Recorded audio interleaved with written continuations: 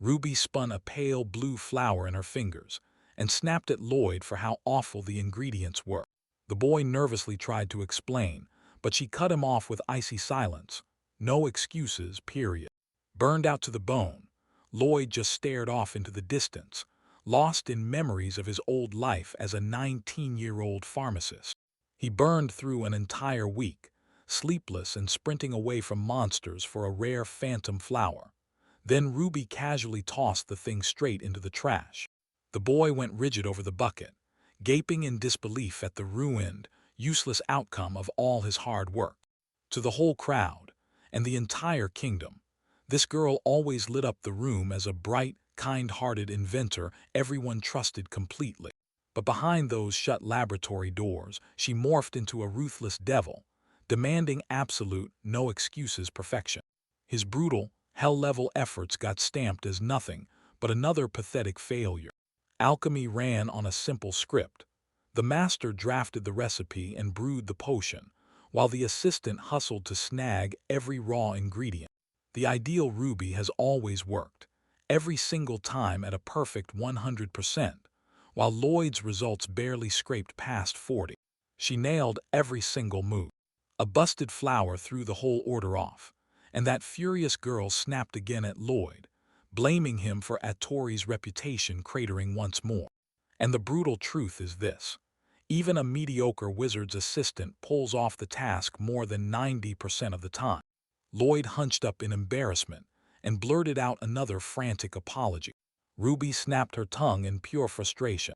She shot him a frigid look and made it crystal clear. His only job was to deliver the perfect materials on time.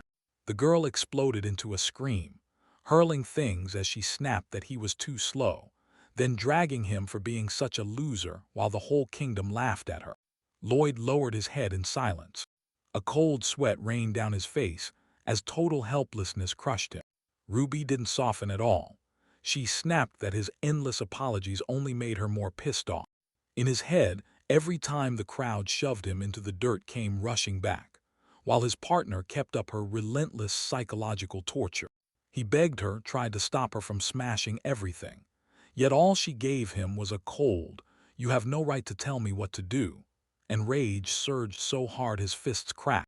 Then something finally snapped inside him. Pain stabbed his eyes as he squinted hard. The choice slammed into place like a gavel. Time to wipe it all away, for good. I couldn't take it anymore. Lloyd shot a look up at Ruby and cut her off hard. He'd had enough of being her wizard assistant, and he was walking away from Atori for good. The girl blinked, completely stunned, like she couldn't even process what she just saw. He suddenly broke down in tears, yelling that it was over for them, right then and there, while she didn't even look up from her book, calmly ordering curry for dinner like nothing happened. He froze, staring as she barked her boring little orders to come back for sure by evening. Rage was roaring in his chest as the fugitive yanked open the magical inventory, and the girl just shrugged, telling him to hurry up. Snatching anything in reach, he frantically wished he could teleport anywhere, as long as it was miles away from here. He shoved his hand into the box in a rush. The girl coolly flicked a note into the world, begging for someone to buy her tea, and then smugly wished for a perfect escape from home, like it was already guaranteed. The boy snapped in pure shock. What did you just throw in there? The inventory floor swallowed the sheet inch by inch. In the blink of an eye, he was already crouched right in the middle of the city square.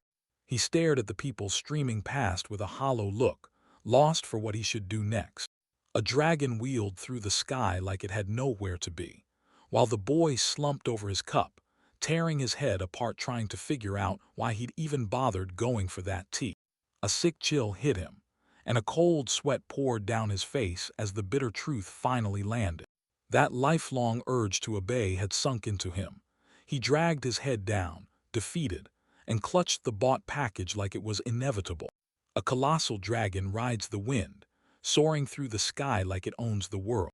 Lloyd stared him down, and then, right in front of that stunned crowd, tears exploded out of him as he vowed to be just as free and start his life over from zero.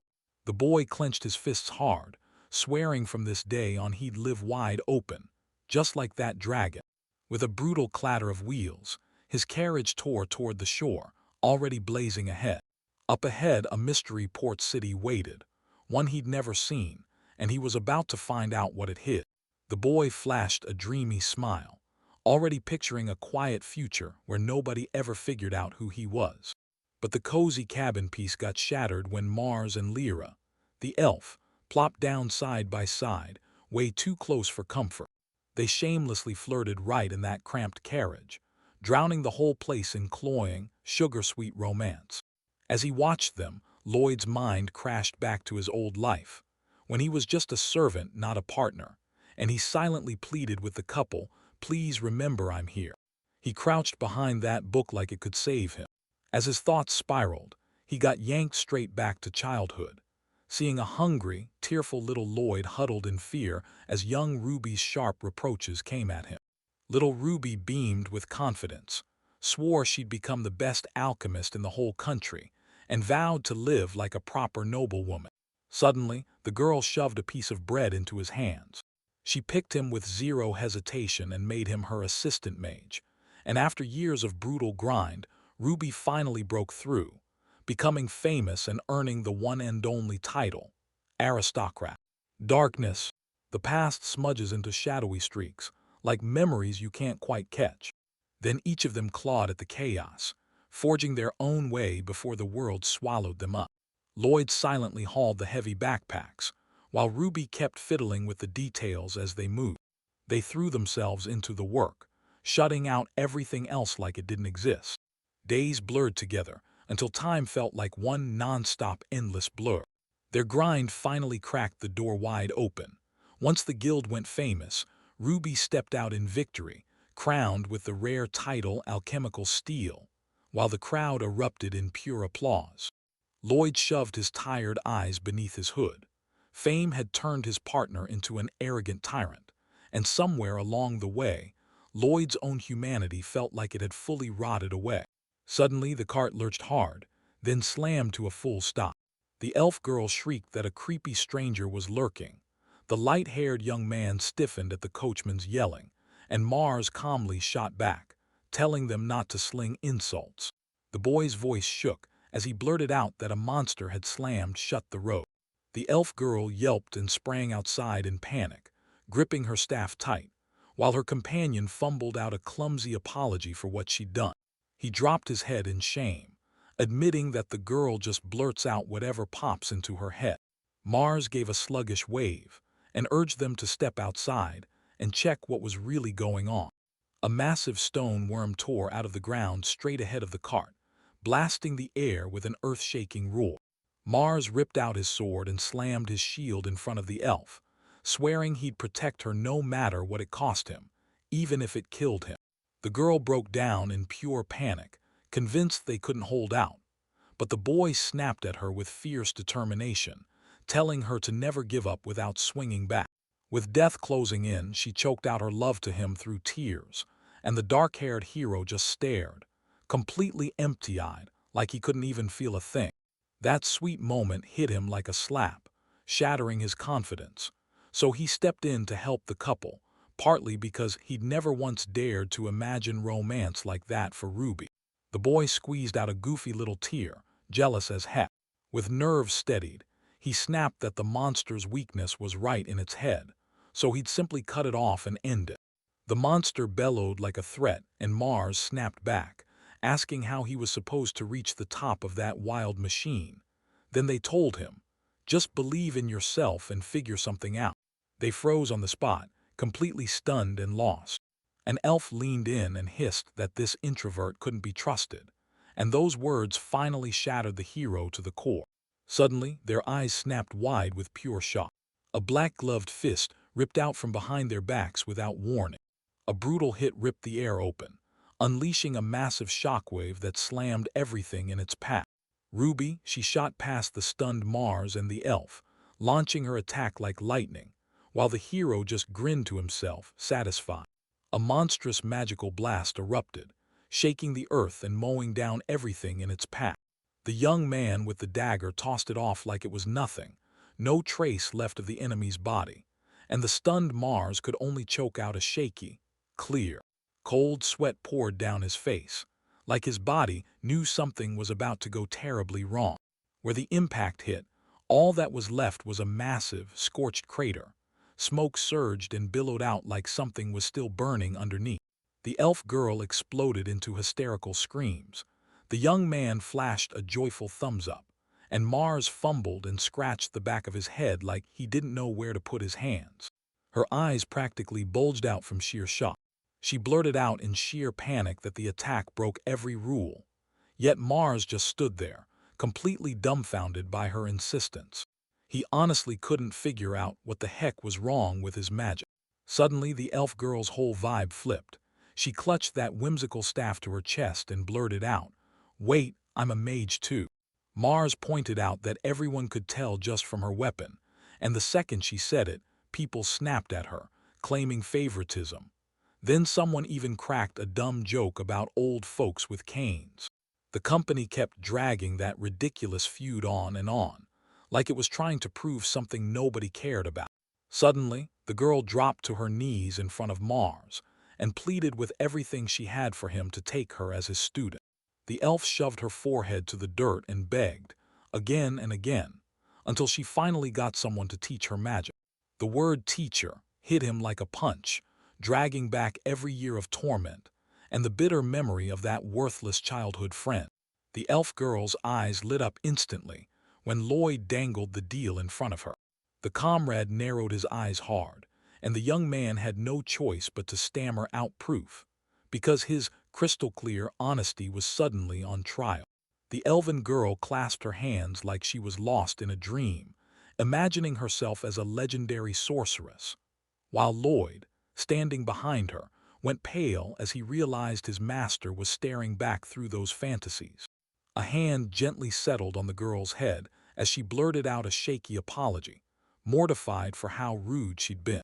Tears welled up in her eyes with pure gratitude, and Lloyd broke into a warm, heartfelt smile. He leaned in, reminded him that everyone messes up when they're young, and demanded just one promise: to wield magic responsibly. Hearing that, the elf girl erupted into tears of joy and praised the teacher to the skies, while Lloyd panicked, already picturing himself stuck as the one who'd guarantee someone else's debts. He fidgeted, staring anywhere but at them, praying they wouldn't shut him out once the truth finally came out.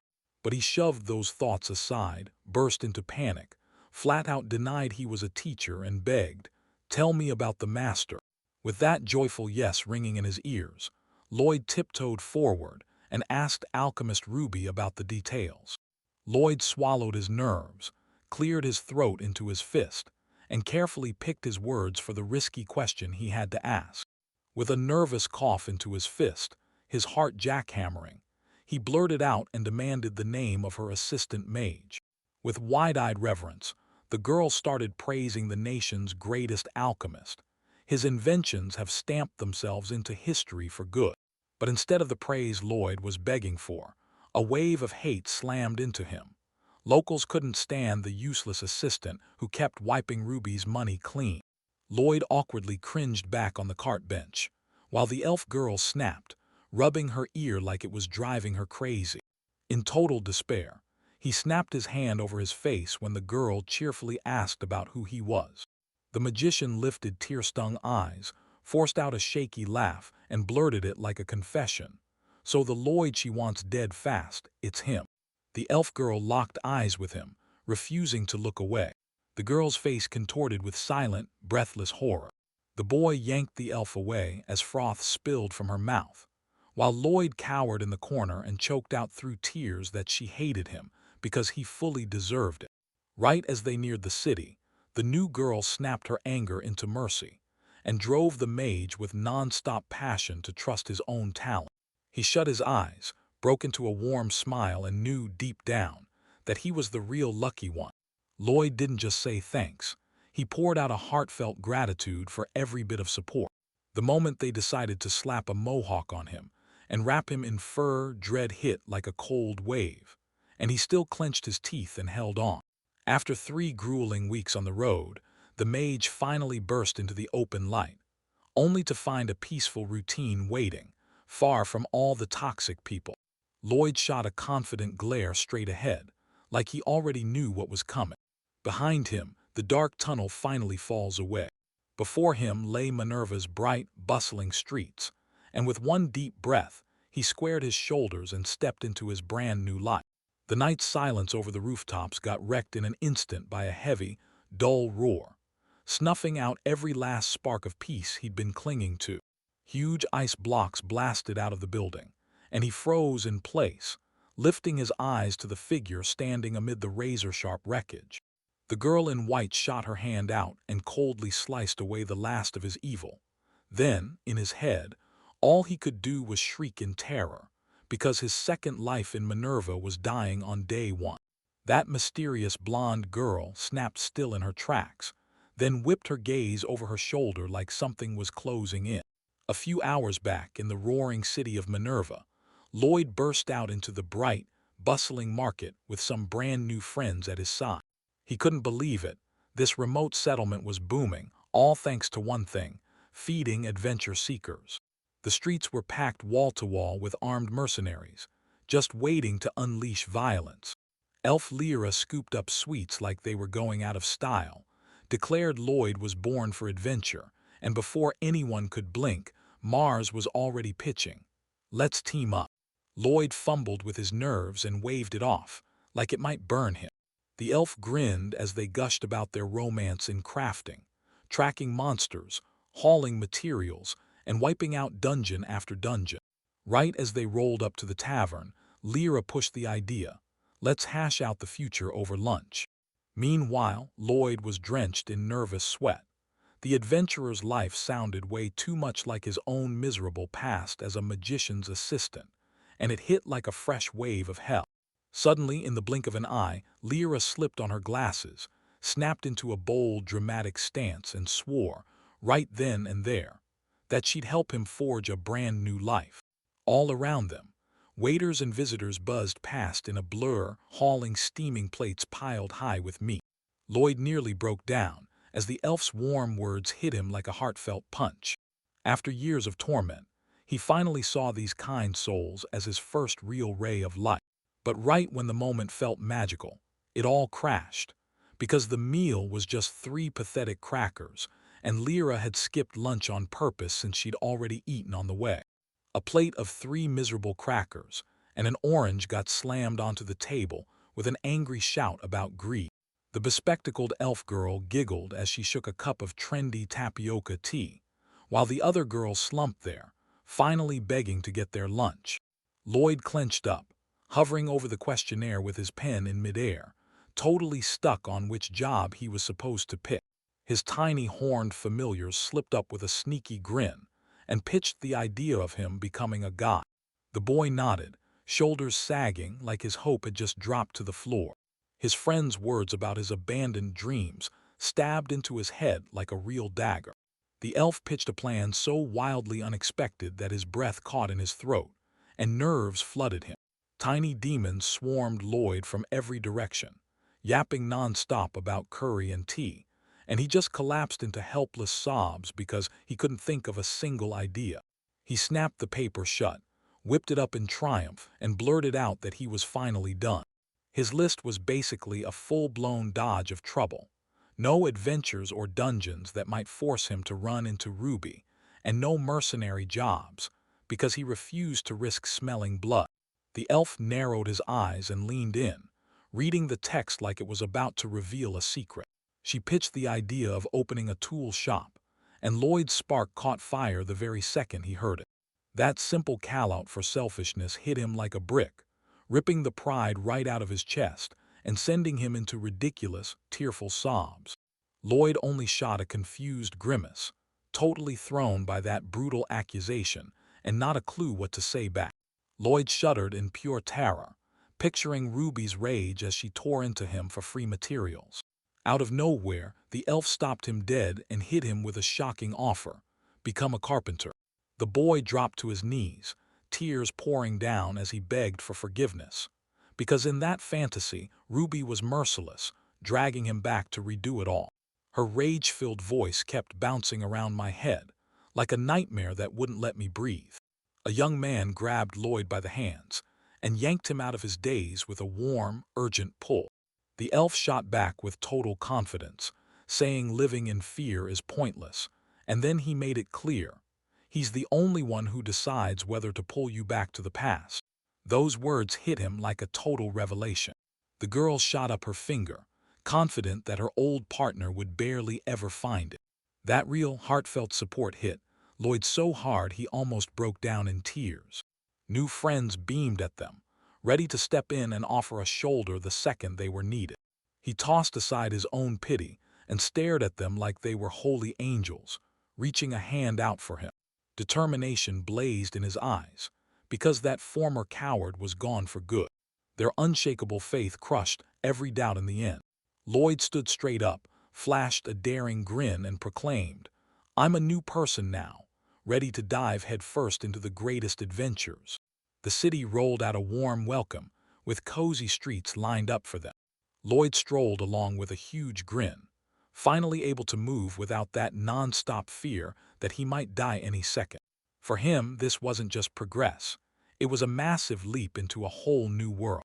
They screeched to a stop before the towering statue of the saint from the Emerald Church, and that elf, with 0 sense, had the nerve to call it the strange old lady. A bronze face loomed in the sky, silent but impossible to ignore. The blonde companion dashed over just to say, "See you tomorrow," then warned him, "Out in the neighboring lands, anyone who speaks of the saint like that gets put to death on the spot." The elf was hit with an instant wave of icy sweat, like panic had a trigger.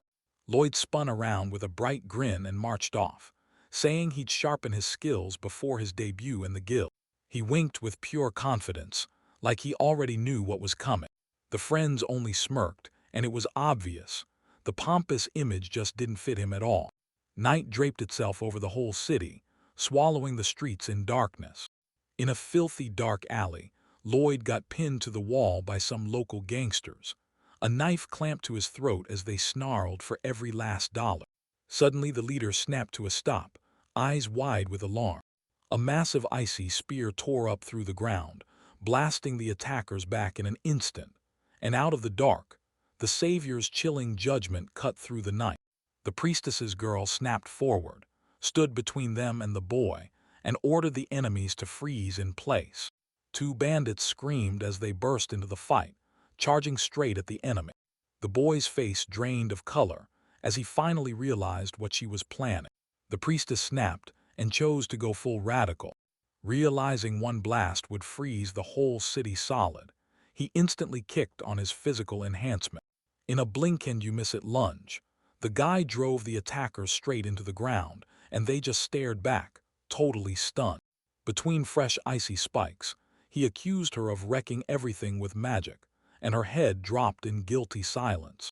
He let out a nervous laugh on the spot and bombarded her with thanks, even as his mind screamed, "Wait, where did that priestess get that kind of wild strength?" The boy stumbled, flailing his hands, and swore, wholeheartedly, that it was her who saved him. She just offered a soft, gentle smile, and let his heartfelt thanks land like it mattered. The girl finally let out a breath she'd been holding, and a warm, genuine smile lit up her face. Suddenly, she spotted blood streaking his cheek, snapped her hand out to him, and brushed past every single objection. The priestess closed in fast, pouring healing magic into him, so hard it made his face flush red. Her face was right there, and Lloyd froze solid as that healing light washed over the scratch. Lloyd fumbled out a question, asking if she was local, but Iris just let out a quiet thank you and shut the moment down. Stumbling forward, Lloyd shook the girl with how crazy the coincidence was. She brushed her fingers over his cheek and introduced herself with a warm smile, and the boy's face instantly flared red. When that shocking question hit him about his job, Lloyd broke into a cold sweat and snapped back, "I'm an adventurer." Iris's smile radiated with pure, real joy, so bright it nearly blinded the boy. She admitted with a heavy sigh that she isn't working anywhere right now. Then, with real excitement burning in her voice, she started showering Lloyd the magician with compliments, while Lloyd's cheeks flared red and he awkwardly waved her praise away. The boy let out a breath of relief and flashed a warm smile, realizing they were kind of the same in more ways than he'd expected. Ira strolled down the street like it was nothing, slipping past the bodies of beaten henchmen, and she casually suggested they grab some tea with tapioca. Lloyd lit up and backed the idea without hesitation. Right by the evening fountain, the clock's thunderous chimes snapped them to a halt. She panicked, remembering the servant was still waiting for her back at the inn. Iris stared up at that towering tower, her anxiety spiking with every second. Lloyd dramatically grabbed his chest and begged, like it was a joke, not to be left alone in the dark. He caught himself thinking that with her manners and all those servants, she looked exactly like a real, old-school princess. Out of the stone gargoyle, a tiny creature lunged and started blasting him with insults, and the terrified Lloyd immediately spiraled into panic, then blurted out an apology. Lloyd's jaw dropped in pure shock as the upside-down familiar mocked him as trash in the background. Suddenly, Princess Iris burst into view, beamed at him, and apologized for her stubborn insistence, making the boy gasp in pure, thrilled disbelief. She bowed her head in shame, apologizing again for pushing her insistence so hard. The girl stammered that she wanted a ride home, and Lloyd instantly erupted into happy tears, shouting that he was ready for anything. Tears of pure joy streamed down his face as he stood there, ready to serve with his whole heart. Meanwhile, tucked around the corner, Lyra and her partner were already locked on them. Lyra's partner's eyes glittered like a predator, itching for the next thrilling show. They huddled in the wall's shadow, holding their breath as they secretly watched the couple splashing at the fountain. Luri's mind went into overdrive. She instantly stitched together a book drama packed with an exiled prince, a doomed girl, and a former alchemist tangled in a sizzling love triangle. Her companion had finally snapped at these lies and barreled ahead, ready to step in and stop it. The elf girl glowed with pure satisfaction, savoring every word of her romantic theory like it was destiny. The second he took one step, Lyra erupted in a wild scream, yanked her bow up, and warned him, shooting him in the head if he dared mess up her fantasy-filled collection. Her face contorted with real, fanatical rage. At last, a gunshot cracked. An arrow tore across the sky, blasting straight for the adventurer's guild. The shell slammed into the glass and shattered it with a ringing crack. Her partner screamed in pure terror, and Lyra just gave a shaky little smile, chalking it all up to the gods' will. The elf girl gripped her knife like a promise, her face glowing with pure joy as she wished Lloyd luck, and blurted out wild lines from some bizarre novel. Her eyes blazed with a wild, fanatical fire. Meanwhile, Lloyd and his companion were stuck in the middle of the street, totally baffled. She whispered that they were lost, and he instantly snapped into action, finding a way out. Straight ahead, the Guild of Adventurers loomed like a giant wall. Lloyd let out a relieved laugh, scrambling to wipe the awkwardness off the air. The moment they stepped across the threshold, a lethal aura sliced through the air. Those stern mercenaries stayed deadly silent, and right in the center of the hall, the huge one-eyed warrior erupted in rage. Tears burned in his eyes as the giant let out a wild scream, gripping the pierced portrait of his beloved saint. Looming over Lloyd like a shadow, he demanded, dead serious, whether Lloyd was the one behind it. Out of nowhere, a bald mercenary snapped his finger at the boy, because it was no mystery at all to him. The useless mage Lloyd, the one dragging the kingdom's best alchemist straight down. Everything just went nuclear fast. The companion snapped her fists shut in panic, and Lloyd broke out in a cold sweat when the capital's residents recognized him. You couldn't hide, no matter what you tried. Seize him, bellowed an enraged fighter as he lunged in, blasting the boy as a runaway and a guild attacker. Lloyd didn't want a single needless casualty, so he slammed his staff to the ground, detonated a blast of thick vines, and pinned the attackers in place. The boy's face drained of color with pure terror. Those tentacles he'd summoned latched onto the bald mercenaries without mercy, and they screamed as something inside them started to wake up. Suddenly, those giant shouts flipped into unsettling, sweet little moans. The stranger sneered and clapped his hands over her ears, and the girl beside the boy panicked. then scrambled to explain herself. The battered mercenaries kept yelping about their ringing ears, while the girl frantically fought to get her side of the story across. That blonde snapped around out of nowhere, and the girl immediately knew it was Isolde. As Iris stared at the tentacled nightmare with pure disgust, she told the shocked boy that this knight used to be her very own personal guard. Isolde leaned in, and when she saw the girl's true name, her jaw nearly dropped, Saint Rolanda. That elf with the staff narrowed her eyes with a mischievous grin and proudly declared, "I'm the Elf of Light." In the guild hall, these burly adventurers crumpled to their knees in front of Iris, begging for forgiveness after they disrespected the saint. The girl stumbled through the words and begged them to stand up, then explained, no mask, no disguise, she'd look nothing like herself. But they shoved their foreheads into the floor even harder. Tied up like a joke, that street hooligan sneered from the side, still baffled at why everyone was losing their minds over some saint from that dull neighboring country. The hero blinked hard, totally thrown off, and couldn't shake the thought that maybe the guild leader had just issued a new bowing order. His battered partner burst into a scream, spat peasant like poison, and yelled that the saint was a total VIP, no exceptions. That vine snapped shut the loudmouth's mouth in an instant, and he squealed like he'd been caught in the trap. He explained that if there's no holy magic, demons swarm everywhere, and that its power can literally resurrect the dead. She can turn a lifeless wasteland into a blooming paradise. While the hooligan raged that there was only one saint for the whole country, the hero regretted not silencing him with a vine right then and there. He was strapped to the floor, panting hard like he couldn't get his breath back. Pale and rattled, the boy snapped around to Iris with a shocked gasp, because she grinned and admitted she was the one who was unemployed. Suddenly, a furious scream tore through the air, and that woman wiped every attacker out, dropping them all down to shameful errand. The priestess glided over the bandits and barked for payment, because they dared to strike the saint. Isolde lunged in front of the terrified giants, yanked them behind her, and screamed at them to stop right now.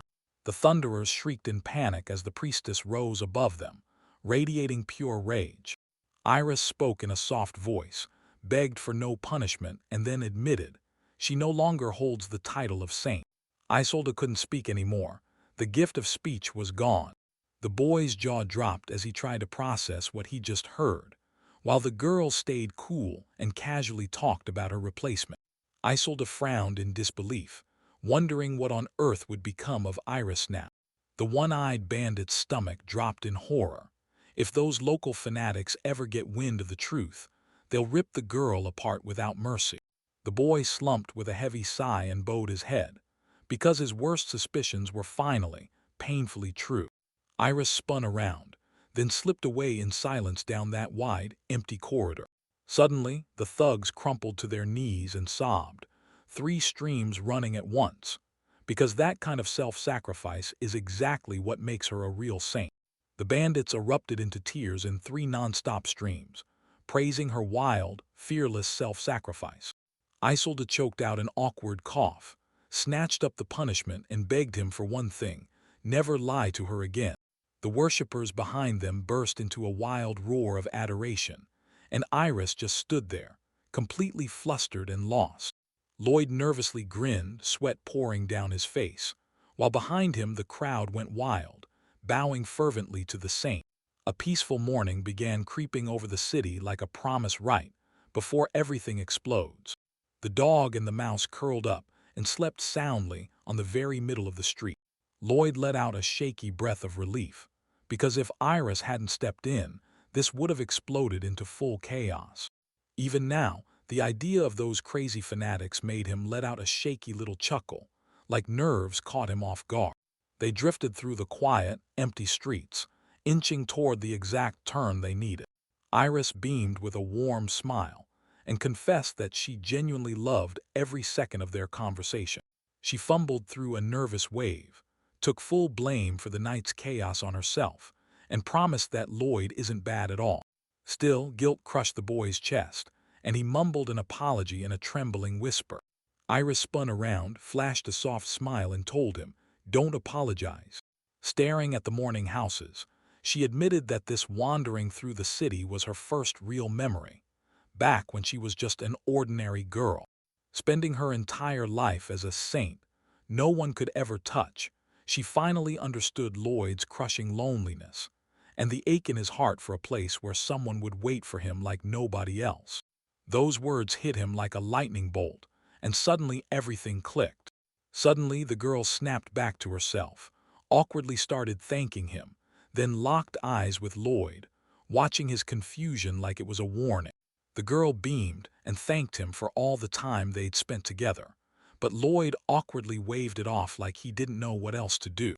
Seeing his confusion, she panicked and searched his eyes like she needed answers right now. Then she leaned in close, grinning, and teased him that his official tone was giving her way too much hope. The boy's face went crimson, and he couldn't hide it. Panic hit hard, and he started whipping his head around, scanning for anything at all to yank the conversation away from trouble.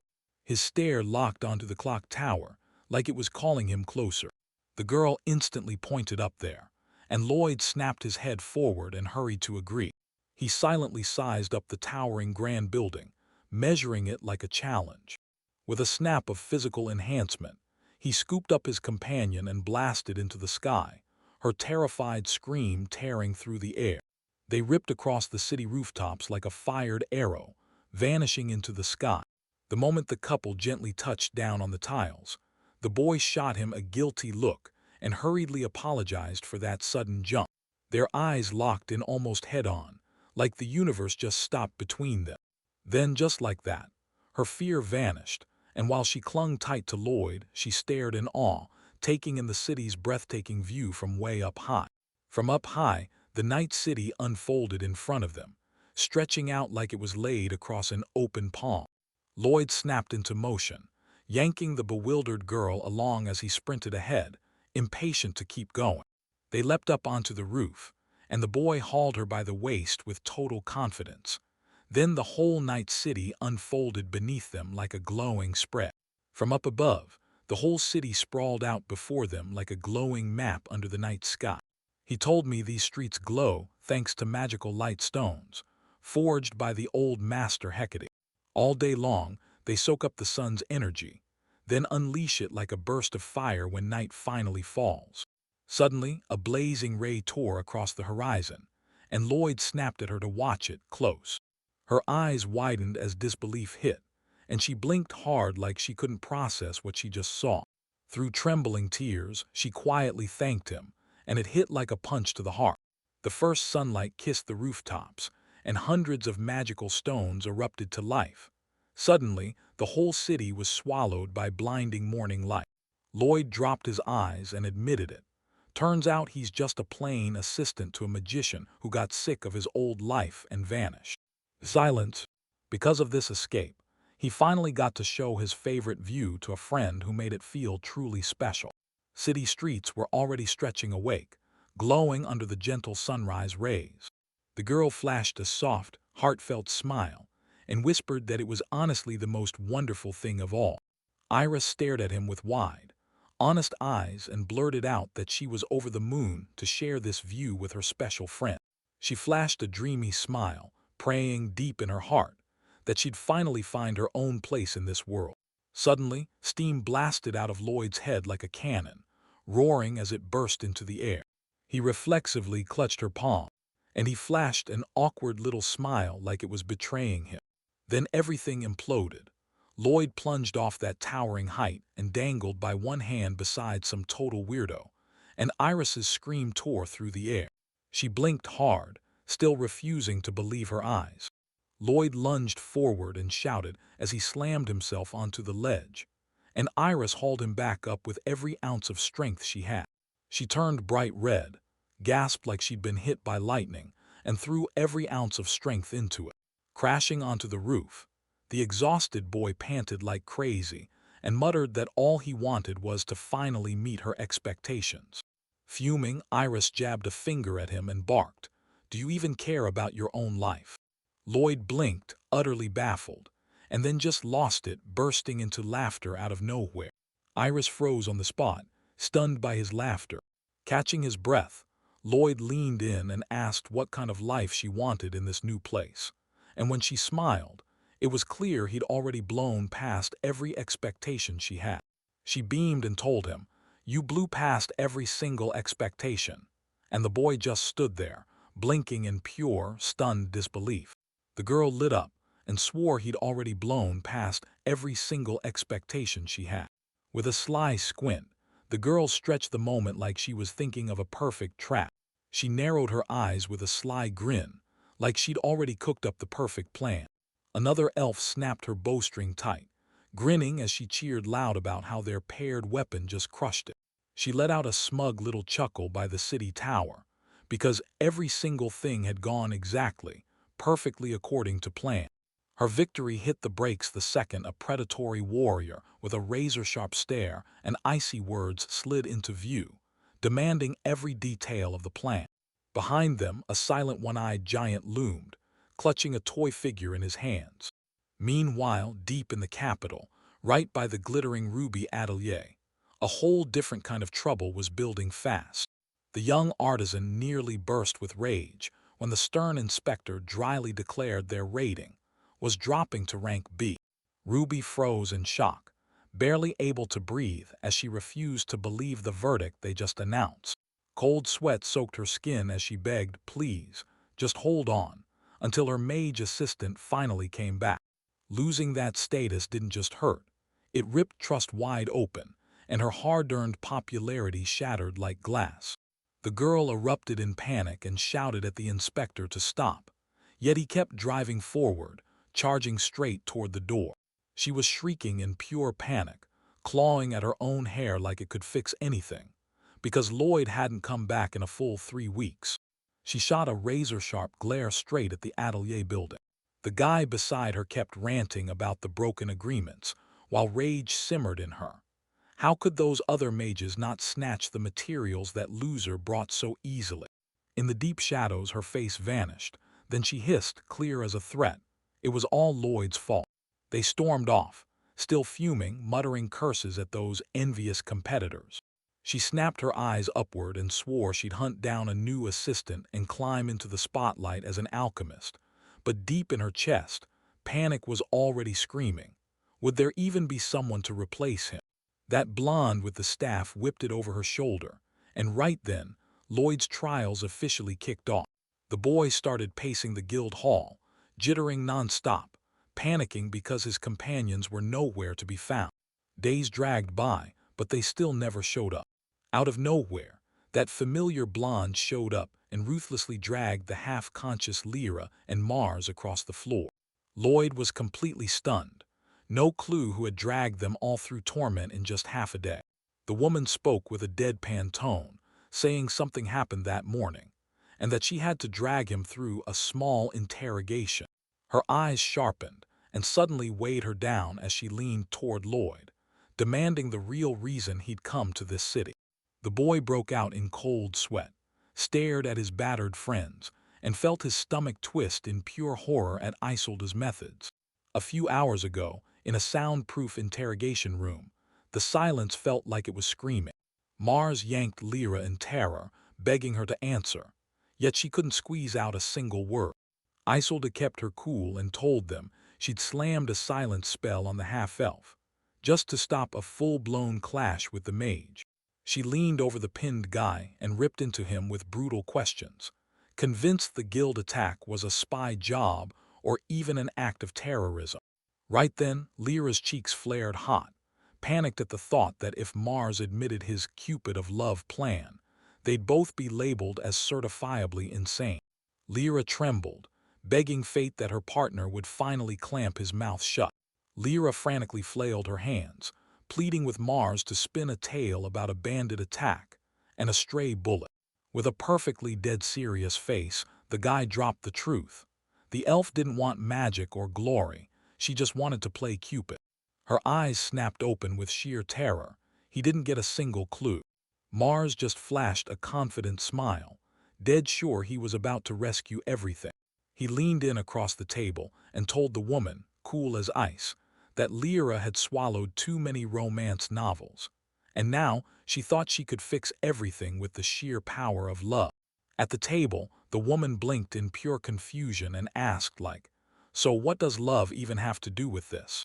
The elf mentally wailed in pure despair, as her partner spilled her most foolish secrets for everyone to hear. Isolde watched the couple crumple helplessly onto the floor, beside the terrified Lloyd after the interrogation. Right as Mars was about to spill the next brutal details about that poor prince's whole tragic tale, Lyra's cheeks burned with shame as she snapped, burst into tears, begged them not to judge her taste, and vowed to take the full blame herself. Isolde sized them up with a heavy, razor-sharp stare that felt like it could cut through bone. In the end, she softened her heart, then hit her with the harshest punishment, a whole month of unpaid work 3 times a week. Now her focus snapped to the battered Lloyd, the talentless mage, who had just wiped out her A-rank adventurers. Every thread snapped into place. Somehow this guy was tied to both the guild's pogrom and that shocking midnight visit from St. Iris. In his head, he stitched every weird incident to the latest guild attack, snapped them into one brutal chain, and pinned the main suspect. If this guy so much as raises a threat toward Minerva, he'll personally drag him out of the city, right there on behalf of the guild. Just as Lloyd's tense thoughts started spiraling, a loud, joyful voice crashed in. Someone familiar slapped him on the shoulder and grinned, asking if he'd finally become an adventurer yet. Watching them closely, the supervisor stayed ice-cold, waiting for the perfect moment to drag the suspect into the open. Lloyd dripped with sweat and stammered, nerves rattling in his voice. Not yet. The examiner's fierce act shattered instantly, right into pure disbelief, as he gaped at the boy, stunned by that pathetic reaction. They had no choice but to go straight for it. Lloyd was brought face to face with a massive split crystal, and touching it was the one brutal test to get in. The boy blinked hard, totally baffled. They told Lloyd the artifact wasn't just magic. It also tested compatibility, read the future like a fortune teller, and even analyzed your mind like a psychologist, and it left his head spinning. The career guidance words hit him instantly, snapping his attention wide open. His eyes flared with excitement, and he shocked everyone by agreeing to take the test on the spot, full of energy. He naively prayed the magic stone would just land him a normal, peaceful job, anything but the road of an adventurer, so he could finally walk away with a clean conscience. The examiner beamed at the boy, cheerfully telling him, "Relax, this isn't the same talk anymore." Lloyd shot a decisive nod and braced himself, ready to face that wild, strange trial. Isolde stared at the boy with bated breath, praying the crystal of trials would finally expose what he really was. The Tower of Winds shot up ahead, and they had to smash their way through monster-stacked floors, fighting floor by floor until they finally reached the top to grab the artifact. As he clawed his way up those endless stairs, Lloyd awkwardly blurted, "So, did Isolde finally find her calling?" The girl slipped forward in dead silence, and that's when he finally blurted, "Did you touch the crystal?" Suddenly, Lloyd snapped out in anxious panic, sensing those monsters one floor beneath. But Isolde cut him off fast, saying it was none of his business. Down below, giant black spiders and vicious beetles have already trapped the local adventurers in a dead end. Right before the killing strike, a sudden magical blast tore one of the spiders to pieces. Right on the stairs, a B-rank duo burst in, an elf and a swordsman, swaggering in with arrogant demands to get out of the way, then stepping straight into the fight like they owned the place. Isolde fixed Lloyd with a stern glare and demanded to know the guild's real duty. Meanwhile, the chaos behind her raged like it didn't even exist. Then the cool swordsman, his lament pouring out, charged down the stairs like he was possessed, and a huge spider splatted straight onto the elf's head, freezing him in pure, gut-punching terror. Isolde snapped her sword up in an instant, and a blazing magical circle erupted under her feet. Swinging her blade, she carved through the enemy swarm with a blast of wind magic, slicing them down while shouting the guild's promise. Every last one must be wiped out. Right then, Lloyd flipped on physical enhancement, surged forward with a lightning lunge and smashed the spider down, while the rescued elf just stared, stunned out of her mind. The girl shrieked that danger was right there, but the dark-haired mage didn't even glance over. One lightning bolt snapped down and instantly cooked the monster right behind him to ash. While the boy calmly studied the beetle's carcass, blonde Isolde stared him down with sharp suspicion. Rumors of his incompetence were starting to fall apart. Keep it tight, no wasted motion. She took the plunge and asked the mage what he'd do if something stronger came for him. Then he grinned and promised 16 explosions in a row before dashing away. The swordswoman narrowed her eyes and scoffed. If she was facing someone stronger, there had to be a smarter way than this. The warrior just blinked, like his brain couldn't swallow this wild plan. With 16 high-level spells that could turn anyone to dust, Isolde finally got it. This guy wasn't just dangerous. He was straight-up insane. A cold sweat poured down her temple. The team pitched camp, and the elf started pouring tea with a big smile, then blasted out loud about her noble lineage like it was a royal announcement. Then she flashed a sly grin and told him she'd rebrewed those bargain tea bags again, and right there the mage mentally slapped her with the label, commoner. The whole squad kicked back in total calm, at the very bottom of a massive ancient crater. When the young man came back with steaming hot breakfast plates, the elf girl leaned in, her voice trembling as she asked, "Was it made by Isolde?" After that brutal no, the whole trio surged forward and devoured the food like they'd been starving, while the humiliated warrior just stood there, face twisted in furious offense. That first bite blew past every expectation. Our heroes lit up instantly, grinning as they attacked their portions like it was the best meal ever. Lloyd tore into the steaming food with pure joy, finally tasting a real home meal after weeks of dried meat, while the elf lit up, singing praises for Isolde's totally unexpected cooking skills. That jaw-dropping flavor hit him so hard, tears spilled straight from his eyes. The swordswoman snapped back with pride, saying that being Lord Minerva's only daughter meant she had to perfect every skill, no mistakes, ever. Behind those words, an unshakable aristocrat's confidence radiated like armor. Suddenly she snapped her head toward the exit and barked, "Move!" right as Lloyd was about to speak. The awkward boy hovered around the calling crystal, trying, really carefully, to pry out how her training turned out. Later, as the crew climbed those towering stairs, the elf leaned in and hissed her gut feeling. Isolde was definitely hiding her readings. She shot him a suspicious side-eye, and that look instantly lit a fire under the boys' curiosity. Their tiny team crept up the endless stone steps inside the ancient tower, barely breathing as they climbed. Lloyd wisely clocked that everyone's hiding something when, bam, the elf suddenly leaned in and asked for a favor. Finally, they climbed to the upper floor of the Temple of Winds, a half-ruined sanctuary perched right in the clouds. The Temple of Wind's ancient sanctuary shot straight up into the clouds like it was daring the sky to reach back.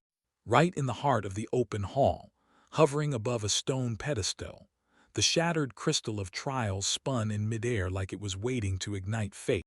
Isolde, an elite S-rank adventurer, clutched the artifact like it was power itself, then declared it would unveil every ability of whoever just dared to ask. Isolde stretched the cracked artifact out to you, and said it could unlock the secret powers in anyone brave enough to ask it a question. The elf snapped at the moment and blurted out what Isolde's true calling was, right as she flinched. The dark-haired boy lit up with pure delight, like the magic itself understood every word they said. The stone burst with light and unveiled third place, a martial arts master. The young man froze at the shocking ranking, while Isolde went into full panic, sprinting forward to shut the artifact up. Second place, Holy Knight. The announcer blared, steamrolling right past her frantic screams for cancellation, her face drained of color as the stone rolled on to reveal first place. Isolde kept screaming in panic, pleading for someone to end this nightmare, right now. The baker thundered through the hall. Isolde froze on the spot, and the entire company went rigid with shock. The elf girl and the young man snapped their eyes wide, stunned by what they'd just heard.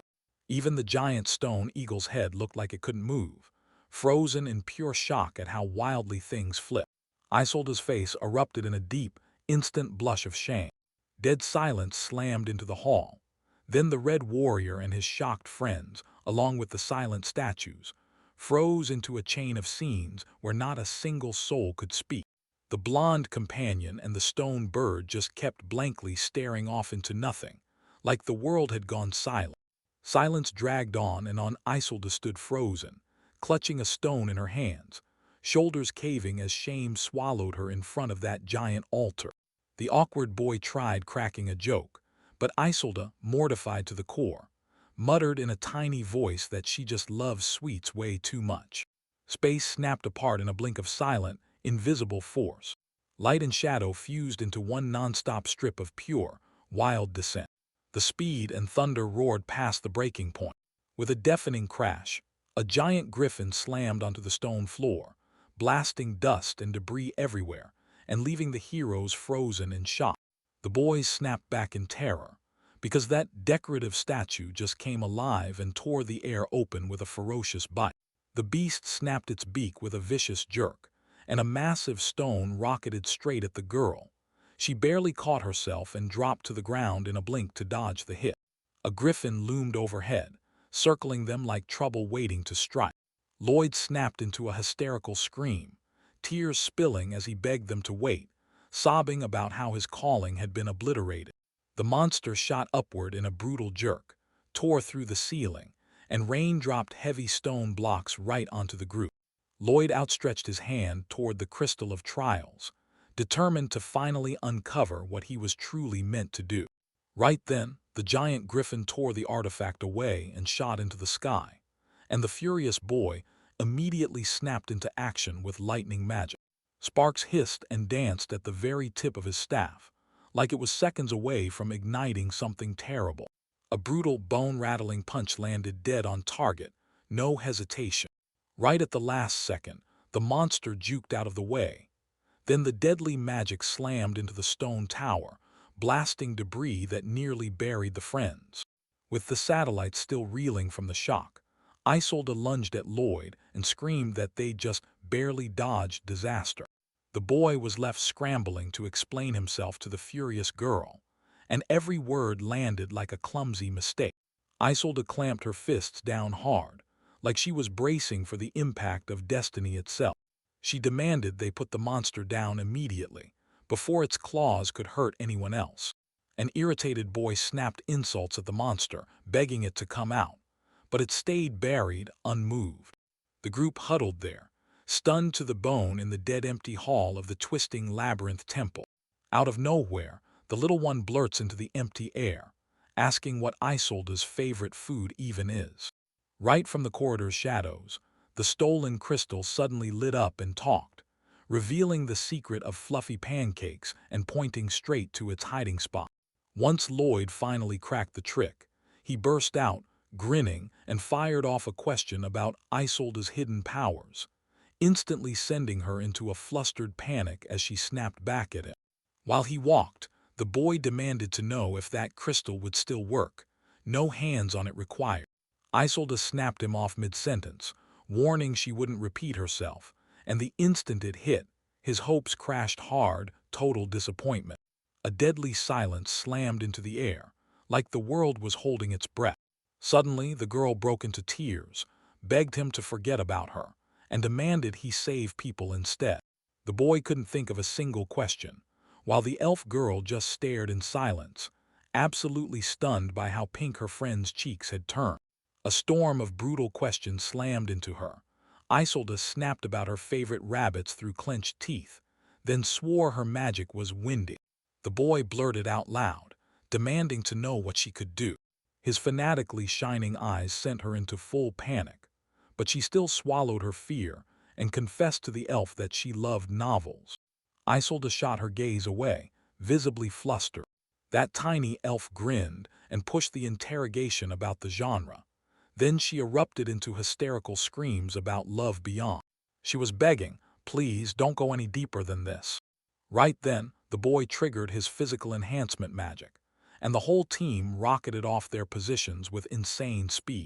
With an insane surge of speed, they lost control, and Mars was sent tumbling off the tower's edge into the abyss, grinning the whole way and flashing a thumbs up like it was his final goodbye.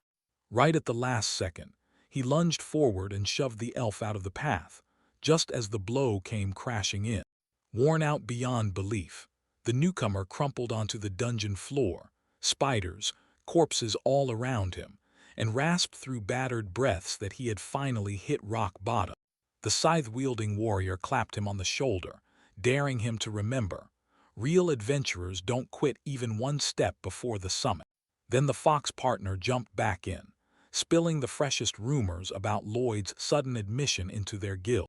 The men cackled and traded gossip about the ruthless Mistress Isolde. Everyone feared stepping into her workspace, even though she dressed to steal attention. Suddenly, a colossal griffin smashed straight through the wall, and while the adventurers were shrieking in terror, some idiot blurted out a totally pointless comment about Isolde's rabbit pajamas. Furious and fearless, the mistress burst in out of nowhere, snatched the chatterbox by the collar, and snarled that the newcomers needed to evacuate. Then she barked at them to shut up about her nightwear. The shocked adventurers burst into the wild, sprinting every which way after the giant bird. Lloyd's muscles locked up tight as he waited for the perfect moment to strike. Meanwhile, Lloyd crouched in hiding, staring the monster down, furious that he couldn't coax the bird out for one clean, perfect strike. He decided, now's the moment, lunged ahead, and blasted the griffin with a non-stop storm of water balloons. Isolde stared in shock as the boy, fully unhinged with excitement, hurled himself into the fight just to grab the monster's magical crystal. Lloyd's eyes blazed with hunger, locked on the prey he was about to take. The fox adventurer froze, jaw hanging open, right in front of him. The so-called loser casually cast magic and pinpointed every weak spot of the griffin. Turns out all that wild gossip about him, dragging elite alchemists down, was pure nonsense. A sickening suspicion hit her, and her eyes tightened as innocent questions about why they'd come echoed in her head. Across from her, the girl just grinned, eerily, like she knew exactly what was coming. Masks off, Lloyd yanked St. Iris into brutal restraints, puppeteering her with cruel strings while he seized the crystal he'd been hunting since day one. Suddenly, the elf gripping the staff snapped his fingers and unleashed the magic of silence like a deadly wave. Grinding her teeth, she snapped the accusation of how Mars got nearly killed straight into his face. With a battle cry that shook the air, she dared the enemy, and a monstrous griffin rocketed forward to collide head-on. Water balloons smashed into the griffin's gaping maw like a sudden hailstorm. With one razor-precise strike, the monster choked, then blurted a glowing artifact out of its jaws. With hope blazing in her voice, she shouted about the scorched crystal, and Lloyd's face twisted with pure animal terror. Both fighters lunged skyward with pure desperation, stretching their arms out as the stone came crashing down. Right in the air, their hands shot forward in sync, snatching for the artifact they wanted. Lloyd snatched the prey first, and pure joy burst out of him as he begged the crystal to show him his real calling. The artifact suddenly flared to life in his palms, humming like it was about to pass judgment any second now. Instead of a reply, a blinding blast detonated, shattering the air and hurling everyone back as a towering pillar of light crushed the moment. Lloyd lifted the blazing stone over his head like a trophy, and boasted that its one and only job was to serve Ruby. A swarm of cracks erupted out of nowhere, crawling across the surface in an instant. A brutal memory hit the boy the moment he looked down. At night he'd grind through alchemy for Ruby, and all she did was snap in rage, scatter his notes across the floor, and hiss at him to stay out of her business. Then a crooked, broken smile snapped onto his face as he finally understood.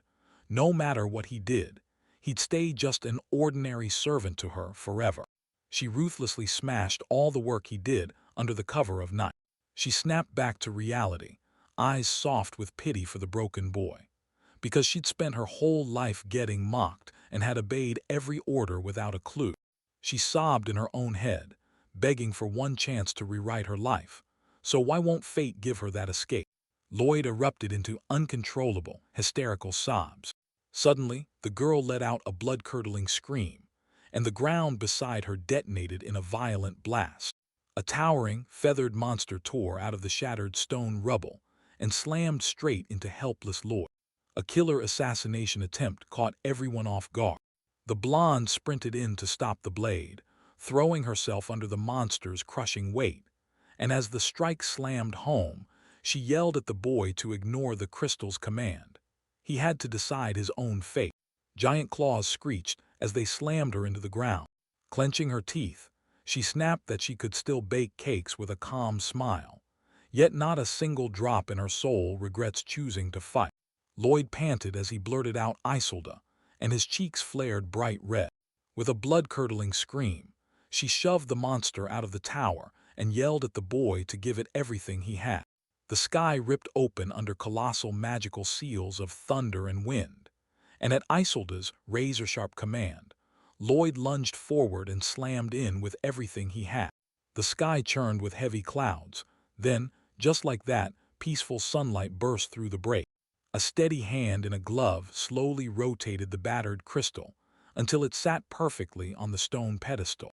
Isolde blurted out an apology for her baseless conspiracy suspicions, and Lloyd was left absolutely stunned. The magical shard's glow crumbled into nothing, and she let out a shaky breath.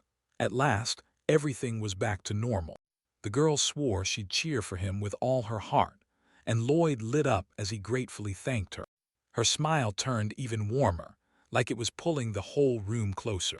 With her arms crossed over her chest, she teased the crystal about Lloyd's favorite dish, and Lloyd froze, shocked as the memory of the stew came rushing back. Isolde proposed honoring him for the adventurer's successful exam, and the boy practically bounced with pure joy. Her face practically glowed, lit up by a gentle, satisfied smile. She praised Lloyd's work to the sky, then officially let him take guild tasks just once a week, setting the whole place off in pure, explosive excitement. The boy erupted with joy, because at last people finally saw him for the real adventurer he was. That elven girl beams and shouts Lloyd's name, then points straight at the huge half-collapsed tower looming ahead. With a pained cough, the injured boy flashes a polite smile and asks if you'll team up on a quest at the guild tomorrow, swearing he'll have his arm healed in no time. Lloyd blurts out, panicked, "Are you sure I'll be able to pull this off?" Suddenly, guild leader Isolde barges in, shouts that Sunday's officially her day off, then panics and begs to tag along with the team. The woman digs in and holds her nerve, then deliberately flicks her eyes away. She vows to bring him a real page-turner, but after his friends cut her off hard, Lloyd snaps and gives in, then turns around and asks Isolde to bake him a cake. He flashes a warm smile and lets her unwanted company right in, like it doesn't even bother him. Isolde bursts into bloom on the spot, while her rivals stumble back like they've been caught off guard. Lloyd can't help but grin in his head, because he finally knows he belongs here. A few days later, in one of Minerva's hotels, bright, cheerful singing rings through the halls, right above the promise of a fresh omelet. The chef bursts into the room with a grin, swooping in to unveil his flawless breakfast for Mrs. Iris. Yesterday's consommé soup and warm homemade bread hit the table at last. She glares at him with dead-eyed emptiness. She'd already practiced magic that morning, then sat down for a snack of sandwiches from the head maid. Realizing he'd messed up, the jittery chef yanks a spoonful of food and slams it straight into Iris's mouth. Stunned speechless, Iris just blinked, because the spoon with the food on it somehow landed straight in her mouth. The irritated man snapped at Sapphira, demanding she clear the table and prove her story was true. Absolute emptiness. The man slammed his weight onto the table, eyes locked down, brooding hard over whether that mage's power was the reason all of this was happening.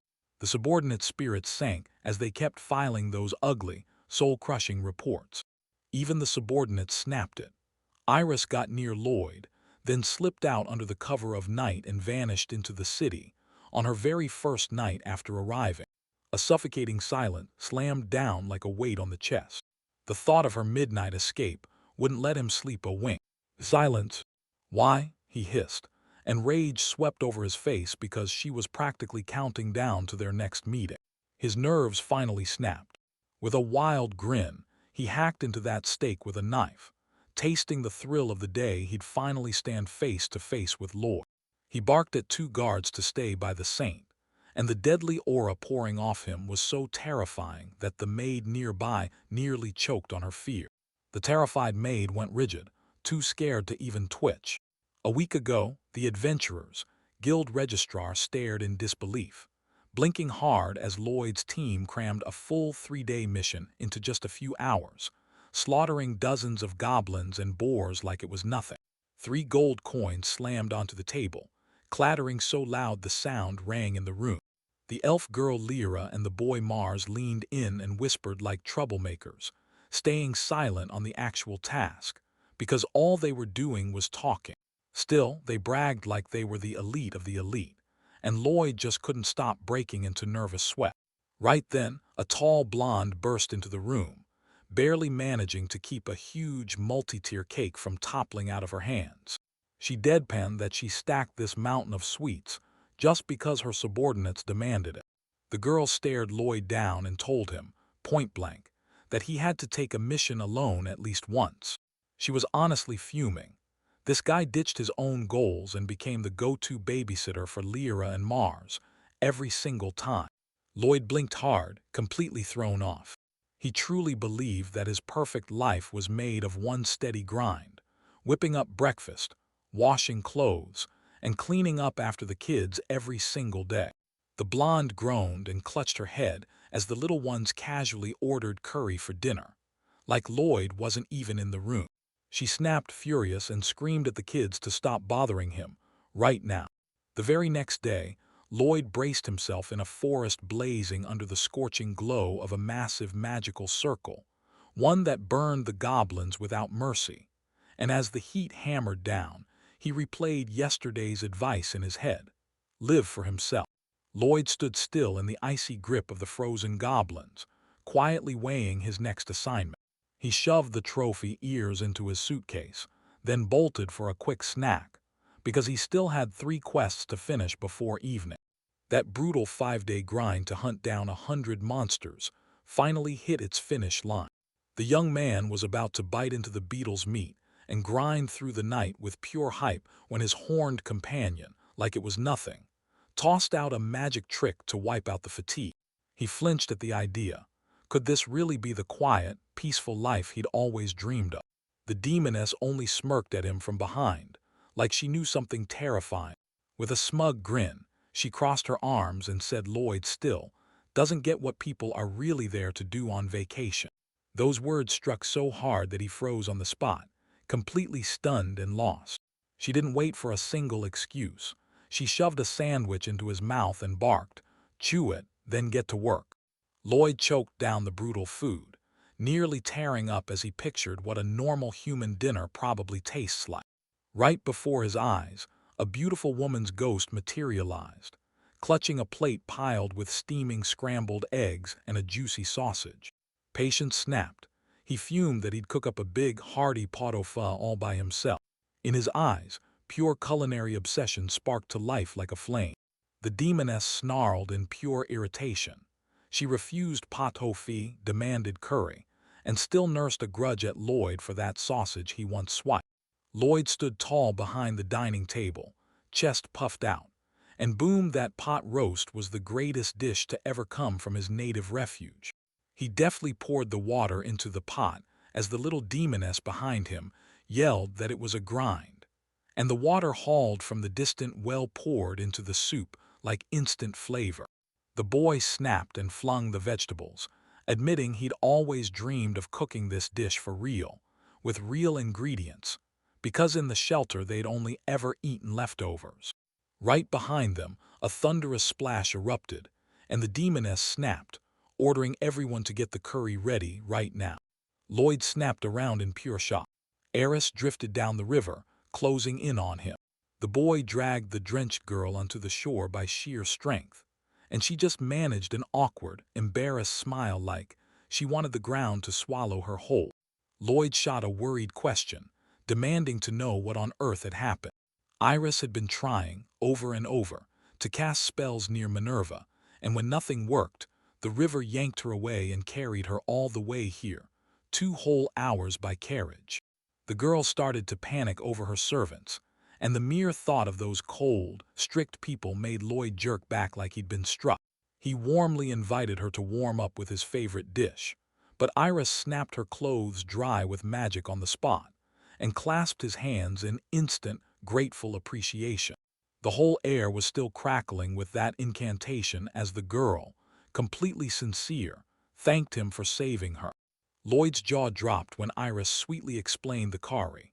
Then the demoness beside her grinned and nodded along, laughing like it was the best news ever.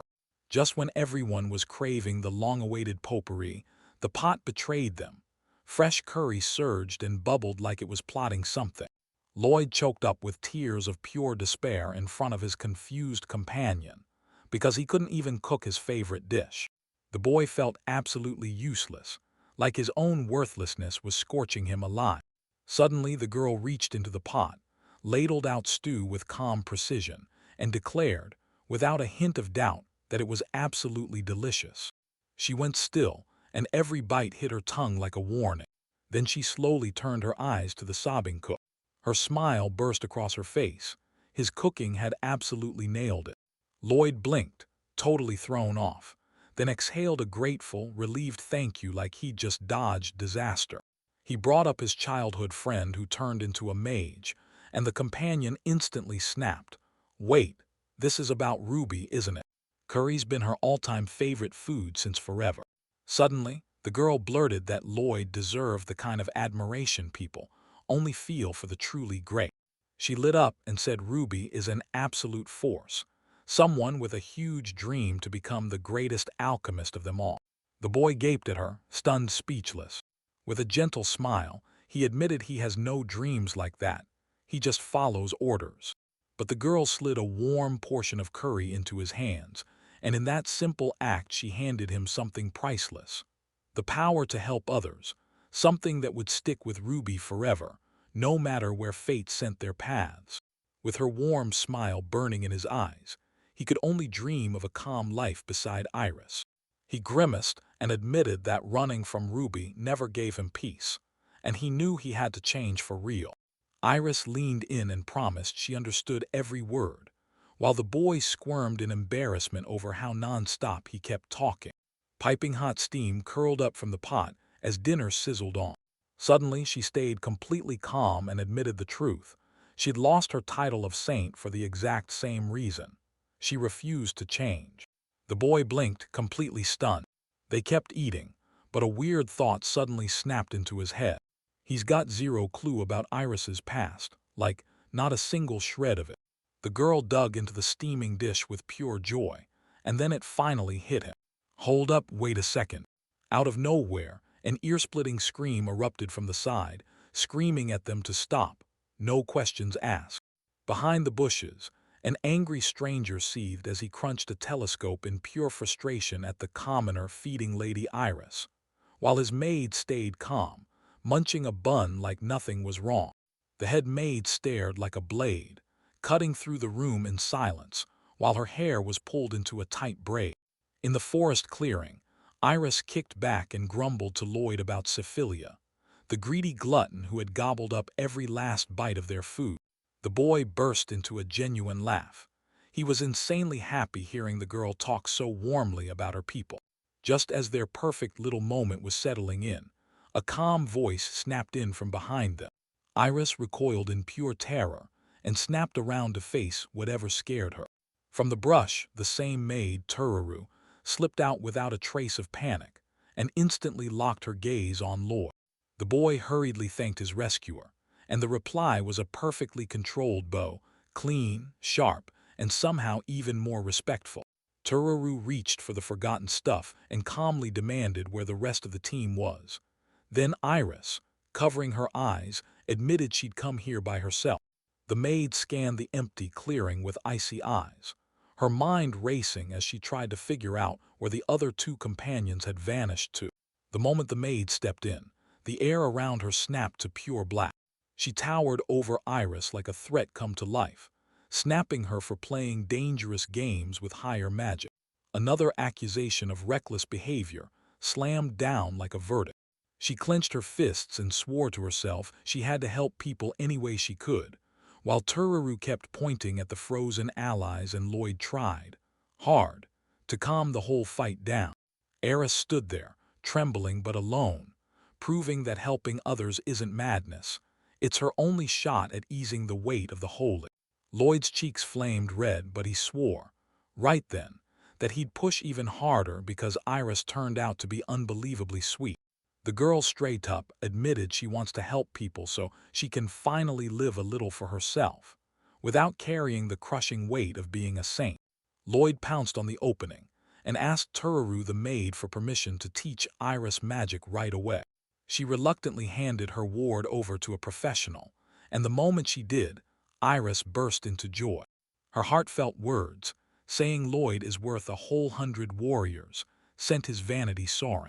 The trio shot off right away to hunt for a wide, open glade, but the boy couldn't shake the confusion as he watched the maid tag along. The answer came fast. T Cyrillic letter 456 RU snapped coldly that if danger even so much as blinked in the air, she'd yank the training and shut it down. Forest shadows thickened and swallowed the path ahead. Meanwhile, a chef in uniform crouched in the bushes, eyes locked on the group like he was hunting them. Suddenly, his face contorted with rage. He couldn't believe Iris was actually allowed to chow down on food that bad. The cook stormed out of his hiding spot, fury blazing in every step.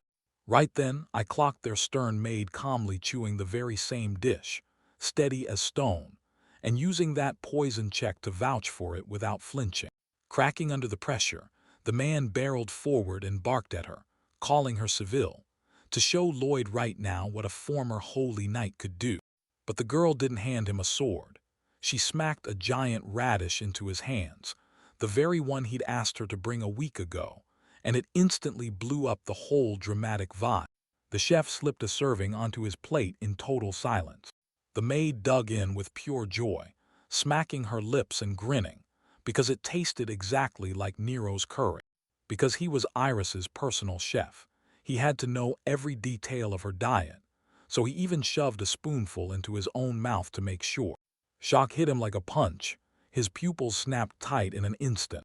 That rice is cooked to perfection, spices balanced like a masterpiece.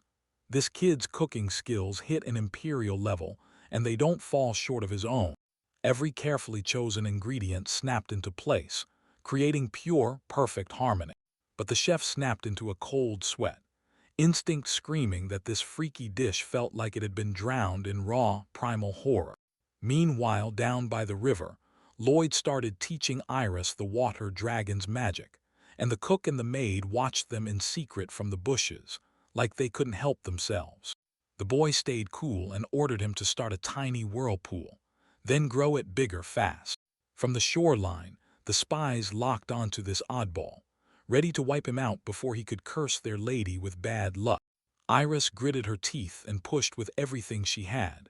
Then the water in front of them blasted upward, roaring like a towering wall. Lloyd hurled a water sphere spell, and a brutal shockwave nearly sent the girl stumbling off her feet. As that colossal wall of water roared down, the terrified maid shrieked. Then Lloyd calmly thrust his hands forward like, "Don't worry, I've got this."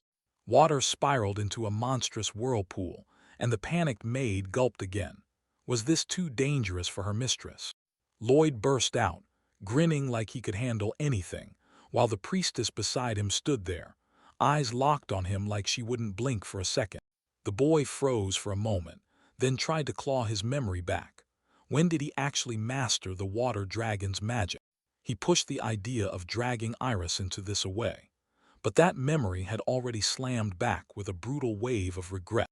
Then he dragged himself weakly across the blazing desert, crawled past a stranger's skull, and realized he was only one heartbeat away from dying. Meanwhile, down by the river, Cook Nero and maid Cephilia swept the shoreline, double-checking everything was safe. Total peace settled over everything, like the whole world just stopped to breathe. Out of nowhere, Nero exploded that Lloyd had to be killed, even with his incredible cooking skills, and he barked the order to Cephilia. The maid's eyes went ice cold as she snapped up a massive radish instead of a sword, like it was the only weapon she needed. She swung with full force and blasted out a devastating wave, and the priestess instantly shrieked in pure terror. The punch ripped straight through the air, like a shockwave tearing the silence apart. With a thunderous crash, a massive wave exploded onto the shore and barreled straight toward Lloyd. With a calm raise of his hand, the river exploded into a monstrous water dragon. Then it tore through the attackers like they were nothing. While Nero floundered in the water and shouted for his partner like a man drowning, Cephilia just drifted nearby with puffed cheeks, because she'd already chomped down on her weapon. In the raging waves, the chef grabbed Seville's attention and begged him not to blow the perfect moment to strike. The cook yelled for Cephilia to move, but with her mouth stuffed, she stayed unbothered and said she'd already eaten the radish. Out of nowhere, the water behind them surged up into a massive, looming dome. A towering legion crashed out of the surf, an ultra-dangerous high-class monster with no right to be anywhere near this place. Lloyd snapped into action and fired a fire arrow straight at the monster. Boom! An explosive blast tore through the air.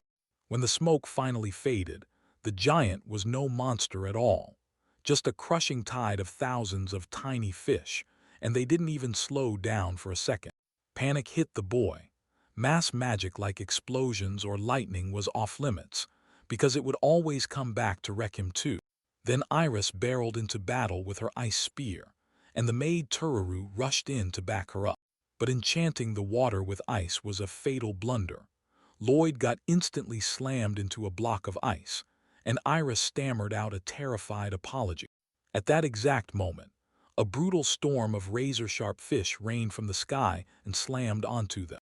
Tururu yanked Iris hard, throwing her off balance, then slammed her down under her own body. All three were stuck in place, staring in total shock. A turtle dove dropped onto the water, and a swarm of blade-sharp fish slammed through its back. Enraged, the chef snatched a knife, charged straight at the group, and screamed at them not to even think about contradicting the boss. The fish swarm surged forward, and through all that roaring chaos, a desperate shout for Tururu cut the air. A deafening blast ripped through the water, throwing everyone every which way, while that man with the staff scrambled around, desperate to make sure his companions were still alive and unhurt.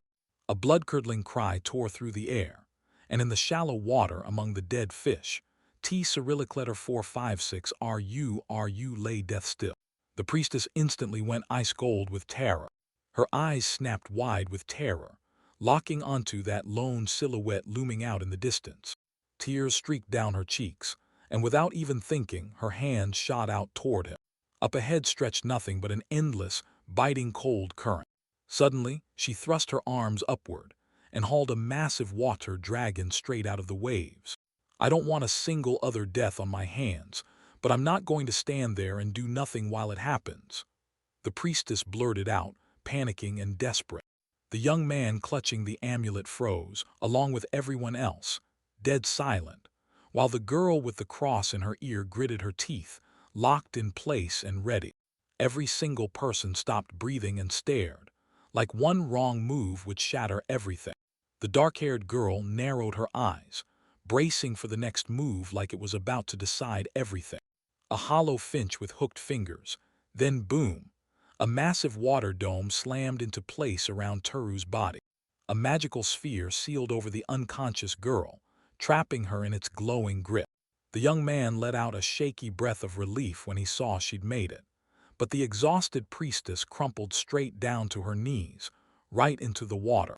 Tururu reeled, fought to stay upright, and then crumpled into the water, completely helpless. A blood-curdling scream tore through the crowd as everyone sprinted toward the girl lying motionless in the shallow water. Lloyd watched in silence as her friends rushed in and helped her to her feet. Iris's joy spilled out in unstoppable happy tears. The young man finally got it. His magic was a shield for himself, but hers was a weapon to save her friends. The girl beamed warmly at the friend she'd just saved.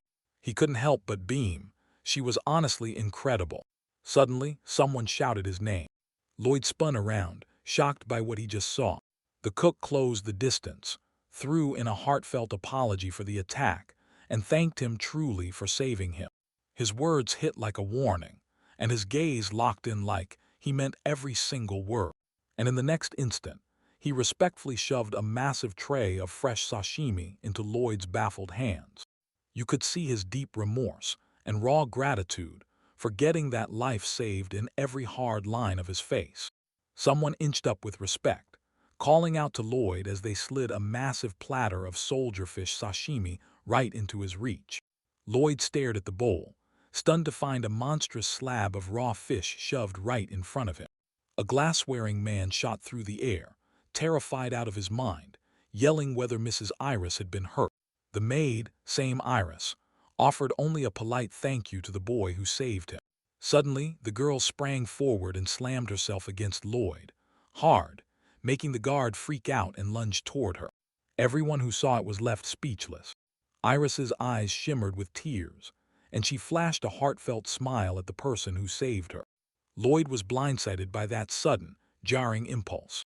Right when the room was buzzing with emotional talk about magic, boom, an explosion ripped through the air, and a towering blast of water launched the bespectacled man straight up into the sky. That poor soul flung helplessly into the air like the world had gone weightless. Later, they set up a quiet camp in the forest and heated their pots over the roaring fire. The blade carved clean through the fish legionnaire as Iris kept talking.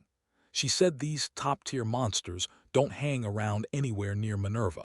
Lloyd froze on the spot, and the girl shot back with a grim little certainty that she could only hope it was just a coincidence. Her worried gaze said everything, loud and clear. When Iris snapped that the whole situation was abnormal, Lloyd's blood went cold. Because just recently he dropped both a sandworm and a griffin here, and those are high-class monsters. With chopsticks in hand, the young man casually dropped that he'd been living it up in Minerva for ages, and somehow even wiped out elite sandworms and griffins. When he added that the griffin hauled itself out right beside the Temple of Winds, the cook and the maid just went ice cold, standing there like statues. The man grimly warned that the temple's holy aura might have thinned, giving the monsters a crack to slip inside. He snapped the knife up into the air, irritated to his bones, because sanctuaries always had the toughest protection, and yeah, this whole thing stank of a trap. The young man dropped his gaze onto the colossal ruins, and he could already feel it. This tangled mystery had to be unraveled right here. Amid the crumbling ruins, the maid snapped sideways to dodge the strike, gripping a dagger between her teeth like it was her last lifeline. Usually, the holy maidens poured their own energy into the magical barrier to keep it fueled. This shield slammed into the monsters and sent them flying back. The whole team went stiff inside the cart. Once that monster showed up, they knew the Temple of Wind's defenses had finally cracked. The girl sucked in a breath, stunned to the bone. The one nightmare you never wanted to be real finally proved itself. Between the temple's two towering walls, a colossal hole tore open and thumped with deadly pulse inside the magical shield.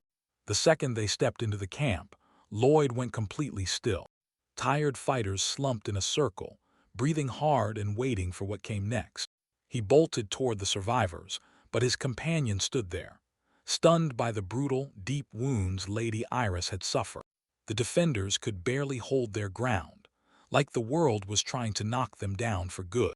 The battered warrior grimaced, told them about the griffin's attack, and warned that a fresh wave was already coming. Her stare sparked with pure, blazing fury. When they grilled her about the missing saint, the priestess shot her finger toward a massive crater, the only thing left after that brutal battle. Iris nodded at the giant crater like it was nothing, saying it was just the wreckage from a fresh fight, watching Lloyd's jaw drop in sheer shock. The girl let out a defeated sigh. There was no choice left at all. She told them, with griffins tearing everything apart, we had no choice. We had to call for an investigation, but the reinforcements are trapped at the farthest temple, and they won't be back for about 2 weeks. Waiting around that long made zero sense, so Iris snapped into action and said she'd go down herself to run the cleansing ritual. Hearing that, the maid snapped her head toward Lloyd right away. The boy had zero clue what the ritual meant, so the girl quickly broke it down. This was how they built a protective barrier. She straight up confessed she'd just slow everyone down in a fight. But the moment Lloyd rides off with Iris, you don't have to worry about that priestess anymore. The maid bluntly demanded he become her personal bodyguard for a plunge into the sanctuary's deepest depths, and the boy just froze, staring in stunned disbelief. The stern man beside him shot back with total confidence. With a defender like that, you've got nothing to fear, and Lloyd could only nod, unsure. Just when the tension hit its peak, their hungry companion grinned, eyes blazing at the thought of sinking her teeth into the juicy meat of the local many-legged monsters. Lloyd shuddered with disgust, unable to believe she was really about to eat bugs. Yet all he got back was the growling roar of a hungry stomach. At last, the squad stumbled onto the giant spiral staircase, and the boy froze, staring in awe into that eerie black abyss plunging deep underground.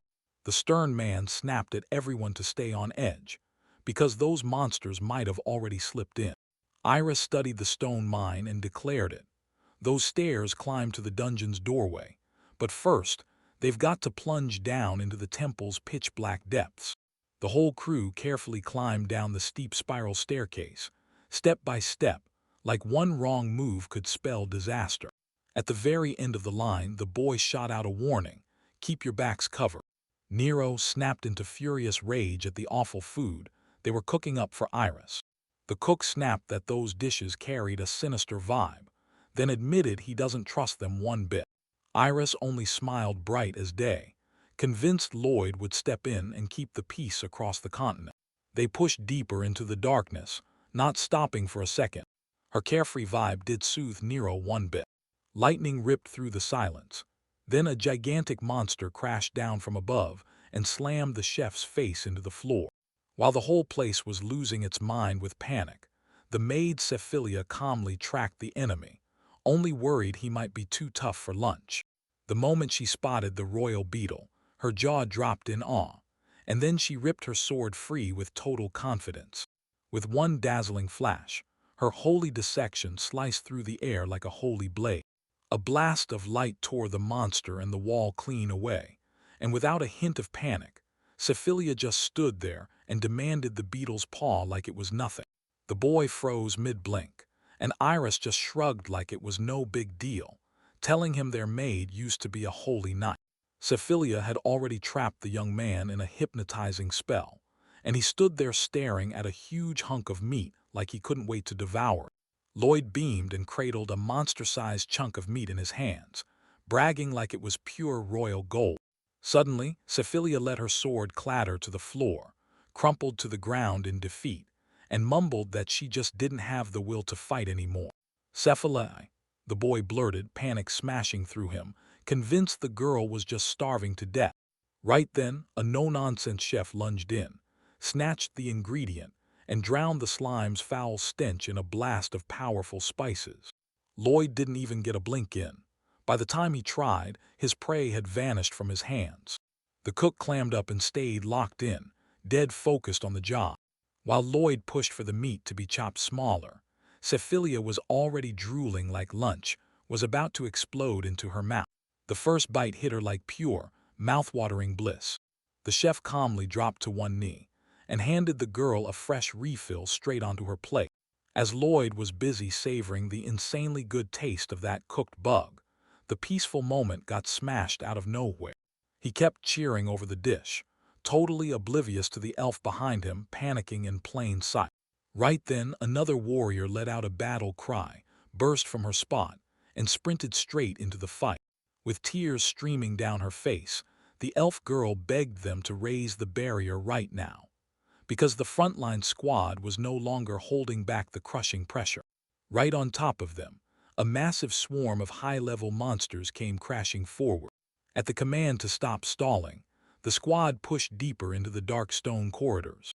The chef burst into praise for Lloyd's cooking skills, while the guy fumbled and failed to pry the recipe for cooking beetle meat out of him. He was daydreaming like crazy about the secret ingredients, totally brushing off the question.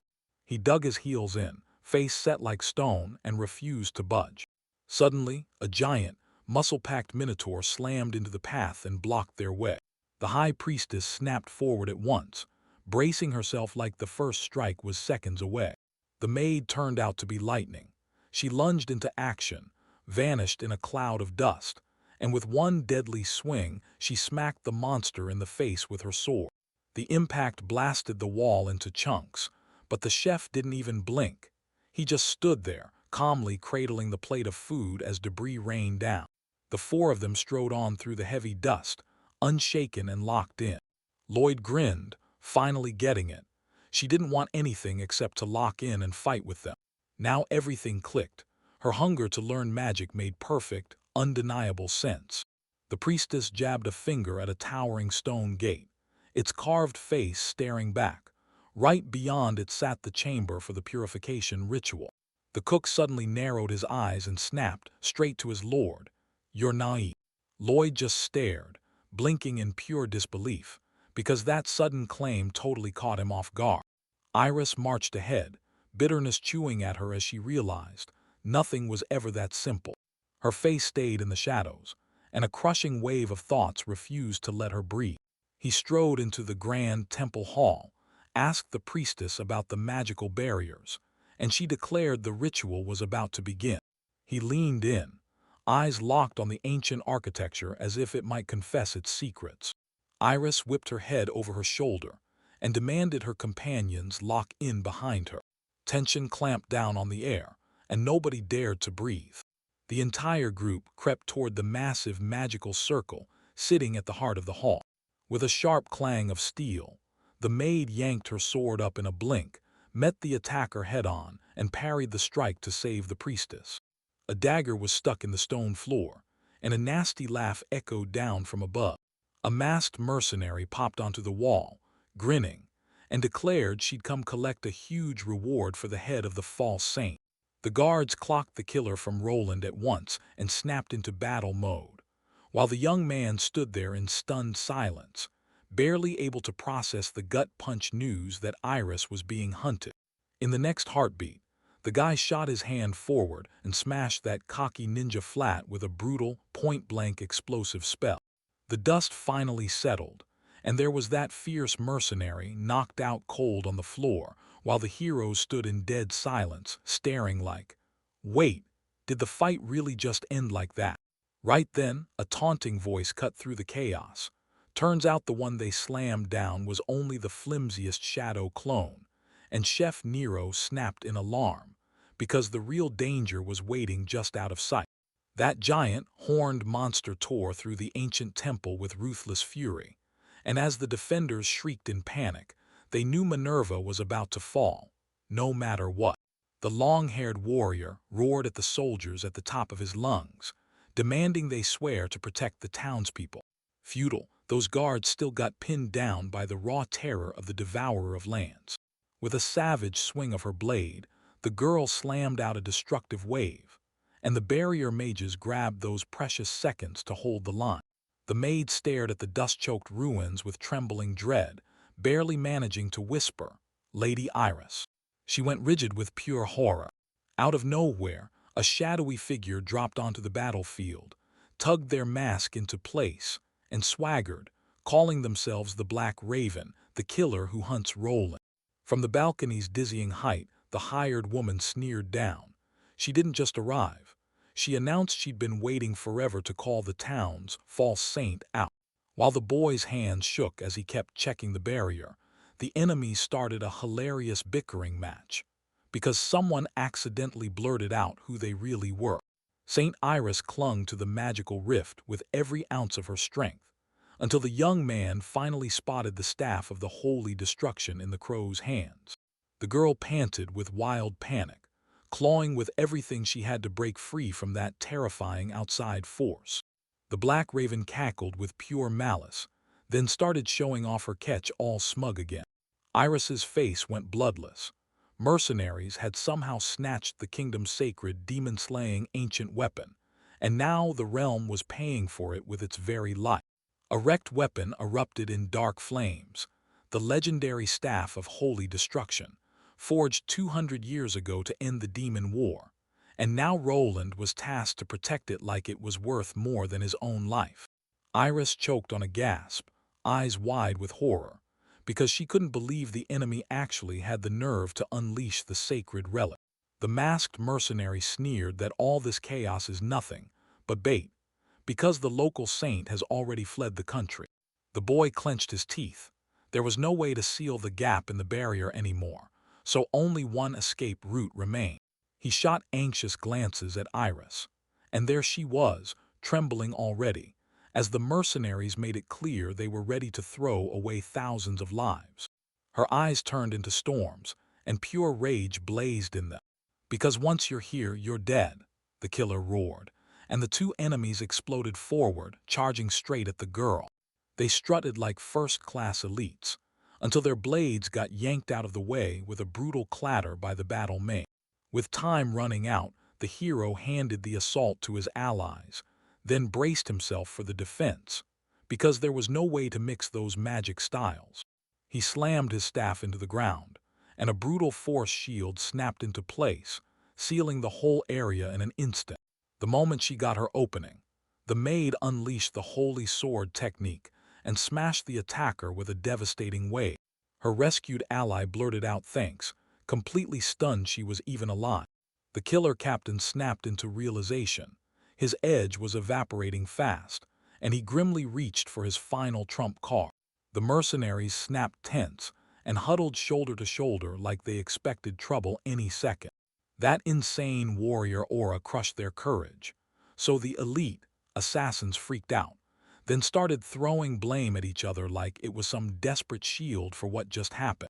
Lloyd screamed a desperate warning as Nero and Cephilia were suddenly swallowed by a roaring blast. A brutal wall of smoke slammed down between them and everyone else. The maid didn't even blink. She idly peered through the white veil like she couldn't be bothered to look yet. From the swirling smoke, an enemy lunged out, snapped the seals shut, and yanked everything into an illusion, one stitched from the past and the future. Cephilia's mind shut down. She sank into a dreamy stupor under a tree and blissfully chomped fresh pastries while Nero watched nearby. In the end, the ninja burst into a triumphant laugh, gripping the limp victim without letting go. She flashed a fearless grin and declared, "All right, this is where the finale kicks off." Out of nowhere, the thief snapped into tears, because when she looked back at Cephilia, all those rough days without tasty food finally hit her heart hard. But that sorrow vanished like smoke. Inside the land of illusions, Cephilia threw herself a royal banquet, gorging without mercy and stunning the enemy. As Lloyd's companion stared in terror at the sheer force of this magic, the Kunoichi was already writhing on the floor, screaming through the agony. As Cephilia slept, she clung to her in a suffocating embrace, turning that endless dream into a living nightmare. The next second, the spell smashed through Nero's barrier, and the kid got yanked into a wild daydream of landing the perfect chef job. Lloyd's stomach dropped as he wrestled with his own terrifying truth, because the defense was collapsing, and he knew the next hit was coming straight for him. Iris longed to feed the entire world with treats like these, and she threw Nero an offer to team up with her. From this day on, he's taking over as her head chef. The young man panicked and blurted his name out, over and over, begging for an answer.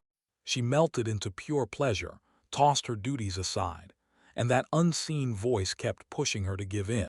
She burst into loud laughter as the young man panicked, scrambling for any way out. They went after Eris, so he ripped off his protective barrier and jumped straight into the fight. That crazy chef doppelganger, grinning like a lunatic, kept shoving food down the girl's throat. Sword-wielding killers stormed into the attack, certain they'd cut down Nero with zero doubt and no room for illusions. The young man's eyes went wide when he realized the barrier had finally shattered. He blurted, "Nero, keep cooking," at the top of his lungs, and then he suddenly stopped cold. "We found the answer, finally." Lloyd gasped in disbelief, realizing that one good meal could smash the illusion to pieces. He snapped his urgent command to Nero to get something ready right now, and the poor cook just stared, completely lost on what he meant. The camera zeroed in on the boy's face, and pure confidence lit it up, like that was the only way out. Nero froze in place, gripping a kitchen knife, utterly stumped and surrounded by nothing but emptiness, while Lloyd frantically swore his dish would somehow reach Cephalia's mind. The boy clung to it with his whole heart, like it was the only truth he'd ever known. Nero grumbled but gave in, and Lloyd shot his hand out. Bam! Magic erupted, and a whole chest of supplies materialized in an instant. Now they had everything they needed, and it felt like the whole world had finally opened its doors. With one quick burst of teamwork, they whipped up a total masterpiece, curry remnants shining beneath a delicate omelet that glowed like it had its own light. The masked mercenary froze in shock, baffled as this total weirdo calmly cooked right in the middle of a deadly battle. She kept sneering at those pathetic attempts when, out of nowhere, Cephalia blinked, then clamped down hard on the handle. The maid lunged in, slashing with a lightning-fast strike that hit before anyone could blink. With a joyful shout of victory, Lloyd watched the enemy's staff crack and shatter into pieces. While Cephalia happily chowed down on her omelet with her cheeks stuffed, the hired girl ground her teeth in helpless frustration. Her brilliant illusion cracked instantly, the moment ordinary hunger tore through it. But it was way too early to breathe. Then the barrier slammed shut all at once. A giant dragon towered over the ruins, and Nero clung to Mars in total panic, blubbering that they should make love before their last seconds were up. Inside the monster's jaws, a blinding, deadly beam was already charging up for the kill. For one wild second, a blinding white light swallowed everything whole. The stone dragon just froze with wide, panicked eyes, then squeaked out a pathetic gasp as an unseen force snapped its neck in an instant. The drink slowly sank down, like it was taking its time to hit its mark. The giant monster exploded into shattering chunks, and the survivors just stared, wide-eyed and shaking, because somehow they'd actually made it. Meanwhile, inside the castle, a young man with a staff stood there cool as ice, calmly taking in the hall littered with the defeated bodies of his enemies. He casually let his companions in on it. One enemy was still standing, and now it was time to hit back. Suddenly, the boy snapped back when a muffled chuckle bubbled up from under the surviving woman's mask. Her lips curled into a sinister, bone-chilling grin. She erupted into maniacal laughter, and a roaring pillar of energy swallowed her whole in an instant. The hero stiffened. She started greedily sketching and gulping down magic from her fallen accomplices. Space itself shook as her physical enhancement surged at breakneck speed. The young man just awkwardly let out a sigh. This opponent felt terrifying, so he blasted himself with magic for the higher monsters. And that massive black fist still slammed the woman to the ground, leaving his ally stunned. A savage punch drove the witch straight through the wall, blasting the stone masonry to rubble. A massive magic fist slammed the sorceress into the wall, cracking the stone so hard it tore out a deep crater. The black crow gaped at the shattered temple ruins, stunned so hard he couldn't move. Lloyd thanked her and Iris for saving him, but the towering warrior cut in with zero softness. She was hauling their bound captive straight to the capital to face trial. The criminals tried to slip away, but justice cornered them with no escape route. Lloyd was rattled by something else. He couldn't stop himself from blurting out, "Why would anyone offer a reward for Iris's head?" The priestess said it with a deadened voice. "Prince Roland of the Holy Kingdom wants her gone because she keeps wrecking every single plan he tries to make." The crow huffed with pure irritation. As the priestess finally took in what she'd heard, her companions froze in shock and bombarded Iris with questions about her past. They just couldn't swallow those rumors about her sudden expulsion. It sounded totally wrong. The priestess ripped through the chaos with a chilling truth. The Mad Prince was gearing up to invade their country, and Lloyd flinched on the spot. That wasn't an empty threat. He said it like a fact, and you could feel it coming. Lloyd broke into a sudden cold sweat, because the trip to the capital was locked in, and it meant he'd have to face Ruby. Just the idea of going back there made him recoil in pure, gut-churning terror.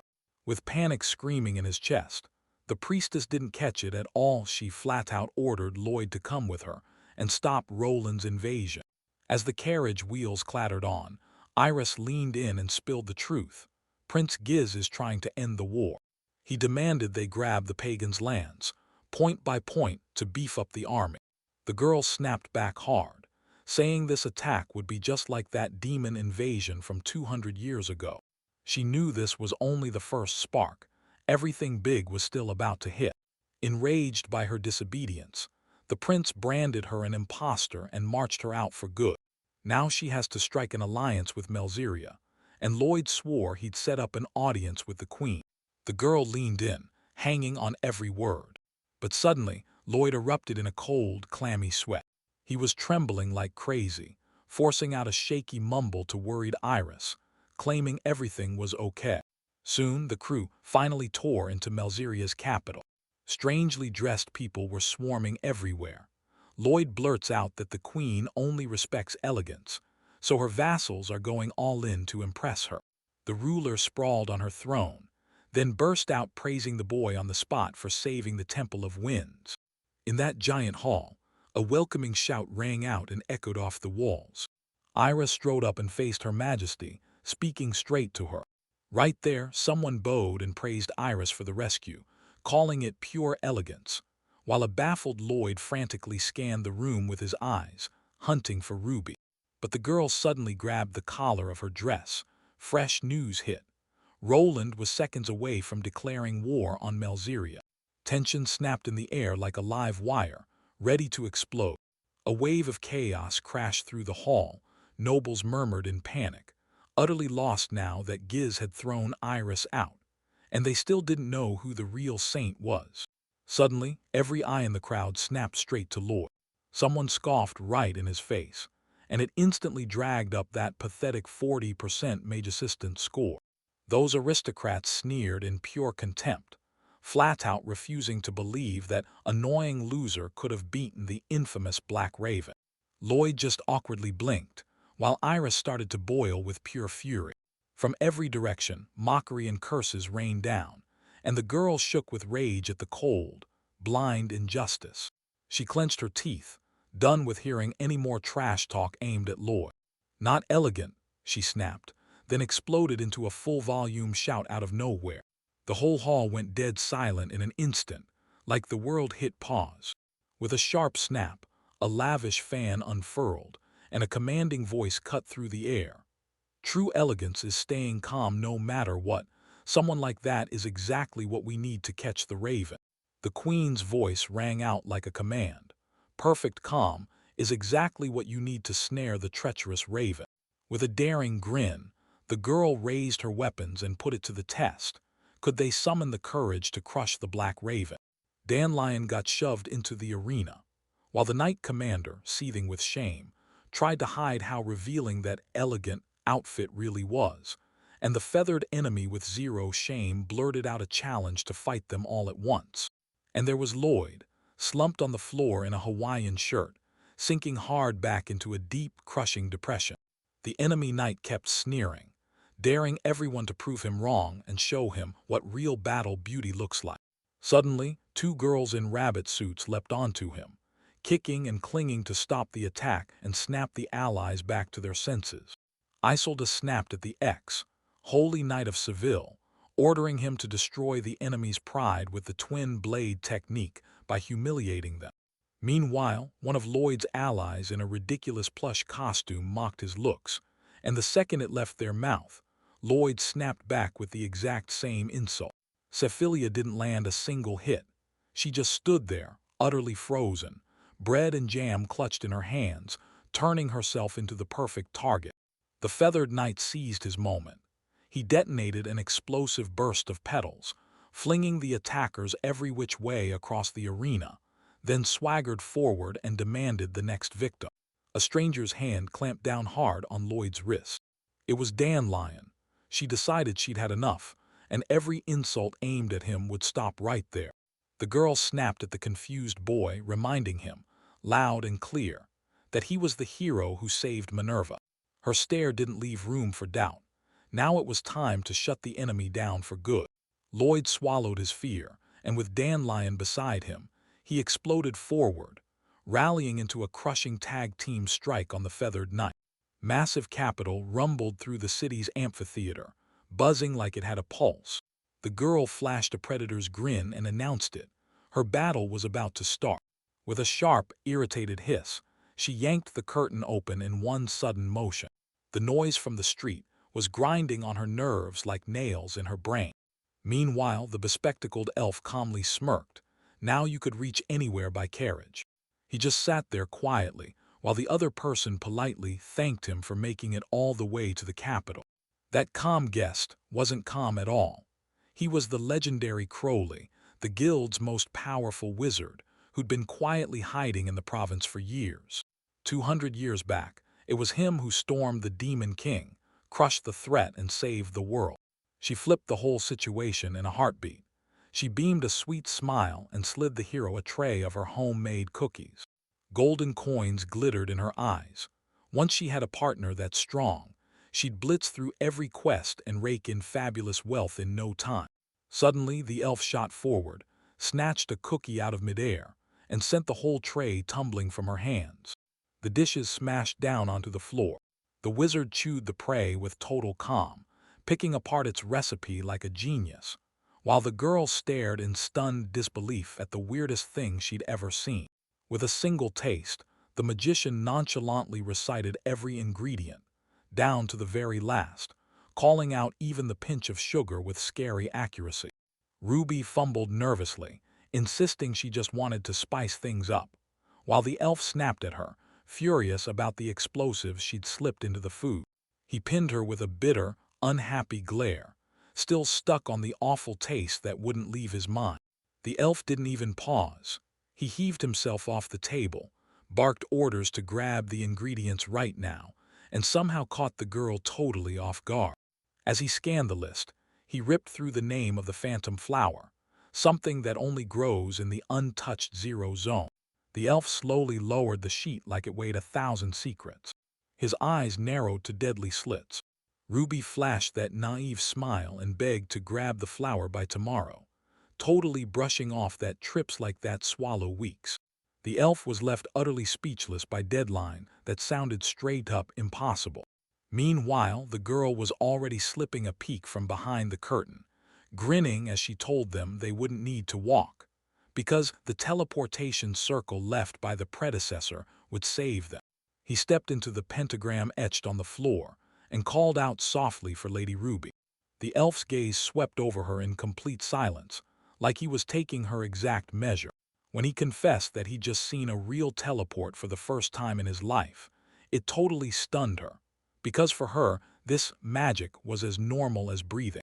With a calm little adjust of her glasses, the elf smirked and said, "Your passion for science is awesome, but you should take the real world seriously, at least a bit." The magician said, cool as ice, that she takes way too much in life like it's no big deal. She blinked, totally baffled, like her brain couldn't land on any answer. The armored giant let out a brutal warning. Those uncharted lands are death traps, where 1,000 nights can crumble in one night. The girl flashed a shaky, nervous smile, like she was one breath away from breaking. She couldn't believe it. Lloyd always handled her jobs like a breeze, blasting those crystal monsters apart with one brutal swing. The elf in the monocle let out a weary sigh. If this is real, then her old assistant isn't just talented. He's a legendary rank mage, and she knows she'll never measure up to him. She froze. It just wouldn't click in my head, no matter how I try. Her humble Lloyd is a legendary mage, who can melt a giant boss in seconds with a fiery burst of black magic. She stared at the person in front of her, completely baffled. The elf clocked her sadness and rushed over, swearing that someday she'd become an outstanding alchemist too. He gently reminded her that she, right there in her own skin, was blessed with an incredible gift. The dead of night swallowed the whole estate whole, silent and suffocating. In the pitch black, a predatory grin spread across the darkness, and a chilling voice snapped that she was nothing but blindly incompetent. Meanwhile, the wounded Lloyd thrashed in bed, begging for his parents through tear-soaked sobs, while she sat right beside him, clutching the blanket with every ounce of pain.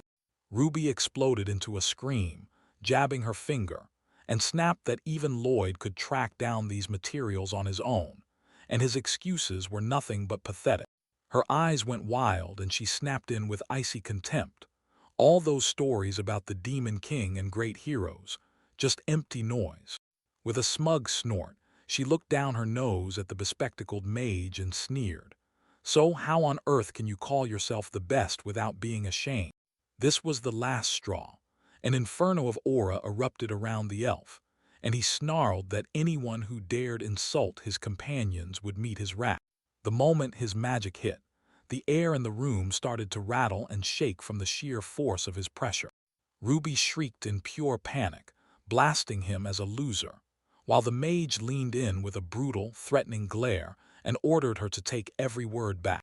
Suddenly, boom! A charge detonated and the blast slammed straight into the elf's face. The girl let out a wild scream that tore through the air. The stunned wizard crumpled to the floor with a loud thud, and a plume of smoke burst from his mouth. Ruby's stomach dropped in horror when the truth hit. Her cookie, fused with Crowley's magic, didn't just sparkle, it turned into a real bomb. The door ripped open with a violent crack, and an armed guard charged into the room, snapping to attention the second that explosion went off. Meanwhile, beneath snow-draped Gothic spires in the Sacred Kingdom, Roland stood frozen in a deadly, silent chill. Inside that glittering cathedral, a furious bishop snapped and tore into his subordinate, then handed a terrifying artifact to a hired killer, only for it to turn out he was nothing more than a lowly thug. The news that the Black Crow got crushed echoed through the temple's towering halls. The gray bishop snapped his gaze to Iris, looking utterly baffled. Right then, someone slammed their staff onto the floor with a thunderous thud. The blonde in the royal uniform shot a cold, cutting remark, like she knew they were just postponing what was already certain. While that pompous preacher ranted about uniting the whole continent, our hero, stuck in a bright summer shirt, scratched his head with awkward embarrassment right in the middle of a loud, colorful carnival. Iris flashed a soft smile, and it lit up one burning need in me: protect her, no matter what it costs. With flowers draped on him, Lloyd stammered out an agreement. He'd wear the outfit every single day, just so the locals wouldn't judge him or look down on him. Meanwhile, the queen lounged in a bubble bath with a glass of wine, cracking up and blasting praise for the guy's jaw-dropping elegance. He strode up to the basin with calm confidence, then addressed Her Majesty with full respect. After witnessing Lloyd's skills with her own eyes, the ruler trusted what she saw and ordered a council meeting on the spot. The priestess in her feathered crown threw herself at Roland's mercy and begged them not to march into battle. Then she laid it all out. The Temple of Winds incident was just a filthy setup meant to bait Roland. She stared straight ahead, jaw set, demanding a peaceful resolution like it was the only way forward. The queen narrowed her eyes with a sly grin. Protecting ordinary townspeople from blood struck her as the perfect, elegant plan. The girl dipped into a deep bow, relief flooding her face as she stared at a stunned Lloyd, thanking him for actually understanding. Instead of unleashing a massacre, the ruler vowed to choke his enemies economically, slamming them with brutal trade sanctions, backed by his allies. She flung on her fur coat, slid out of the water like she owned the night, and told him coldly. First, they'd go after Prince Giz. A suffocating silence pressed down on everything, like the world was holding its breath. The boy's eyes narrowed like blades, and he snapped, accepting the challenge without hesitation. Then Iris urged Lloyd to lay low at her family's estate until the danger passed, and Lloyd gratefully took the safe shelter. Lloyd went completely still, stunned by the confusion. Then it hit him like a punch. Turns out Iris had been secretly worried about the prince this whole time. Right by the estate, the girl dropped into a deep bow to the staff, thanking them for every bit of help they'd given her. That's why I'm handing her to you today, Mr. Lloyd. The words hit the boy like a punch, and he blinked in pure shock. The steward and the maids asked, politely but firmly, for the evening off, and the flustered Iris rushed over, apologizing hard because she didn't even think to clear them herself. Their companion grinned with mischief and urged them to hit the city together, then dashed into the guild before they could even blink. And since they're already here, it'd be a total waste not to seize this chance. Loud shouts and chaos erupted as someone got dragged off in the background, and suddenly Lloyd was left standing there. Just Iris, no one else. As they strolled down the streets, Lloyd threw out the idea of heading somewhere, then casually asked if that prince was really a terrible person. Looking back, the kid fumbled his words and admitted he had zero clue about any of the local attractions. And immediately, he mentally smacked himself for asking something so dumb about the prince. Then Iris stayed totally calm and reassured him that everything was fine. She dropped her eyes, the sharp foreign voice crashing back in, once tearing into her for getting it wrong. The girl gave a small, shaky smile, because the prince wasn't scary at all. He was just fighting with everything in him to bring peace to the world. Lloyd leaned in close, listening to her soft confession, that even though their goals matched, their journeys ended up splitting apart. The commander slammed it down hard. Because Iris is weak and her holy power is gone, they'll have to bully other countries first, while the demon invasion creeps closer. The boy stayed quiet, and it hit him. She'd been dragging that crushing burden for all this time. Suddenly, a man dropped to his knees before Iris and begged her to behead him, and Iris just awkwardly waved him off like it was nothing. A pack of kids suddenly burst past them at full speed, like something had set them on fire. Her whole face lit up the second she saw it. An honest-to-goodness magical traveling fair had rolled into town, a sight she'd only gotten to experience once back in her childhood. She beamed and jabbed her finger toward the roller coasters, practically bursting with excitement. An enormous amusement park stretched out before him, and the boy just couldn't wrap his head around it. That metal frame hit him like a flashback, same feeling as when he clung to a real dragon all day, gripping tight as he fought to kill it. They slammed into a stylized carriage and tore down the tracks at breakneck speed. The boy spun his head around, wide-eyed, totally baffled about what exactly made that train start moving. Iris slumped with a blank stare. After their brutal daily fights, even a normal trip felt way too dull for her to handle. The moment they stepped down, the boy shot her a worried look and asked if she felt dizzy. She didn't answer. She panicked, thrust her finger forward and blurted out the town's hidden magic secret. A sweat-soaked, muscular brute yanked the whole attraction into motion, sprinting wildly on a massive wooden drum as the mechanism churned. Zdoravan cranked up the attraction like a workout, mixing fun with fitness and making the kids cheer. Lloyd couldn't help but be amazed. Suddenly, some kid jabbed him with a finger and spat, "Worthless magician." The boy gaped at the giant dandelion in pure shock, then demanded, "What the hell are you doing here?" Meanwhile, the boy grudgingly snapped the truth. This magician was stronger than him. Dandelion effortlessly heaved the boy onto his shoulder, and with a cool calm, warned him not to go tossing words like that around. The crowd blew up with cheers. People packed in around a dazed Lloyd, grilling him over how he pulled off the win.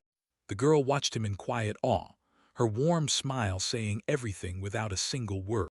Then she grinned, matched the crowd's energy, and finally boxed that guy into a crushing, tight spot.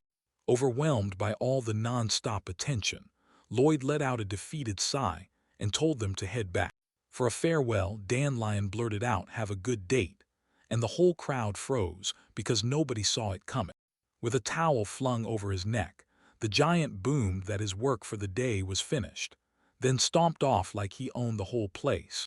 They trudged back in dead silence, like every word had been ripped out of the air. The sun sank inch by inch, casting a fiery glow over the castle's sharp, jagged roofs. She slowed to a stop, caught her breath, then softly told him, "Come on, let me share a little of my past." The girl stared into the far horizon with a fierce, serious resolve, telling them, no, convincing them, that they still had a shot at stopping the war. The boy blinked hard in confusion, then blurted out whether she was going to chase Saint Roland again, or if she just wanted quiet happiness somewhere else. He always swore the whole country only got one holiday. But that girl's smile shattered the lie. Turns out there were tons of other candidates with the gift. Right from birth, a local bishop sensed a rare spark of holy magic in her, so he rushed her off to a special institute to train her. That power came with a crushing weight, because the fate of every magical barrier in the entire state landed squarely on its shoulders. She smirked and lifted her nose at him, flexing like she was untouchable and elite.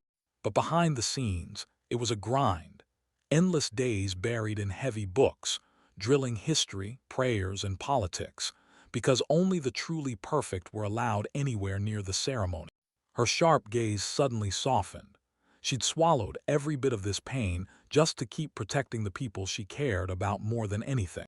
The boy froze in shock, finally feeling just how heavy her journey really was. The girl couldn't stop smiling as she remembered the gentle souls who fought their way through the brutal lands of Roland.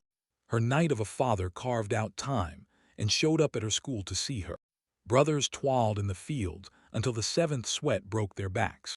And the mom at the market stall, laying out her goods like she meant business. But just when it all seemed to work, dirty intrigues crushed everything. After a fierce clash with the prince, the girl was tossed out without a second thought. Iris strode beside Lloyd, her mind racing back to the friends who saved her, and the ones who never stopped believing she was right. With a soft smile, she confessed it won't be easy to become a saint again. But right now, she only wants to be near the people she loves. She leaned in and admitted, voice trembling, that she couldn't stand the loneliness anymore. Lloyd's jaw dropped at her raw strength, and he blurted out that Iris was absolutely incredible. Tears burst into his eyes out of nowhere. In his head, he admitted his own weakness, because every time Ruby came up, he remembered how exhausting it was just to deal with her. With tears still on his face, he stared her down and swore, right there with all his heart, that he'd do anything to make her happy. Beneath a brooding sky by the estate, a soft, heartfelt thank you rang out and lingered in the silence. Tears shook in Iris's eyes. Then, boom, festive horns blared out of nowhere, and their friends had thrown a wild, loud party to celebrate their triumphant return to the capital, leaving them completely stunned. Iris stood locked in place at the doorway, and the moment her name echoed, she couldn't move. Inside, total chaos erupted. One of the girls greedily shoved food into her mouth, while the cook screamed at the room, scrambling to save what was left of the feast. Iris snapped out of her shock and called Lloyd, who just stood there, drained and blank-faced after all the chaos. In the blink of an eye, he was grinning warmly at the chaos, at all this loud, lively hustle and bustle. On the table sat a lavish feast the boy swaggered and claimed was his. But the truth was, everyone pitched in and cooked it together. He beamed at his companion, praying this sweet moment would spark her fresh start. The girl smiled from the heart and swore that the moment they got through everything, she'd set up a huge joint celebration. Massive chandeliers erupted in blinding light, flooding the whole hall. They sealed a promise to each other right in the middle of the room, while the servants hurried and bustled around them like a blur. The story jerked into the pitch-black cell. There she was, trapped behind bars because a brutal fall from grace and no money left drove her to attack a famous mage. Only a deaf brick wall stood around him. That vacant stool behind the thick bars screamed isolation louder than any words. The captive chewed her own finger in panic, snapping curses at anyone who dared spread those lies about her. Suddenly, she snapped into total hysteria, screaming that she was an alchemist and a noble aristocrat. Despair and pure confusion locked in her eyes, and she couldn't believe nobody even bothered to stand up for her. Her scream tore through the air, turning into a mournful, helpless wail. In the end, she curled up in the corner again, clenching her teeth through a storm of loneliness and rage. She wailed in pure despair. She's a noble alchemist, so why in the world is nobody even lifting a finger to defend her? She snapped under the pressure, burst into tears, and demanded to know what the hell was happening here. She gripped the wooden bars tight, shock flaring in her chest as a careful question slipped out of the darkness. Behind those bars, a whole crew of unlucky ninjas were trapped, One was sobbing about being hungry, while another was losing it because the mission went up in flames. One of them, wearing a stupid grin, lazily made excuses for his mistakes. Ruby tensed up, shoulders tight, and defiantly demanded, "So what are you saying?" The ninja in the paper mask leaned in and demanded to know, was she truly the kingdom's best alchemist? Without a second thought, he pushed for coming with them and heading straight to Roland. Staring from his paper face was a single massive hieroglyph, the only thing you could make out. Their fingers clenched around the wooden rod, gripping it like it could break the world. That mask symbol shouted one warning: counterfeit. Inside the cell, chaos detonated. Captives argued fiercely over whether Ruby could really rescue them from execution if they hauled her in as a trophy, while Ruby just sat there, staring in stunned disbelief at the whole insane scene. Suddenly, one of the captives coolly unlocked the cell and swung the door open. Ruby jerked back in pure shock. The fugitives buzzed about the brutal stretch to the border, and they left Ruby standing there, stunned. Like, how did they even pull that off? The heartbroken ninjas whispered through their excitement that the border road wasn't near. Then, that bad news only cranked their hype even higher. The girl stared them down and said it straight. Escape only works if they've got magic. She pitched the idea. Slip a teleportation circle out of her workshop, like it was hiding in plain sight. The cloaked boy chose to just trail them quietly, acting like the adventure snatched him in against his will. The paper mask ninja girl nodded once, then shot forward with one simple question: where do I go? While the guards below scrambled to sound the alarm, the fugitives burst onto the roof first, only to find a strange ninja there, mumbling to herself about dropping the charges and sending her companion into full-on panic. The deep night has finally crashed in. Time dragged itself toward dawn, like it didn't want to let night go. The dead quiet shattered as a harsh rumble roared overhead, shaking the ancient roofs. Just when the world felt stuck, the morning sun burst through the clouds and lit everything up. A sharp, stern butler burst through the kitchen chaos and demanded that Lloyd and Nero drop everything and rush to the reception hall, right now. The massive estate slowly started to stir, like it was waking up for war. The boy yanked the door open, but the maid didn't give him answers. She just delivered the same boring news that breakfast was still unfinished. As he strode down the corridor, he kept pressing the butler with frantic questions. Yet for some reason, that early gathering stayed locked behind silence. They burst into the huge hall, and there the maid stood frozen and silent around an empty table. The tiara-wearing girl snapped, warning that a top figure in the capital was almost murdered. Her companion suddenly went pale, whispering Lloyd's name like it might shatter. The whole situation spiraled out of control.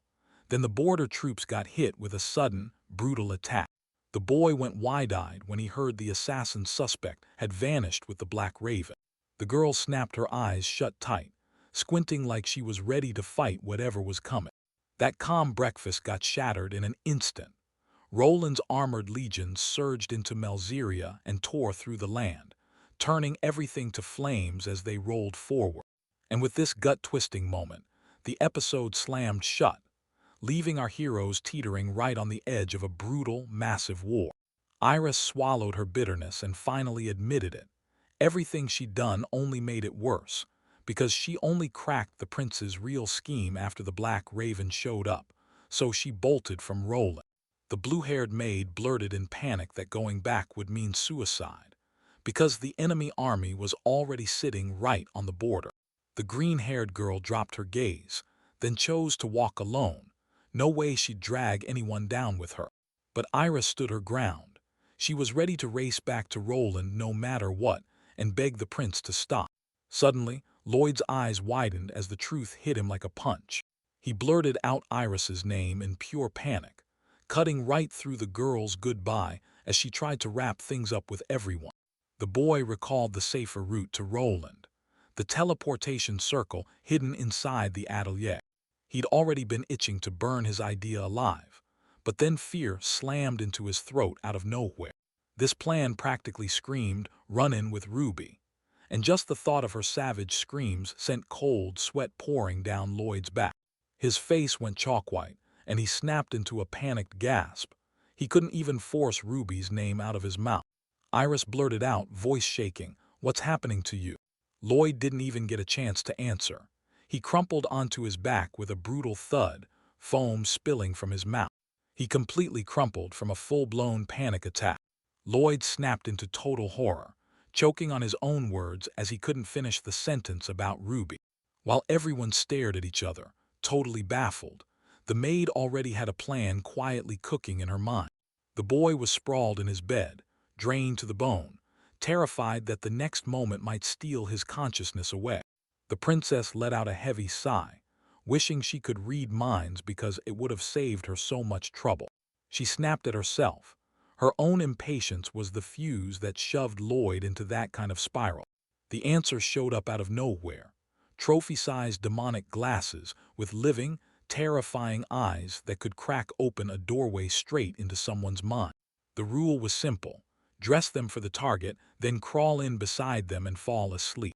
One of the girls shot her hand up without hesitation and volunteered to take the plunge.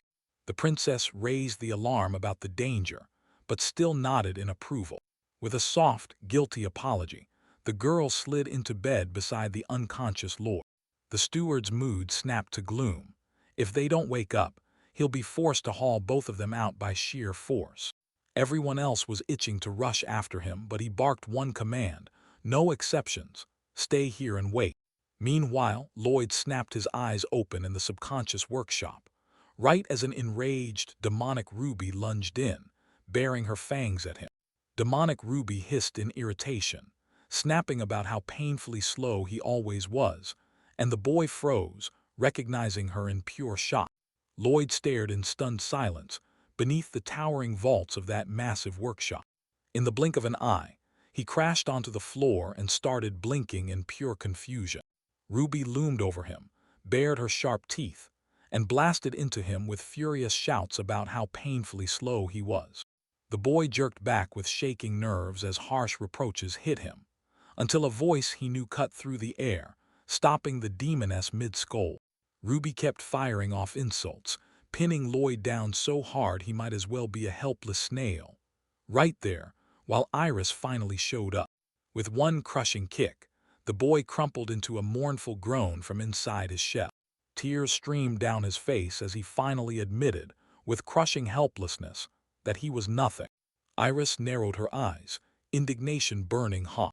Ruby snapped around the instant her scream tore through the air. The girl snapped that Lloyd had to be freed right now, but the demoness just cackled and said that loser deserved nothing, except to be a slave.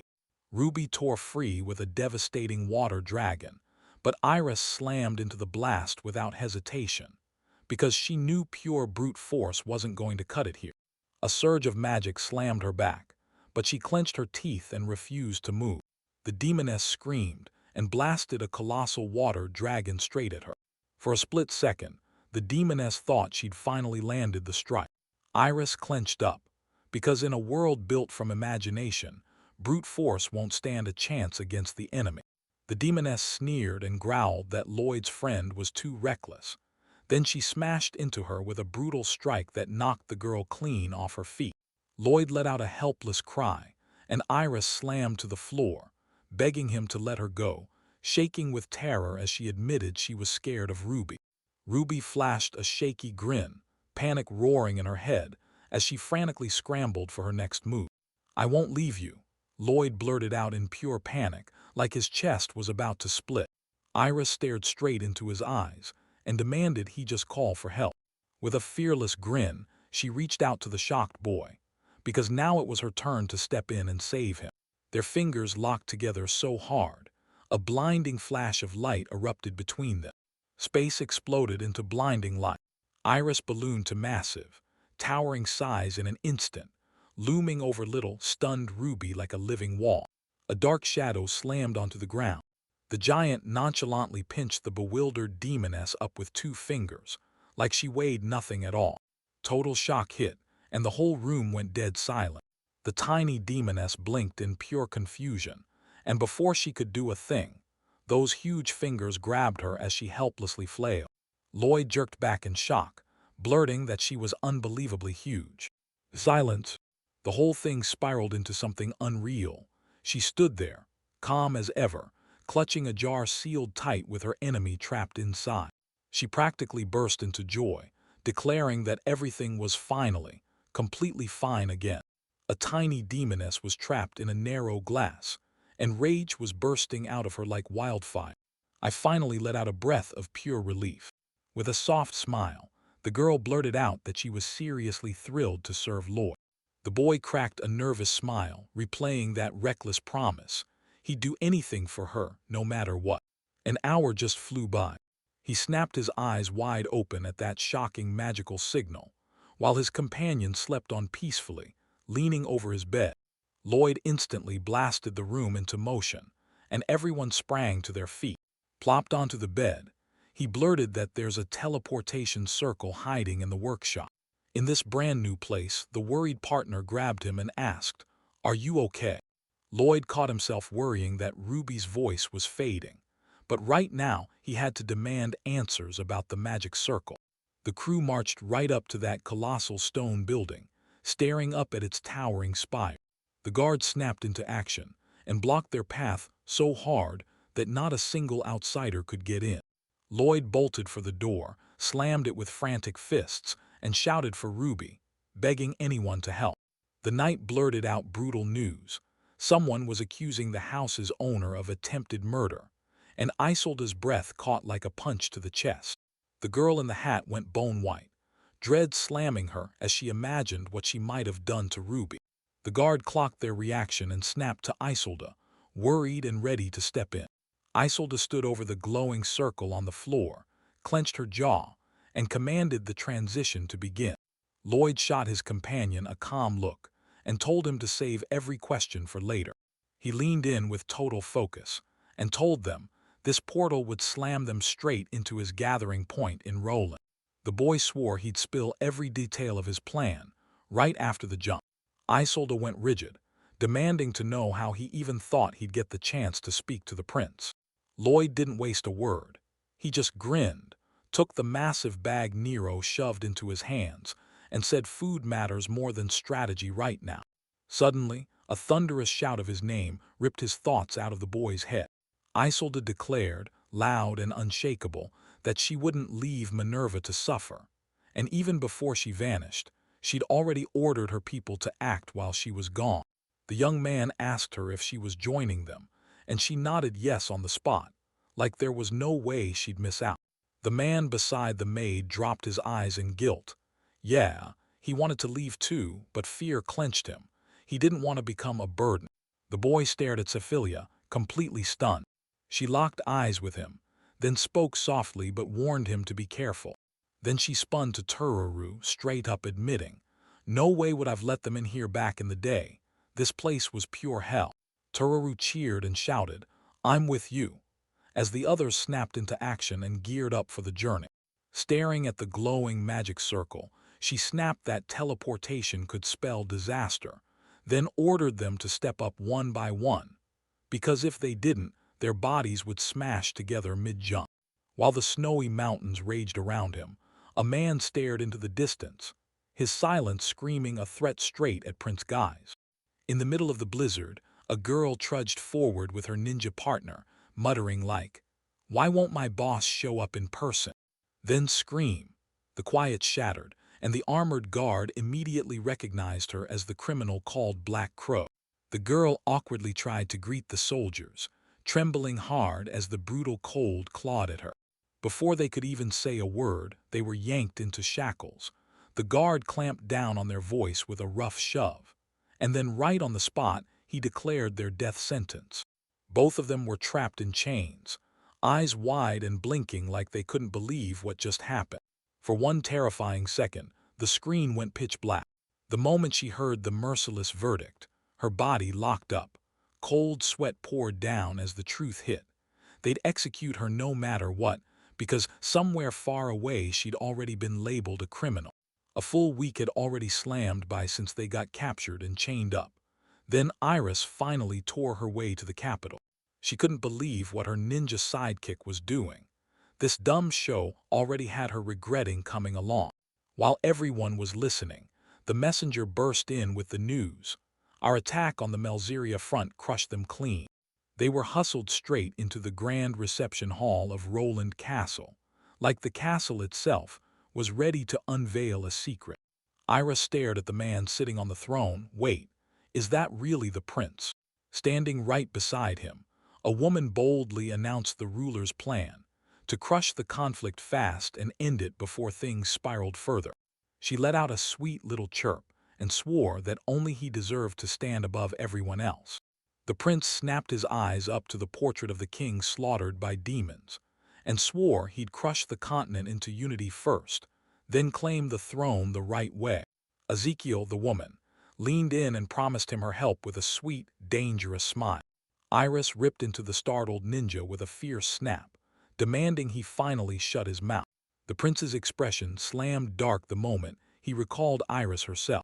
He leaned in and spoke Ezekiel's name like he was the only sane saint left. Then the prince exploded in hysterics, screaming that Iris was abusing her power, blocking war, refusing tax hikes, and even insisting on the finest chefs like she owned the place. Iris barely managed to mumble her opponent's name, dragging her tired eyes across the chaos of the entire circus. The saint flashed the guard a warm, calming smile, and somehow all their worries vanished like they never existed. Meanwhile, they dragged two bound girls straight to the prince. Yeah, the hit on Iris flopped, but the patrol still nabbed the infamous Black Raven. The report got yanked to a stop by a brutal shout. Security grabbed the man and hauled him away. The captives sat in terrified silence as the sentence was read. Both of them were headed straight for the death penalty. As the doomed alchemist shrieked that his brilliance deserved saving and spat curses through clenched teeth, the saint only stared ahead, cold, unshaken, and simply walked past him. The short-haired captive sobbed, begging them to wait, right there, with tears streaming down her face. She fought with every ounce of strength, but the guard yanked her hard by the chains, because an order had just landed to take them away. And right here the saint stepped in, soft smile and all, telling them, "Don't scatter lives, hand the girls to me." The convicted woman froze, stunned so hard she couldn't even get a word out. Silence slammed down over the stone hall like a giant, crushing weight. When she realized the execution got canceled, her lungs finally found air, shaken to the core by what she'd just lived through. The guard yanked out the key with a scowl, then barked at the captives to thank him for this mercy forever. Right as they were hauled out to the yard, a local jester popped out of nowhere, grinning from ear to ear, and started grilling the newcomers with questions like it was the greatest game ever. He leaned in and asked, like it was no big deal, where the newcomers were from and how they were holding up.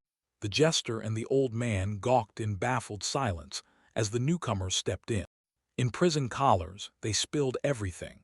One woman confessed to brutally murdering a girl, a jester admitted he'd insulted a prince, and a bishop revealed the cost of his loyalty to the Saint Iris.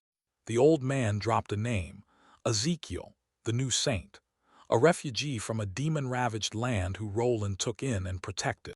Terrified suicide bombers grilled the girl about whether she was ready for the saint's tasks, but she just stared.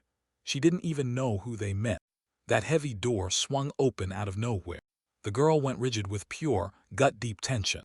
Her eyes snapped wide with full-blown horror as this unknown monster finally emerged. Ezekiel herself strode into the room like a queen, and right behind her loomed a colossal winged beast. The hooded guard slipped out some sheets and quietly passed them to everyone standing there. The saint tenderly soothed the monster with her touch, then grinned so cold it sent chills down your spine, declaring it her pet. The girl flicked her eyes over the text, instantly clocking the mission and what she'd need to collect. Ezekiel said, dead calm, that she's obsessed with alchemy, and all she needs is the help of slaves. A desperate scream ripped through the room. One of the prisoners immediately knew this mission couldn't possibly be done. The girl gripped the paper with shaking hands, staring at the suicide list like it might swallow her whole. When they accused her of sending them straight to their deaths, she only flashed a grim little smile and said nothing. The alchemist fanned the paper like it was on fire, panicking as he insisted the missing materials were scattered in uncharted lands. The next second, her boot slammed down hard and crushed his face into the floor. That short-haired girl froze on the spot, staring in terror at the sprawled body. She leaned in close, eyes like ice, and said this wasn't a request. It was the fate waiting for them. In the blink of an eye, she snapped at them to move, then shoved them out before they could linger. Shock slammed into her, so hard she couldn't even get a single word out. Now they trudged through the snow-choked wasteland, terror clawing at their minds. Because if they came back empty-handed, an execution would hit them on the spot. Despair froze her from the inside, and then she launched herself at her masked companion. "You promised everything would be fine if I just followed you," she screamed, bursting out the words like they were burning her throat. A skull-stamped sign shoved itself in their way, the cursed line where the dead land started, and the holy power suddenly stopped working. The girl let out a bleak sigh and swore this tyrant was the one who'd survived the previous saint from right here. The satellites silently nodded in agreement, remembering how naive the prince was, so hooked on Ezekiel's softness that he never even saw the cruelty lurking beneath it. Rumor had it the prince picked Ezekiel just because she played nice, like she was more submissive than the previous saint. In the total blackout, his eyes cracked open just a sliver. A brutal cold sweat streamed down the masked ninja's cheek. While the snow swallowed everything, the jester blurted and panicked her way through the old man's doubts, insisting there was no choice. Turning against her would mean certain death. He begged everyone to team up right now, because without it, survival was the only fight they had left. Suddenly, a hideous three-headed dog crashed straight through the wall. A brutal punch ripped through the scene, blasted debris everywhere, and sent the adventurers crashing to the ground. The girl and the ninja snapped still, terror gripping them. One of the companions flailed a hand toward the cave, yelling at them to hurry, hurry, hurry. The girl let out a wild scream that shot through the air. That shadowy hole wasn't a trap at all. It was the giant dark Alron's mouth, and it snapped shut instantly, yanking the screamer in with its spiky tentacles. The ninja snapped his seals into place, and right on cue, his clones burst into view all around him. The girl barreled past him, begging anyone, "Please, stop that monster before it takes more." But his plan was pure madness. He figured he'd keep cranking out copies non-stop until the monster finally choked on the pile. The ninja kept furiously smashing clone after clone, but someone screamed that this chaos was only handing fuel to the monster for nothing. The demonic dog ripped into its prey, crunching bone with every savage pull, blood spraying everywhere and turning every onlooker's stomach to ice. The beast exploded forward, and the girl crumpled into the dust, gripping her wounded leg like it was the only thing keeping her alive. That creepy, predator-like grin that makes your skin crawl. Darkness slammed into view, and then, right before my eyes, rows of razor-sharp fangs bared themselves like blades. The deadly trap clamped down harder and harder, with no mercy in sight. Right when the monster closed in on her, she let out a wild scream, tears and terror crashing down as she fought to breathe. Right then, a battered Lloyd stumbled into view, and the air filled with brutal accusations that he was weak. A grim thought about inevitable death slammed through my mind, and I just knew I was doomed. She remembered the bruised kid bowing his head and whispering, "Sorry," like he couldn't stand the idea he'd caused all that trouble. Fear snapped into raw rage, and the girl clenched her teeth so hard it hurt.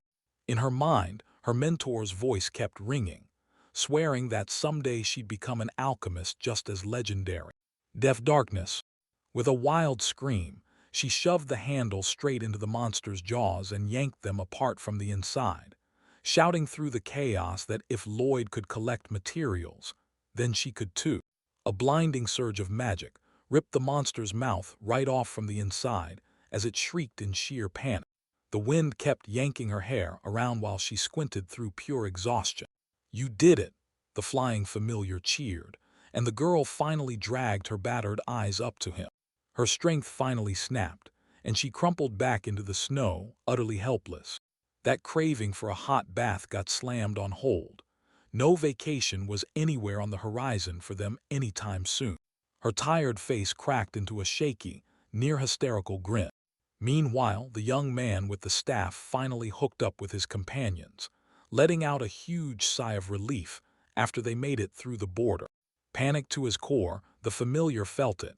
Like the moment after the spatial jump, he'd somehow fused with an insect. The young man slammed his staff down, and a magical circle erupted under his feet. With a tiny pop, a plain-looking inventory chest suddenly materialized in midair. The moment the girls asked straight up about his plan to stop the prince, he froze for a beat. Then, with eerie calm, he said they'd cram him into that very chest and haul him away just like that. He swore it felt surprisingly safe and comfy in there, because he just slept there instead of suffering in a tent. The companions froze in shock, scrambling to wrap their minds around this total, unhinged chaos. Someone shot a skeptical look and demanded, like it couldn't possibly be real if you could actually cram a person into a chest, because that idea sounded absolutely insane. The girl in the crown tapped her chin in deep thought, and a spark of "this might actually work" lit up in her mind. She grinned and bragged. Nobody would ever think to stash a kidnapped person in a magical box. This top-tier magic is only for a select few. The unshakable maid shot back, deadpan, saying that only Lloyd could possibly secure a trump card like that for their negotiations. The boy grinned with total confidence, sealing his plan to bring the prince straight to Melzeria and lock in a peace treaty. A fierce, unbreakable determination flared in the girl's eyes. She snatched the lead and told her crew, "Remember, this is our snowy homeland." The team charged ahead, laughing like they'd just struck gold in their new partnership, totally blind to the danger creeping up right behind them. A massive, fluffy terror with blazing, glowing eyes loomed right in the middle of the rocks, like it owned the whole place. The creature kept perfectly still as it studied those tiny humans trudging through the wasteland. Meanwhile, the wicked demoness flashed a ruthless grin, studied the magical projection of Lloyd and his companion, and spat that those tiny insects had somehow crawled into her space. The heroes kicked off their nonstop, carefree sprint down the road ahead. A giant, fluffy owl monster sprawled on the snow, completely still, like it was holding its breath. Iris snapped to it right away. The monster was the sorcerer's puppet, while the hungry maid paused, wondering if her next meal would taste as good as she hoped. The priestess just said the prince is inside the cathedral right now. Iris lifted her face to the biting snow. She'd finally come back. A grim Gothic castle loomed ahead, and the squad slammed into the attack with fearless resolve. Inside, the abbess froze in horror as her hands projected the dead bird in magic light. Because Iris had come back, and she wasn't alone. A blaring warning sliced through the air, above the cathedral's towering spires. The guards blew the alarm the moment outsiders breached the gates, because Ezekiel, the one they knew, was dead. The witch's eyes flared with brutal rage, glaring at those insolent insects. As the heroes neared the castle, a thick wall of enemy spearmen was already waiting, lined up and ready to crush them. Raging out of control, Ezekiel snapped and ordered every single one of them cut down. The mage didn't even pause. He snapped a runic circle into place behind him and casually blasted the guard away with a brutal explosion. The knightess scowled as the truth hit hard. Getting through the main entrance wasn't going to be easy at all. While the priestess panicked and snapped at the mage for his reckless ideas, their shouting fight accidentally drew the guards' attention. The girl in the hat burst into panic, clamped onto Lloyd's shoulder and begged him to stop, right now. The blonde tore into a scream. Ordinary people just can't take hits the way their fellow fighters do. Even with basic body reinforcement, one single failed strike could spell instant death. Lloyd's face went paperwhite with pure horror, because it hit him. His magic would have absolutely killed someone. His plan for plant magic got shut down instantly. Those giant vines would have snitched on them the second they moved. The boy slumped with heartbreak as the others let out tired sighs, realizing his wildlands experience simply wouldn't work here. The blonde snapped everyone back to reality. This wasn't a fight, so they had to move quietly. Then her eyes locked onto a lone figure, standing alone among the boxes far away. She yanked the tiny companion hard, gripping it tight before it could draw any unwanted attention. The group barely yanked themselves into cover, clutching a spear as they crouched out of the guard's sight. Pressed up against the walls, they suddenly realized they'd stumbled into hidden food warehouses. The kids stared at the guy hauling a mountain of food, stunned as they realized their own supplies were already gone.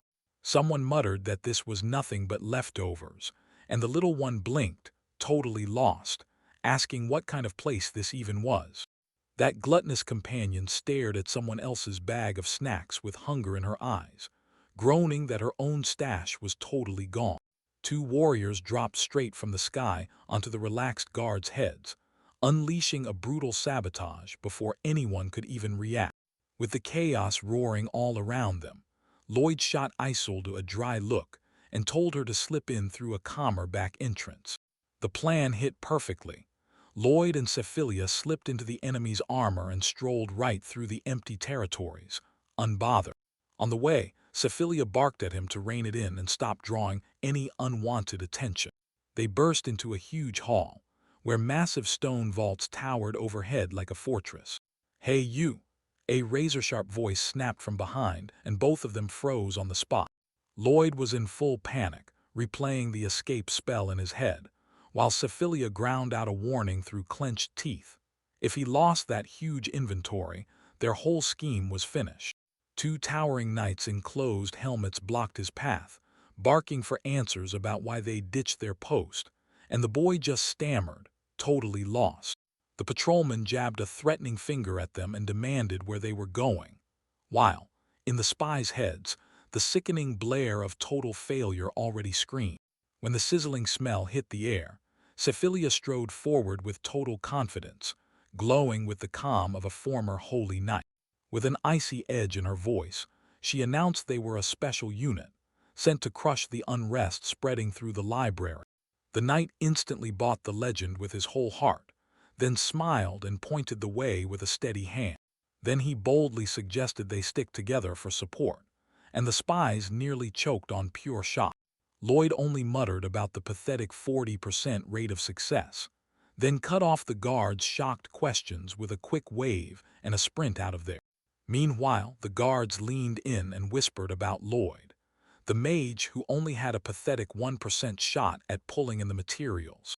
One soldier demanded answers about the recent rule breakers, his mind racing for any excuse that could have sent them running from the danger. He warned them the enemies were brutally strong. Then, out of nowhere, he first threw Isolde into the mix and snapped that she was a sugar-brained gorilla. Next up on the danger list was Cephilia, the selfish berserker who didn't care who she crushed. Then the guard came rushing in, reporting two holy knights, only to reveal they were the traitors all along. He held up a goofy caricature of two devilish faces, totally clueless that the real traitors were right behind him, standing there, quietly listening to every word. Suddenly, the magic circle exploded with light, and a brutal ice spear spell launched the guards soaring through the air. The path opened up, and he barked a quick order to charge deeper into the prison's shadowy depths. When the ice magic shattered everything in sight, the terrified guards snapped into panic and screamed Lady Iris's name. Iris snapped at her subordinates, calling them failures, while she got the report that a soldier had died near the main corridor. She was sure the fugitives would get squeezed into a corner, no matter what. With a sly grin, the knight leaned in and said this prison wasn't just cells. It was a home where magical creatures lived and thrived. A swarm of giant mutant owls swooped in on command, ripping into their foes to tear them apart and make sure their fallen comrades got their revenge. Right after that, masked Lloyd stood among the scattered corpses, dead calm, and took charge, methodically cleaning up the monsters like it was already under control. The one-eyed captive clutched the bars, staring in shock as he blurted, "What are these knights doing here?" Isolde snapped her eyes open, in pure confusion, when someone in the crowd yelled her name. The captives broke the silence with a brutal truth. These monsters didn't just eat them. They used them as live meat and tossed them to multi-eyed horrors. Their whole squad got nabbed at the border for one brutal reason: Every last one of them was Malzerian. The poor, terrified guy next to him couldn't even hold himself together. He kept trembling uncontrollably. In the pitch-black room, it wasn't just mercenaries crammed together. Kidnapped townspeople were packed in two, clutching their children as fear kept them cornered. The knight yanked the lid off the chest and barked, "Get in here, everyone, now." Isolde's eyes went wide at the prince's wild plan, and she clapped a hand over her mouth in pure shock. A colossal stone door slammed shut in front of him, jammed solid with thick, brutal beams. The warriors shoved the freed people into the chest in a rush. The crowd went wild, and every person they saved through tears grabbed the messenger of the holy and poured out their gratitude. In the next room, a little girl sat there, hands ruthlessly chained to a wooden log. The knight smashed in with a brutal kick, and the obstacle exploded into fragments. A bone-crushing kick detonated the wooden shackles, shattering them into splinters. The guards went pale when they realized their enemies had turned to torturing children. Staring at them, a barely breathing, battered girl lay on the ground, an unwilling captive sorceress from some far-off land, brimming with monstrous power. She was seconds from death, so one of the soldiers snatched her into his arms and barked for instant medical treatment. His partner screamed in tears, furious at herself for letting this nightmare happen. Lloyd clenched his jaw and snapped, "If we don't shut down this prince's cruelty right now, more innocent people are going to get hurt." The soldier hauled the captive down the corridor, admitting he had zero clue what their ruler was truly after. Out of nowhere, the girl gasped. Pure fear snapped through her. From the darkness poured an army of monstrous chimeras with blazing eyes, and the guards finally realized the intruders were exposed. The moment the fight kicked off, the enemies closed in hard, boxing the trio into a tight, unbreakable ring. That comrade grabbed the girl, then snapped to a plan. He'd sprint to the cathedral by a different route and pull all the attention onto himself. He slammed out a fierce burst of wind magic, sent the attackers flying back, and then bolted straight through the net closing in around him. With only his departure left, the girl screamed that now she'd tear into the prince's servants and prove the real power of plant magic. Lloyd beamed at her, cheering her on like he was feeding her fighting spirit straight into her veins. They locked eyes, and his partner snapped out his name like a promise, ready to march straight into that lopsided fight. A towering cathedral blasted into view, silhouetted against a sky that looked like it couldn't decide between rain and doom. A heap of defeated, fluffy monsters slumped on the floor right between two stretched-out arms. The battered girl flashed a guilty smile and rasped out an apology. The crowned young man lunged toward her, stunned. He couldn't wrap his head around how the enemies could have slipped past Ezekiel. He snapped back into control, then boldly pointed to the Knights of the Holy Flame, the absolute powerhouse unit in Roland's army. A smug, superior smile spread across his face. The young man threw his arms wide and proclaimed, with blazing confidence, that nobody, absolutely nobody, would get past this defense line. That open stretch of bridge to the cathedral was filmed so deadly perfect. There was no way even a mouse could slip through that kind of formation. Suddenly, the ground lurched under them, and the king's face contorted with raw animal fear. Giant vines erupted from the stones, snapping into action and flinging the armored knights through the air like weightless rag dolls. The young man froze in shock as his flawless defense shattered into 1,000 pieces. The earth tore open, and those monstrous roots yanked the entire cathedral skyward like it weighed nothing. Perched atop one of those towering vines, a boy with a staff and a girl snapped their command. Then they demanded Prince Giza come with them. No questions, no refusals. A chilling voice sliced through the air, and just like that, nobody would help him ever again. The young man in the crown froze mid-breath, and then, pure shock, he blurted out Iris's name. The girl in the towering tiara gave him a razor-cold look, and snapped that every word he'd said was nothing but a pathetic excuse. The prince exploded into a blood-chilling scream and blamed her for the rift in humanity, the one that hands demons the upper hand. The blonde warrior snapped tense, because their only real mission is to protect the innocent, no exceptions. The bespectacled young man gave a calm nod and swore it was the real duty. The priestess drove her strike straight into the prince's worst fear, that he's terrified of losing control of everything. Her voice shattered into a desperate scream, because if he wants to rule, he has to plow through them and clear them out first. The distorted prince clenched his teeth, and the air tore open as a brutal magical blast ripped through it. The girl thrust her hand forward with unstoppable confidence, promising her opponent a total, cold defeat. The dark-haired kid surged to the front line, and right in his path the current saint stood firm, ready to slam into the enemy and start the fight. At the end, the dark-haired young man surged forward with pure resolve, and with a deadly, silent dare, he snapped the head clean off. Iris locked eyes with her partner, even as thick vines clenched her body tighter by the second. A massive root with a roaring crack tore straight through the cathedral walls.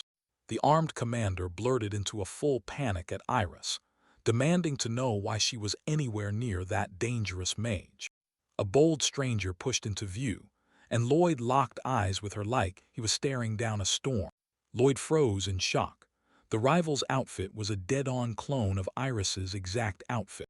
The imposter in the hut sneered, taunting that the fake saint had come back, just so she could die. She stared down at Lloyd with pure disdain, and decided to smash that unnecessary obstacle right away. The air got ripped to shreds as the imposter snapped open the deadliest storm yet, his destructive whirlwind, Delta Stream. It was wind magic at its absolute peak. Lloyd barely got the force shield up before the screaming knights were ripped away by the hurricane. The maid and the warrior sprinted like the world was chasing them, scrambling to get out before it was too late. With a deafening roar, the vines tore straight through the roof. The terrified old man could only choke out a helpless grunt to the sky as he watched the unavoidable end close in. Everything around him was rattling apart, collapsing in waves, and that terrified old man just couldn't believe what he was seeing. The invisible claws slammed down, and the whole building exploded into rubble, burying the space beneath shattered stone. The enemies erupted in triumphant laughter, convinced Lloyd couldn't survive Ezekiel's devastating power. Beneath the swirling dust, a brutal gaze snapped into view. Iris swallowed hard, her nerves screaming as she stared at just how massive that blow really was. Lloyd snapped, "It's my turn now," and slammed his staff down, blasting a massive magical cyclone into the air. He swung his weapon hard and shielded Iris from the flying debris, blasting the enemies into stunned silence, because they couldn't believe the two of them walked away completely unharmed. In the next heartbeat, the whirlwind tore through the air and swallowed the observers whole. Eris's face split into a predatory grin, and with a burst of physical enhancement, she hurled herself at Lloyd like a hunter striking mid-charge. Ezekiel didn't even get a chance to blink before that girl popped up, right behind him. A brutal joint strike blasted through the columns, and the king had no choice but to scramble back and retreat. In a full-blown panic, he threw a fireball and screamed if Iris had truly come to kill him, only for her to snap the flames apart with an icy spear, proving she wasn't trying to kill at all, just to grab him alive. Cornered, Ezekiel panicked, and then blasted a whole storm of water balloons straight at whoever trapped him. He shrieked like a maniac, slammed them together into a towering water dragon, and it roared off, charging straight for the girl. In Iris's eyes, a deadly maw stared back. A crushing punch tore the world apart, and when the stunned enemy finally managed to ask, Iris answered with ice in her voice. Lloyd taught her this magic. Still, the spell sucked nearly every last drop of her power clean out of her reserves. Giz erupted in wild shouts that she'd never listened to him. Then, like a jolt to the heart, the memory snapped them back to the day of the girl's ordination.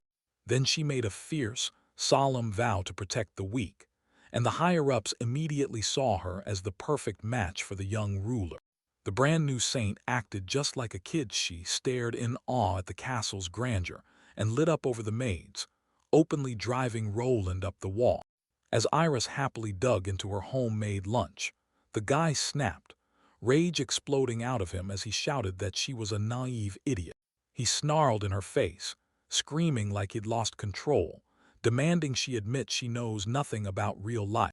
Giza felt like he was being ripped apart, because everyone nearby was handing that foolish girl praise she didn't earn. The memory shattered in real time. Then Iris surged ahead screaming like a war drum, slamming Giz hard enough to knock him clean off his feet. Seeing their forces laid out like that, the dark-haired kid snapped with shock when he finally realized what Nero was really there to do. Giz barreled into her counterattack, snarling non-stop about how clueless she'd been. "Your story is over," Iris snapped in, and drove forward with a flash of blinding energy. Their split kicked off during the border temple's cleansing, when Roland's horror exploded at what happened as the holy power thinned out. Yet the villagers they saved still poured out gratitude for being rescued. Then he heard the saint even paid for their carriage in full, and pride shattered instantly. So he bolted without a word, leaving a confused Iris stranded in the middle of the road. The prince unleashed magical strikes from the sky, using the fight against demons to justify his thirst for new lands. Iris snapped back hard. This war between people would turn them into monsters no different from the rest. The ruler snapped and let out a hysterical scream, cursing the unbearable weight of power like it was crushing his soul. His ruthless magical blast ripped the girl flying through the air. She crashed onto the cracked floor, the wrecked pieces cutting through the silence. "Eris!" he screamed in pure panic, bursting into the hall like a storm. The prince froze, completely baffled, like his mind couldn't decide what to do next. All that's left of his royal pride is nervous sweat. Bloodied and shaking, Iris hauled herself upright and hurled it straight into his face. She wasn't just any pawn. She was a village girl who refused to swallow his cruel methods. The young man stood right in front of her as she tore into the prince, for trying to kill her instead of sitting down and talking. She screamed that it was her fault. She'd pushed him into this madness. The girl lunged her hand forward with fierce, unstoppable force. With that move, the young man unleashed a massive water dragon that bulldozed through everything in its way. A violent surge of water slammed into the enemy, swallowing them whole. A blond young man clawed at his own throat, choking on a raw scream as the river yanked and flung him like nothing. The girl in the hat freaked out and chased after him, while Lloyd just froze there, stunned to the core. A colossal slime monster snapped its transparent tentacles around the poor soul and swallowed him whole, and Iris screamed Lloyd's name in total despair. The boy snapped on his physical enhancement, burst forward by ripping up a massive root, and then thundered straight toward the phantom chest. He cranked his speed to something unreal, cracked out another burst of magic, and tore straight ahead. With one brutal swing of the staff, the chest rockets upward into the sky. Iris stared at her, completely hooked by every second. Lloyd sprang up and snatched the materialized chest out of thin air, then blurted out in pure joy that he'd actually pulled it off. He dropped down to his partner in a heartbeat, and she sighed his name like she'd finally come back to safety. The boy flashed a shaky smile and admitted, "I never saw this coming." The tension drained off Iris's face, and she leaned in, whispering, "Are you okay?" Lloyd stood there, stone still, right beside her as the ruined temple swallowed every sound. With her hands over her face, Iris confessed she couldn't bear to face Lloyd looking that broken. She panicked and blurted out one shaky apology after another, ashamed of how weak she'd been. He slowly rested his hand on the crying girl's head. The boy blinked in total confusion, trying to cover that sudden blush. With a warm grin, he confessed that he's the king of doing silly stuff every single day. Iris went stone still when she heard him say, "Knowing you're flawed is a real relief." As the couple headed toward the city, totally different chaos was exploding miles away in the snowy mountains. Hand in hand, the boy and Iris skidded to a stop before the colossal gate, staring it down like it was about to move. Meanwhile, in the notes, two travelers crouched in silence to catch their breath. One of them had just blurted that something felt horribly wrong when a sharp rumble crashed in from behind them. A hulking, many-eyed monster towered over the little girls, swallowing the sky in its shadow. The swing-snarling monster slammed its huge paw into the ground, nearly flattening the escapees. The monsters strutted through the dead silence, stomping the warning sign into the dirt like they owned the emptiness. A skull-split board was sprawled in the dirt, and the empty silence screamed one horrifying question. Were those creatures closing in on Roland next? The darkness surged in like a living thing, swallowing everything in its path. And just like that, the chapter slams shut. No more pages, just a punch to the heart. The horned demoness towered over the battered girl, snarling that she was weak, then demanded she drop everything and hit the training ground right now.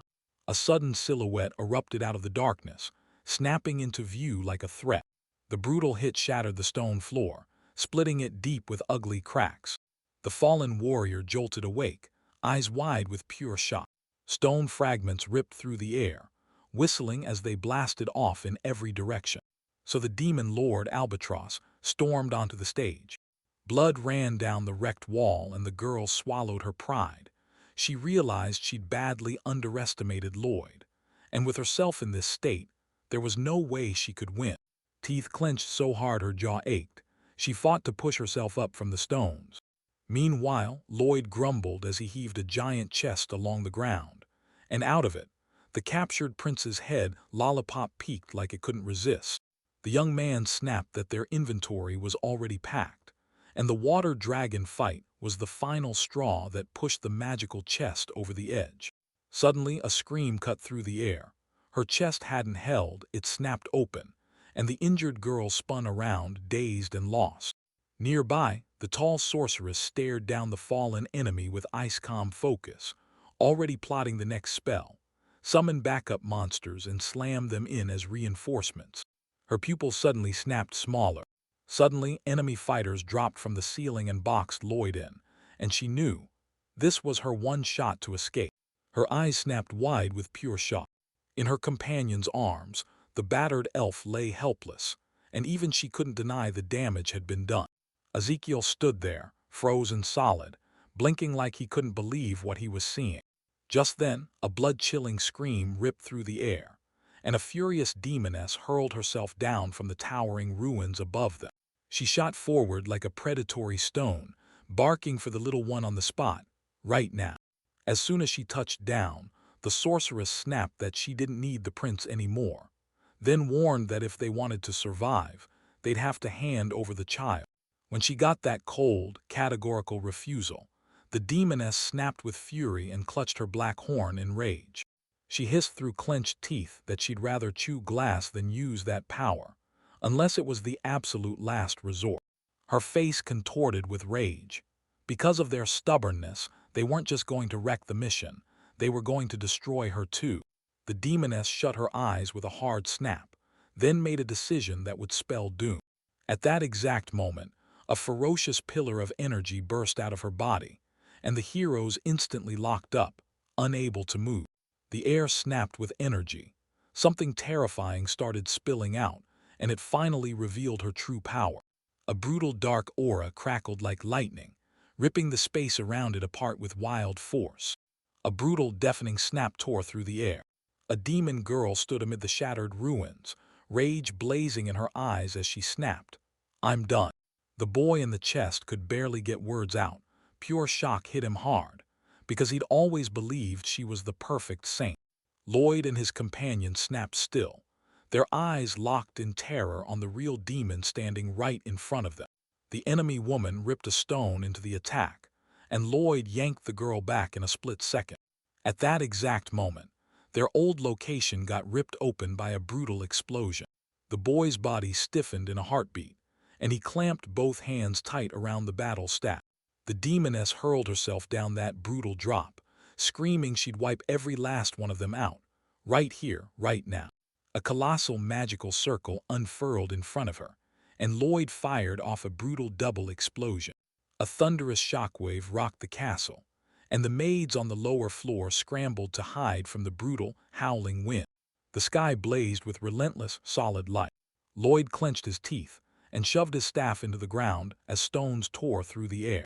Clarity exploded in his eyes. The girl beside her was totally in shock. Turns out the demoness's magic was every bit as strong as Lloyd's own power. Ripping out of the very heart of the strike, an enraged opponent exploded into action, insanely powerful and itching to kill. The demoness crashed from the sky like a meteor, but the young man slammed his staff up in time. Wham! The impact cracked the air. The explosion ripped the stone ground to shreds, scattering it everywhere in a violent blast. A brutal shockwave ripped chunks of the building apart, slammed the boy backward, and left his companion frozen in pure terror. The demoness crawled out of the dust, eyeing them like, "You're not even on the same level as the rest." With a tired, frustrated sigh, the young man just shrugged and said he was only collecting materials. She eyed him like a mystery. What kind of training could turn a regular person into someone this strong? The boy shrugged and said he was roaming wild through untouched lands, hunting for supplies across blinding white dunes. She just kept repeating the exact words she'd heard, like she couldn't stop herself. Then she spun around, eyes wide, because she just couldn't believe he was dead serious. Silence. Suddenly her cheeks flared red. Tears of pure joy spilled into her eyes, because she'd been training there for years. When the guy demanded to know why she had to throw herself into that kind of danger, she fumbled her words and waved him off like it was nothing. She stared in pure disbelief, shocked that anyone could crawl out of that living nightmare and still be alive. The young man let out a shaky breath, utterly lost, thrown off balance like the world just yanked the ground from under him. Ezekiel faced the Lord of Demons, first subordinate, and that icy calm hit like a blade. She said, loud and clear, that if you want real courage, you don't need anything fancy. You just need overwhelming strength. Silence. Ezekiel's eyes went wide with terror. She'd been sentenced to white sands for 1,000 years. With accusations raining down on her, she crumpled to the floor, completely powerless. The memory shattered, because the demoness was already hissing complaints at the boy about how she'd survived the desert. I know that feeling, he gasped, and the shock hit him. It was his own past staring back at him. And right in front of her eyes, those terrifying shadow monsters she'd been forced to kill every single day came crawling back. Grayness. Living off monster meat, she spat hatred for the Lord. And then, still hysterical, she screamed it at the guy as they yanked her straight out of the desert and back into the vanguard. Tears poured like a flood down her cheeks as she begged him to finally see the thousands of years of pain she'd been drowning in. Then, to earn a spot on the front line, she bowed to the commander with humble respect. But the loyalty she used to carry was already gone, burned away long ago. And right in front of the whole army, her first subordinate bowed proudly, totally clueless that she just handed a weapon to a traitor. For one wild heartbeat, it all stopped, like the whole world froze in place. With a sly grin, the horned demoness confessed she'd clobbered the elf in the back right after her fight with the hero. She jabbed a finger at the injured girl cradled by the priestess, and then reality shattered. It was the shadow of the demon lord herself. Those whispers that the shadow was cowering in the dark, licking its wounds, turned out to be nothing but a hollow myth. The priestess snapped back in pure shock. The demoness spit out the real truth.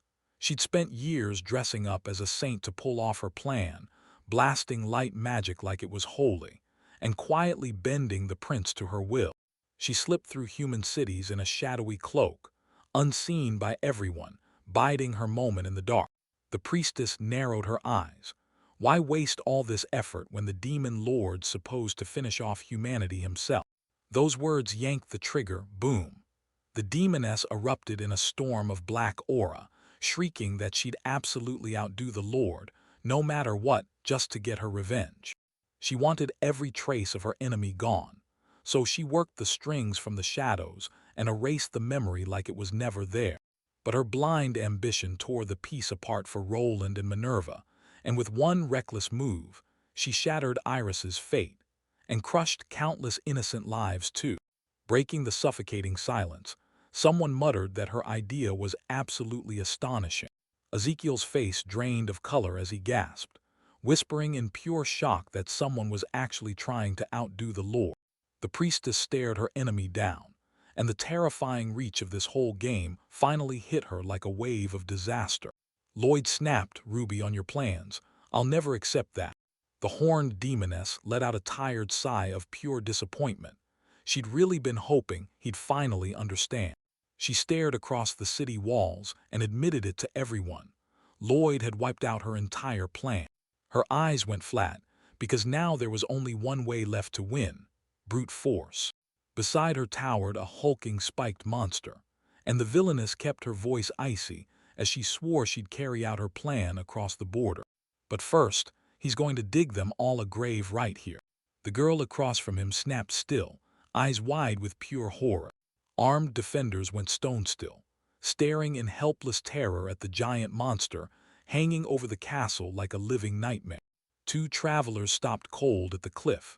Roland's territory had become a dead wasteland, and giant monsters were ripping each other apart right in front of their eyes. From the black of the night, a massive owl shadow towered over the girls. The predator stalked even closer, closing the gap with every brutal step. They froze in shock. The blonde shrieked in pure panic, shouting that they had to run, and she took off like a bullet. The monster tore through the silence with a sudden, blood-chilling scream. The girl let out a sharp scream and squeezed her eyes shut, bracing for the impact like it was coming for her soul. Her dark-haired friend yanked her to a stop, snarling that their escape was hopeless. Those brothers would hunt them down and wipe them out in seconds. In a breathless, hysterical plea, she demanded they use magic or a clone. And then she slumped, exhaling, because she knew it was beyond her power. Behind them, a new spiky giant surged into view, and the girls shrieked, ready to dump every last scrap of collected materials just to stay alive. A blinding flash tore through the air, metal screeched and boomed. Three weapons collided in a single, savage clash. The multi-eyed dragon's root gets slammed shut. Right in front of it stands a young man gripping a battle staff. "I won't give her up, you lord of demons," he roared at the enemy, and the girl he saved stared at his back in stunned disbelief. The demoness bristled at the sudden obstacle, and you could feel the fight about to explode into a whole new level of fury. The demoness barked orders at her henchmen: hammer Lloyd with everything they had, because with him gone, nobody would be left standing to stop them. A shadow in black shot forward out of nowhere and launched straight into the attack. The demon queen smirked as she promised endless regeneration, while her monster blasted the earth to cinders with a deadly beam. The young man snapped open a colossal, honeycomb-shaped magical barrier in midair. The monsters slammed in with everything they had, blasting the ground and tearing up a roaring cloud of debris with every violent explosion. The girl shrieked in pure terror as a massive, gaping maw hovered over the cathedral like it was about to swallow it whole. The demoness flashed a disdainful smirk, thinking the enemy was just too inexperienced to survive a hit that brutal. She wore a smug grin as thick smoke choked the air, fully sure the defense had been wiped out for good. Her eyes bulged with shock. Then a glowing magical circle snapped into existence right above the monsters. 16 explosions ripped out of the sky at once, turning the mistress's minions to dust in an instant. Lloyd softly touched down in front of his allies, throwing his back in front of them to block every shred of danger. The girl swallowed hard, stunned. She just couldn't wrap her mind around how 10 years of training could possibly forge that kind of impossible power. The demoness snapped back in furious shock, only realizing too late that his shield could swallow an entire cathedral. Suddenly, fresh monsters tore up through the ground. Then, the moment Lloyd heard that warning cry, he snapped around with his staff up and ready to strike. The horned demoness snapped her hand forward out of nowhere, blasting her opponent with a wrecking beam. Lloyd barely managed to whip the staff out of the way and snap up a magical shield at the last second. The shell slammed into the scaly monster, ripping it apart as fire and dust erupted into the air. A razor-cold spear slammed in from the side, and the blonde girl shoved the giant owl aside, shouting at Lloyd, "Are you okay?" The young man lifted his eyes, and his blood ran cold, because fresh feathered enemies were swooping in overhead. The demoness flashed a smug smirk and sneered that his allies were way too weak to matter. She burst into laughter as she remembered those sand dunes, while Lloyd scrambled to dodge every savage hit from those enormous paws. Now he was stuck all by himself, staring down three grinning monsters with eyes that felt like they could bite. With a magical flash blasting in the distance, the blonde girl suddenly realized this wasn't a small problem at all. It was a full-on threat Lloyd was staring down right now. A colossal blast thundered over the rooftops, smashing the barrier straight in front of the gigantic dragon. A panicked guard tore past the girl, yelling at the top of his lungs for help. The familiar owls struck without mercy, unleashing chaos that forced the terrified soldiers straight into a trap. Suddenly, from beneath the castle ruins, a brand new monster, bigger and far more hideous than before, exploded into the open with a bone-shaking roar. A giant dark tentacle slammed into the ground with a thunderous roar, blasting what was left of the guards into the dust. Isolde swung her sword in a wide arc and crashed it into the giant's scales with a brutal strike. A surge of raw power tore through the air like lightning. But the monster slammed up a magical shield, swallowed the attack like nothing, and then brutally hurled the girl backward. She didn't waste a second. She teamed up for a brutal double strike, while behind her, the maid Cephilia hovered in midair. Isolde roared at them to prove their secret training, her grip crushing the handle. Instead of landing a crushing combo, the maid missed, then flew face first into her partner's buttocks.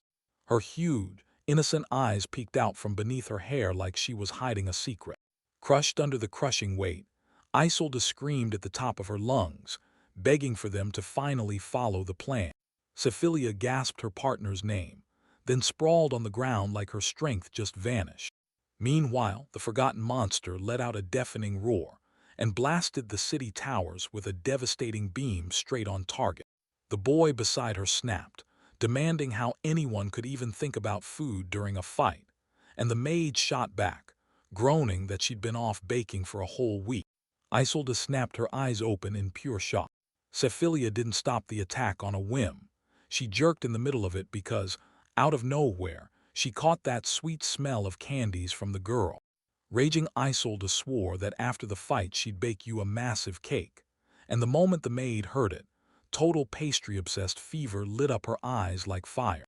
Battle-scarred and shaking, she clenched her fist tight, because she still remembered how Nero always cooked for her right after every fight. The moment she looked at them, festive cakes burst into shining, irresistible joy in her eyes. As that savage cry rang out, the earth blasted open with raw energy, like the whole ground was vowing they'd fight for him. In a blinding flash, Lloyd's name exploded through the air. The girls crashed together in a lightning flurry, unleashing their double sword combo and slamming the enemy back. She hoisted her blade into the air and roared at the terrified holy knights, ordering them to draw their weapons and face her in battle.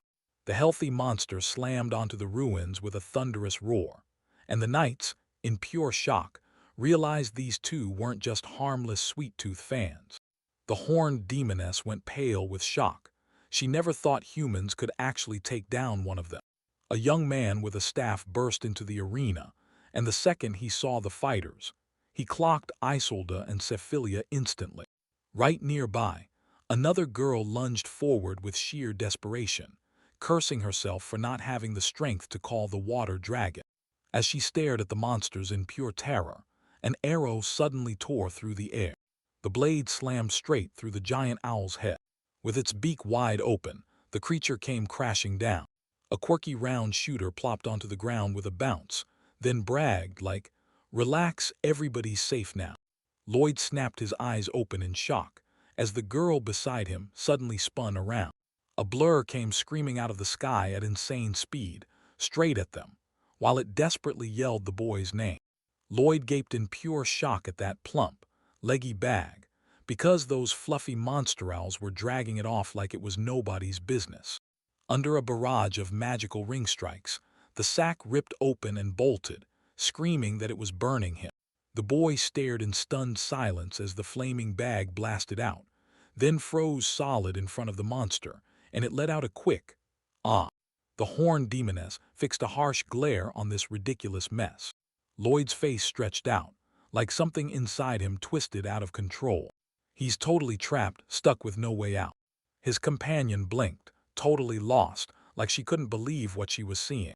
He finally clocked them, Elf Lyra and Mars, and blurted out their names in sheer shock. Two filthy girls spilled out of a burnt sack, and the elf was already whining that she'd nearly been cooked alive, while her friends snapped at her for that dumb disguise. Right there, a mimic chest burst into speech, claiming they somehow pulled through the last battle of Lloyd, miracle after miracle. Then the crowd surged forward so hard that we got swallowed up in the chaos and had to bolt. In all that chaos, they barely squeezed out alive as monster after monster kept pouring down from above. Two adventurers lunged at the giant bird, screaming their battle cry like they'd do anything to protect Iris. Right before the monster surged in, a heavy thump hit the chest, and familiar voices blared that reinforcements had already arrived. Demoness Ezekiel just snorted with pure disdain. Those little nobody didn't even come close to intimidating her. Eris's face snapped bright with hope. Turns out the guild hadn't left them to drown when they needed help most. Isolde and Cephilia burst into the fight together, stabbing the monster through with a synchronized barrage of shining blades. A thunderous blast tore through the air, and Lloyd blurted in total shock the names of the girls who had just been sent skidding away from the heart of the impact. Ezekiel clenched his teeth, realizing the worst part. This wasn't just that one guy. Other deadly enemies were lurking here too. Lloyd snapped an all-out assault instantly, rushing straight into the demoness himself as she screamed for the monsters to clamp in and close the ring around her. Isolde screamed that their last shred of hope now sat squarely on Lloyd alone. Sweat dripped down Ezekiel's face, and the tension in the air felt like it was choking him. The warriors rolled out brand new, earth-shaking gear and smashed straight through the enemy's defense line. At that exact moment, a massive icy spear tore out of the magical circle and came crashing down. As the battle erupted all around them, Lloyd slipped right behind Ezekiel and slammed a double silence spell on her, snuffing out her startled scream in an instant. The double silence spell slammed the enemy's mouth shut, choking off her sorcery the moment it hit. The demoness bared her fangs like a warning blade, flashing a lethal grin that dared anyone to come closer. Lloyd clutched the weapon with white-knuckle fury, his mind flashing back to every lonely mile he trekked alone across the desert. But those wild days are gone for good. Now loyal companions stand right by his side. With a blood-curdling scream, he launched himself straight into the fight. The whole team surged after him, crashing into the heart of the battle as one unstoppable front. Magic snapped together into one blazing, shining point. A blinding cross-shaped blast ripped through the air, slamming straight into the demoness with no mercy. The hit slammed her backward, ripping the armor into shredded pieces. Breathing hard, Lloyd let out a triumphant breath. He finally nailed the target. Staring at the lifeless giant monsters, the villainess snapped with horror as the truth hit her. Her army had crumbled. She'd fully burned through her edge, and the escape routes were completely gone. Fear seized her mind like a vice. This was the same hopeless trap that had been crushing souls for thousands of years. Suddenly, a piercing shout snapped her out of her daze. Someone was barking, "Move along! Stop wasting time!" Bloodied and drained in the wreckage, she barely raised her eyes and rasped Lloyd's name like it was her final, desperate lifeline. The giant owl finally came to a halt, and the exhausted girls collapsed onto the ground, groaning as relief hit them. Suddenly, the darkness split, and an elf girl lunged out wearing a predatory, maniacal grin. The moment he realized it, he went completely still. His eyes snapped wide with pure, stunned shock. Something shifts in the dark, fast, sudden, and chilling. "Our Ruby," he gasped, snapping his head around as that familiar silhouette hit his eyes. Still dazed and stammering, he couldn't even finish a sentence when she burst out in furious accusations, claiming he'd ditched every single quest from their studio. After his escape, the girl shrieked that her life had gone straight to ruin, until her hysteria was brutally cut off by a wild shriek blasting down from the sky. He plummeted into free fall. A heavy sack slammed into the ground with a bone-jarring thud, kicking up a thick cloud of dust. Behind the red-haired girl, a towering horned demoness loomed, scratched all over. She panted out her relief as she bragged about how perfectly the materials had been collected. Dead silence slammed down like a heavy curtain. The drink slowly sank into his system. The moment they spotted Ruby in the crowd, the young man and his friends went stone cold with horror. A punch of numbness hits, right on the spot, for just one deadly second. The demoness shot upright with menace, then summoned a blazing cauldron out of thin air like it was never even hard to do. A cold sweat poured down the young man's cheek, like his body already knew something terrible was coming. He stood there frozen, right in front of him. A real alchemical cauldron hung in the air like a miracle. Ruby leaned in like she couldn't wait, ran her breath over the artifact, and snarled that she'd built it to conquer other countries. Now, she'd use it to travel. Inside the open box, a wild mix of strange magical ingredients and bits ripped from monsters was piled up, ready for something dangerous. The girls froze in terror. Right in the middle of the battle, the enemy was turning monster corpses into raw material to forge their next weapon. With her head crowned and her heart roaring with victory, she slipped on her brand new crown of spatial displacement. Razor-sharp claws dug in and squeezed a thick, glistening liquid straight into the ritual bowl. Without a moment to spare, the swordswoman unleashed a double technique and carved the obstacle to bits. The young man whipped his head around in sheer confusion. Ezekiel was gone, like the battlefield swallowed him whole. The girls stood frozen in the ruins, frantically scanning the wreckage, desperately trying to spot her. Suddenly, a colossal magical hexagram blazed to life right under their feet. The fighters went wide-eyed as the rest of the magical creatures vanished into thin air in an instant. The young man's face went deathly white with terror, and he screamed for everyone to back away from the circle, right now. He clocked the pattern instantly. This was that same power teleportation magic they'd built in their workshop. One of the fighters caught a blazing flash in the sky, then snapped his arm upward and pointed straight at the castle roof. That elf girl gasped in pure shock. Did Ezekiel just bolt and leave them behind? A deafening roar tore through the air. Then a giant explosion dome blasted up over the snow-covered fortress, rattling the mountains to their core. Lloyd's blood went cold when he realized it had sucked every last drop of mana right out of the vanished monsters. The whole team stopped cold in front of that massive dark silhouette, terrified they'd just stumbled into a brand new nightmare or challenge.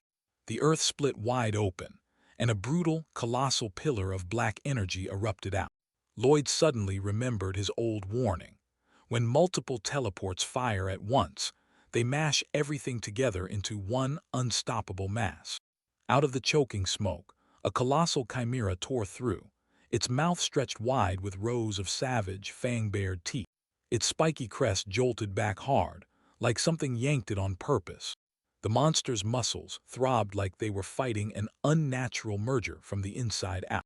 Debris blasted through the air with a vicious crack. Ezekiel literally fused with the monster army, and now he looms over the stunned group like a nightmare about to strike. Lloyd snapped back with fierce fury, defending the people who had dragged him out of Ruby's captivity.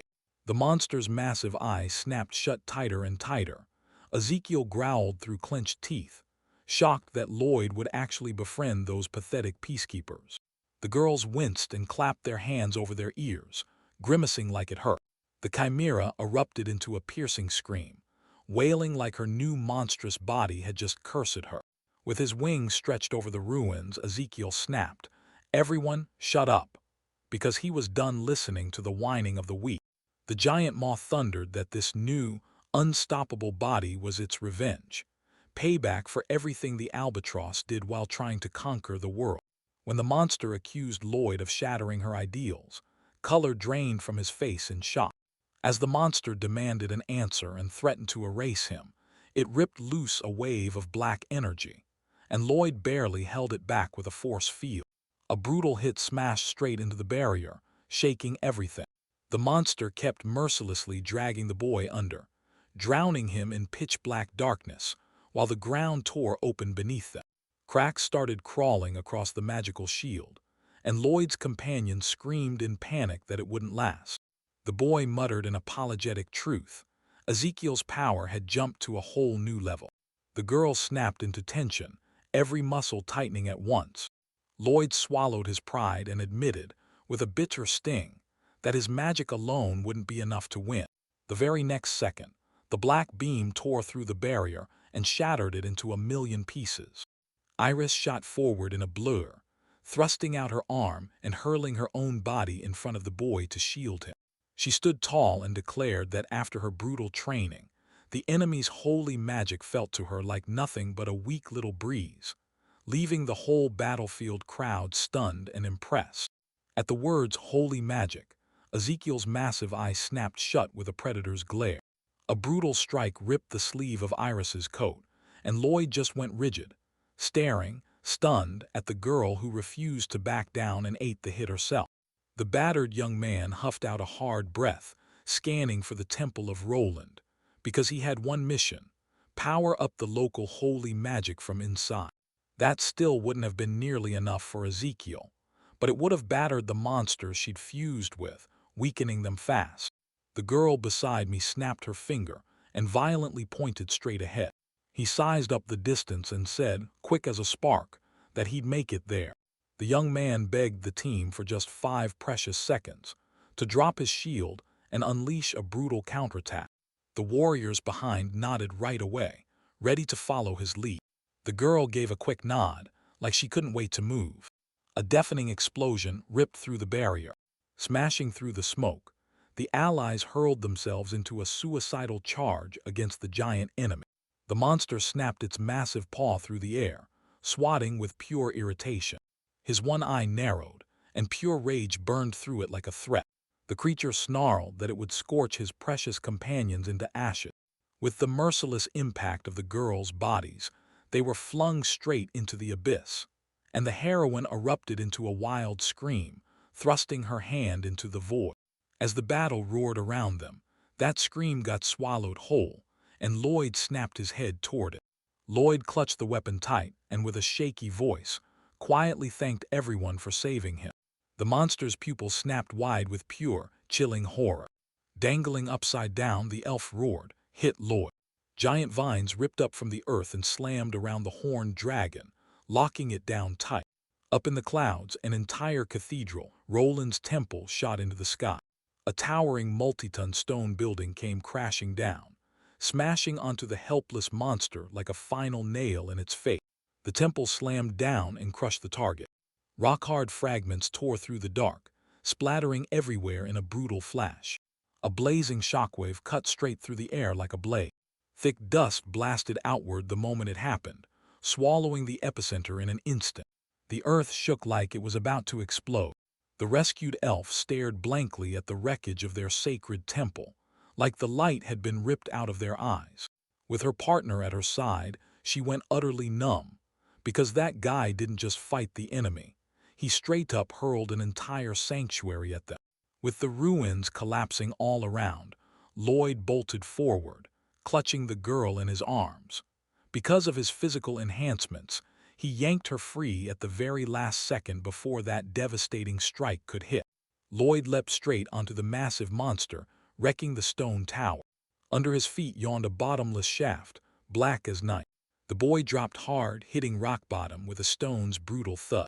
He slammed into the middle of a massive, half-collapsed hall.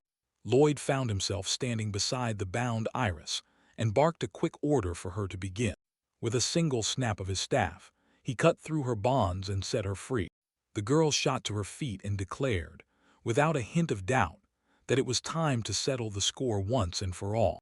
She dropped to her knees in prayer, and the world erupted in blinding light. The monster choked on a gasp of shock, and its power crumbled on the spot. The beast's giant body spasmed as it cowered and curled up, crushed by the merciless magical aura pressing down on it. That monster tore into the air with a ferocious roar. Then, out of nowhere, someone at the side screamed Lloyd's name in pure desperation. Lloyd and Iris snapped around as the voice cut through the air.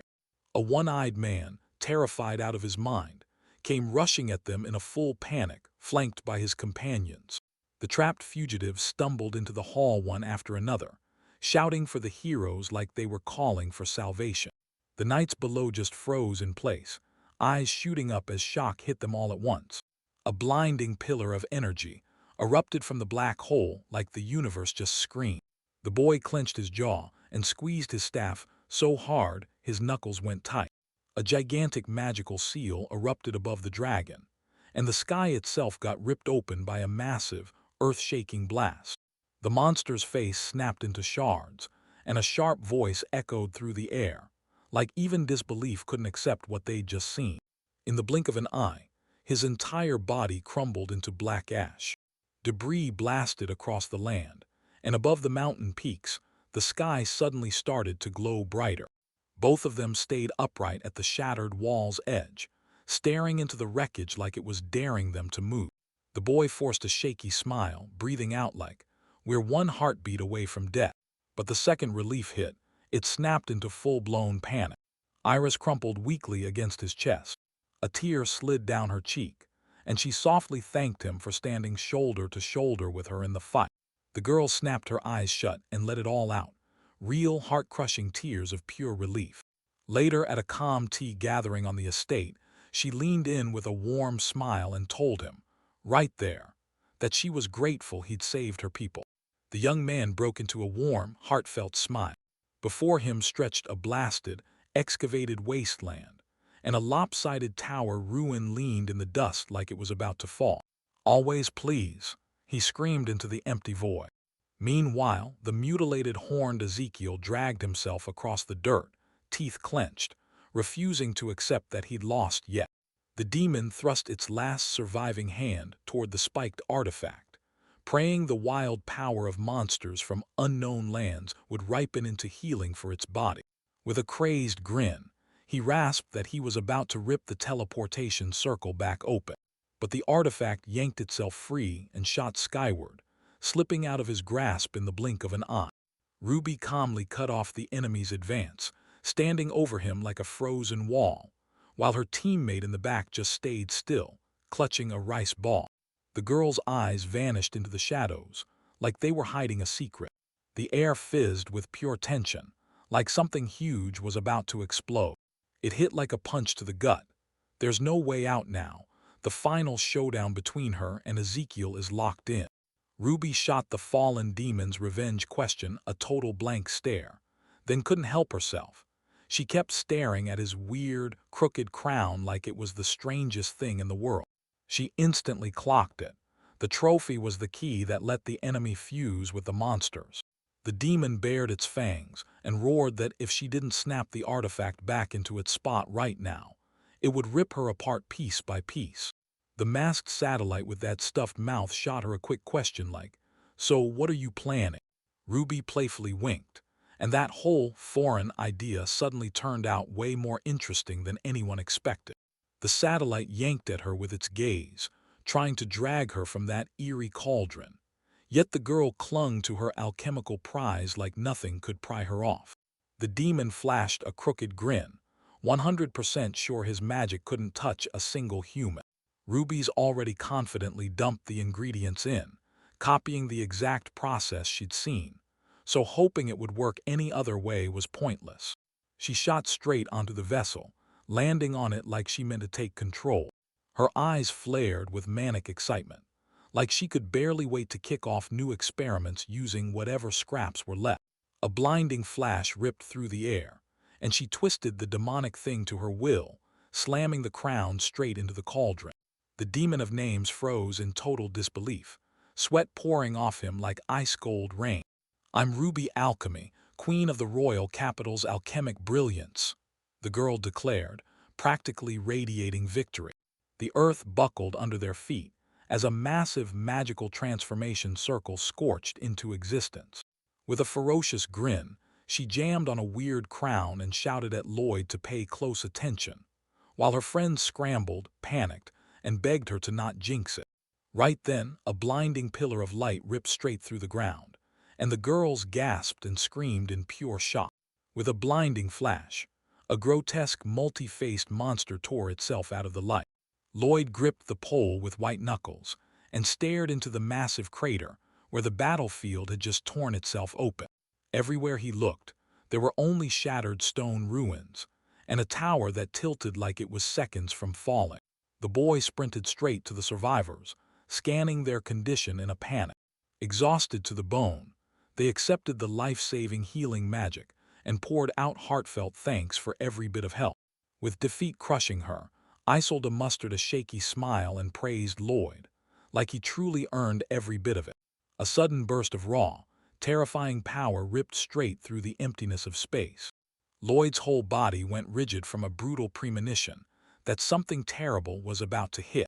He ordered his people to hunt for Ruby and stay away from the Black Crows. Then he took off to personally inspect the spot where Ezekiel fell. From the shattered tower, a towering dark shadow with blazing eyes silently lifted itself into the sky. The earth split wide open, shaking the ground as it spewed out gigantic black crystals. The whole team went rigid with terror as that destructive magic slammed down. Ezekiel has risen. The sky got shredded by razor-sharp black spikes. A massive, scaled tail shimmered in the darkness, flashing like a threat the shadows couldn't hide. A dark, ominous mass crept in and towered over the heroes like a nightmare taking shape. From the choking cloud of dust, a terrifying chimera tore itself into view, an enormous, gaping maw and mad dog heads crawling over its body, as it roared like it wanted Lloyd to come charging out. The elf froze cold when he finally clocked Ruby inside the monster. That girl transformed so hard, she looked completely unrecognizable, way scarier than any nightmare you could ever dream up. The defeated swordswoman barely scraped the words out, saying Ruby must have used Ezekiel's alchemical artifact. Lloyd's mouth fell open, then she screamed her name in pure terror. The monster snapped its fangs and swore it would erase the whole country from the map, unless the boy dropped his surrender. Without warning, a blinding beam erupted from Ruby's maw, shredding the ground and splitting it wide open. The charge slammed straight into the Roland Mountains, ripping them apart in a massive explosion that tore everything to shreds. Lloyd cursed through his teeth, completely helpless. The monster chuckled with pure delight, savoring the punishment waiting for the wrongdoers, then decided to deal with the boy first. A massive eye gleamed down at Lloyd, savoring him with pleasure and poisoning him with disdain. Lloyd snapped, bursting into tears as he begged the giant, tusked monster to tell him why Ruby was treating him that way. While she sprinted, rage flared. How dare he turn into a monster when he's totally helpless in his regular form?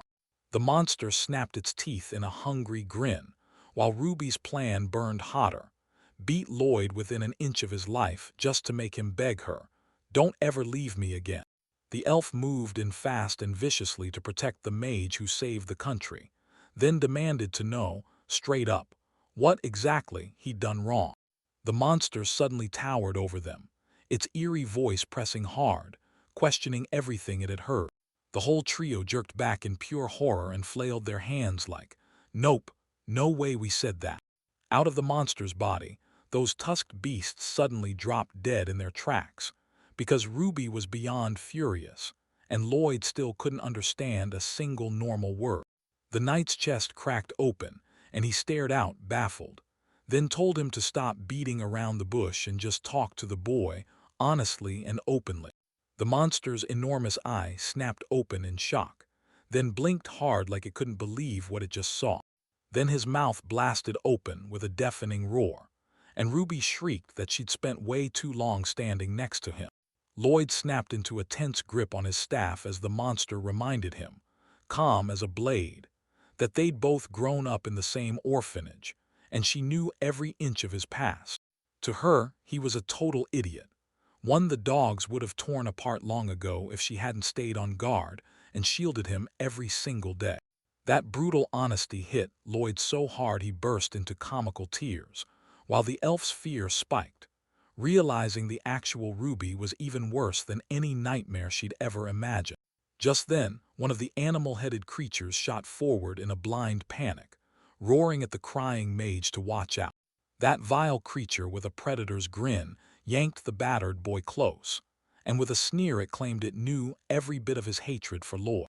With a lightning-quick slash, the blade suddenly tore one of the demonic heads clean off her shoulder.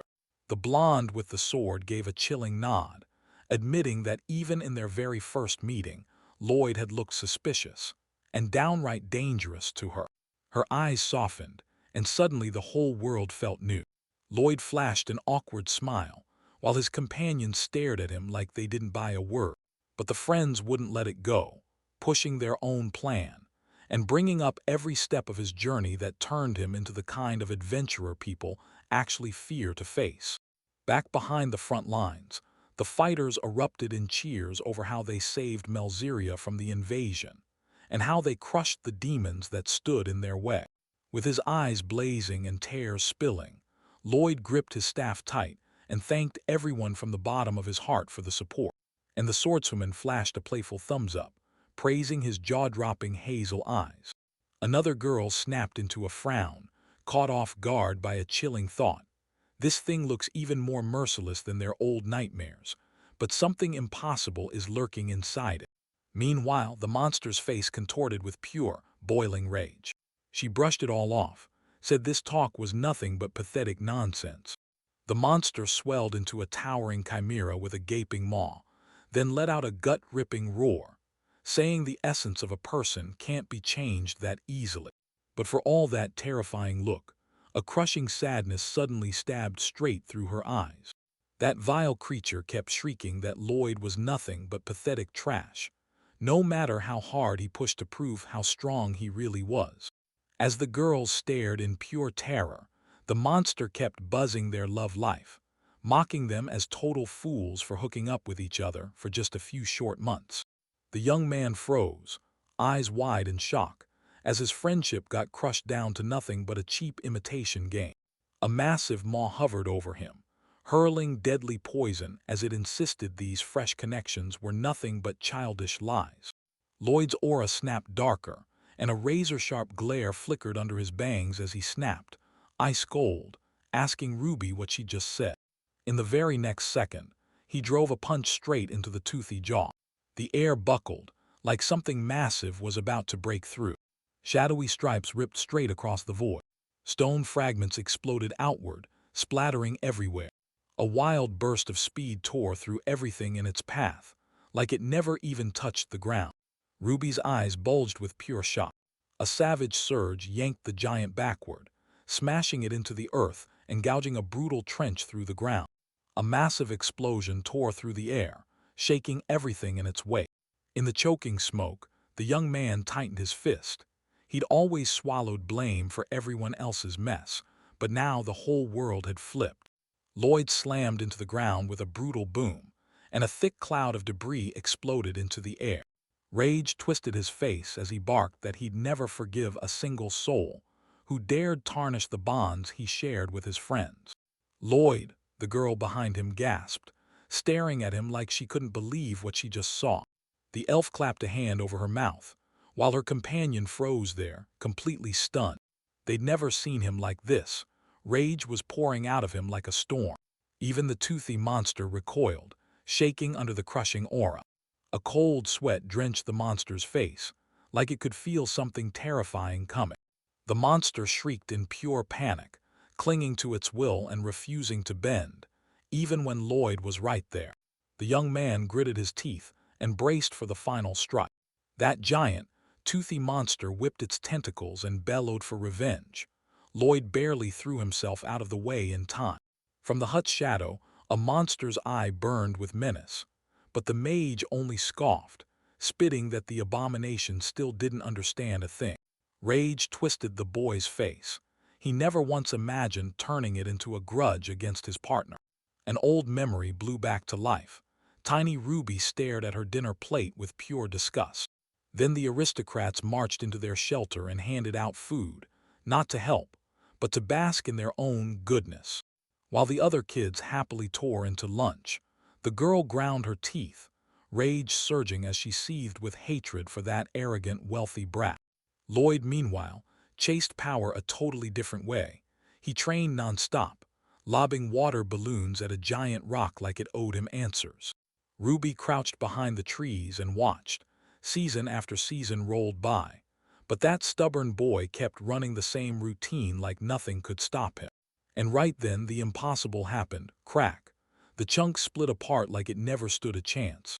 That night the girl huddled around her books, vowing she'd become the greatest alchemist ever and claw her way to real power. Cold determination burned bright in her eyes. After snagging that clueless Lloyd, she didn't hesitate. She boldly announced that from this moment on, he'd be her assistant. That warm memory of joyful consent snapped him back to reality. Lloyd shot forward and slammed the monster with a brutal, bone-crushing punch. With the monster's roar crushing the air, he screamed over it, demanding Ruby was to blame, because she'd once bought his loyalty forever with nothing but a crust of bread.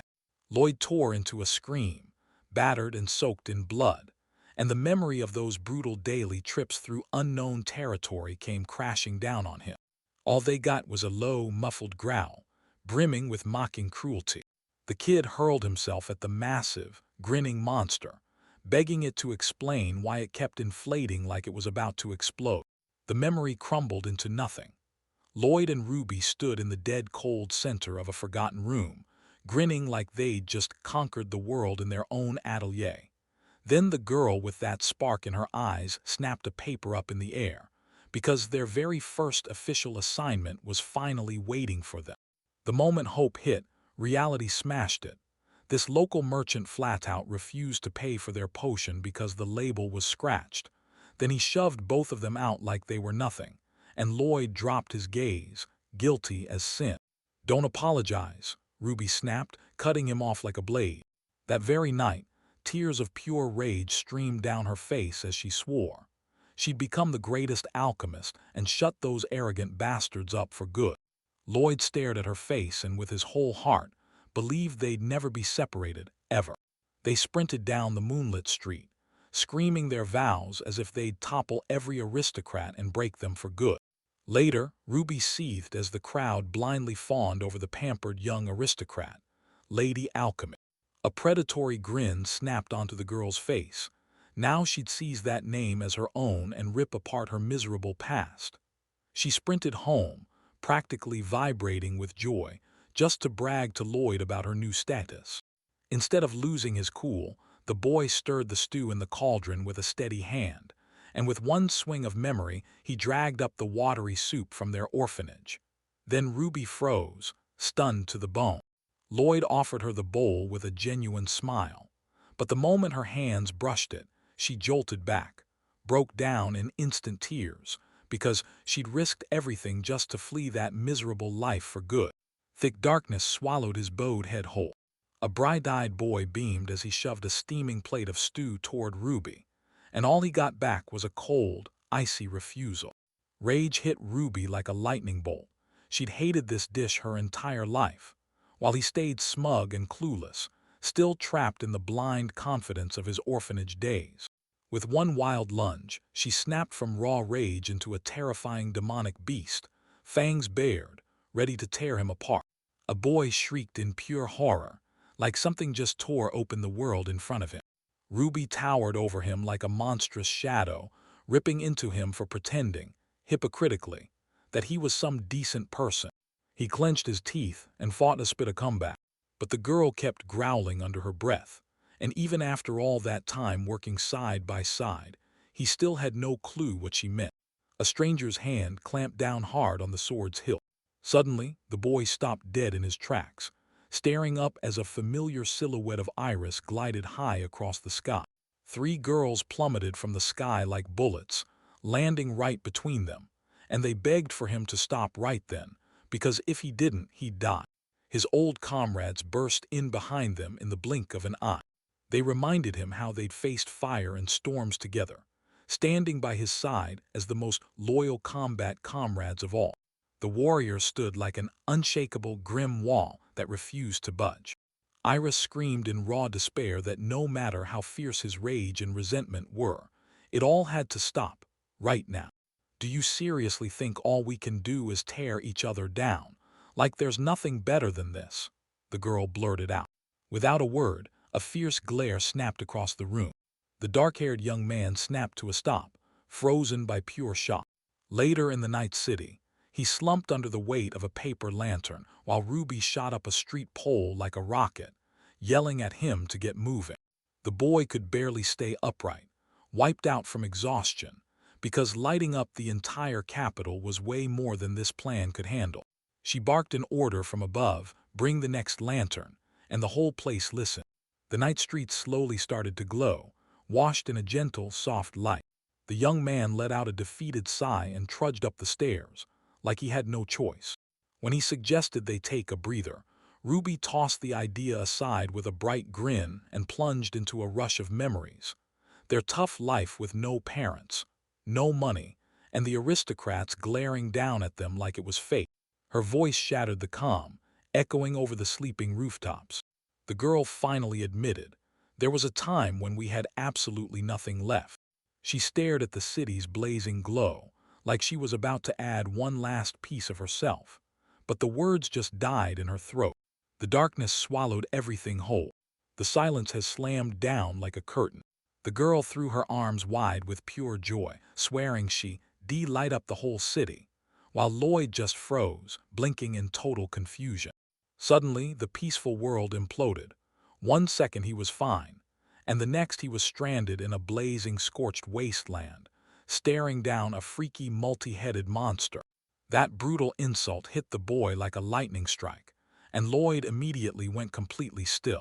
A massive, toothy maw yawned wide and started roasting him, calling him a fool, a slowpoke, and worse, with fresh insults.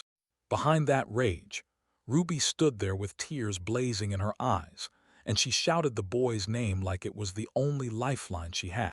Above the astonished warriors, a blinding explosion ripped open the sky.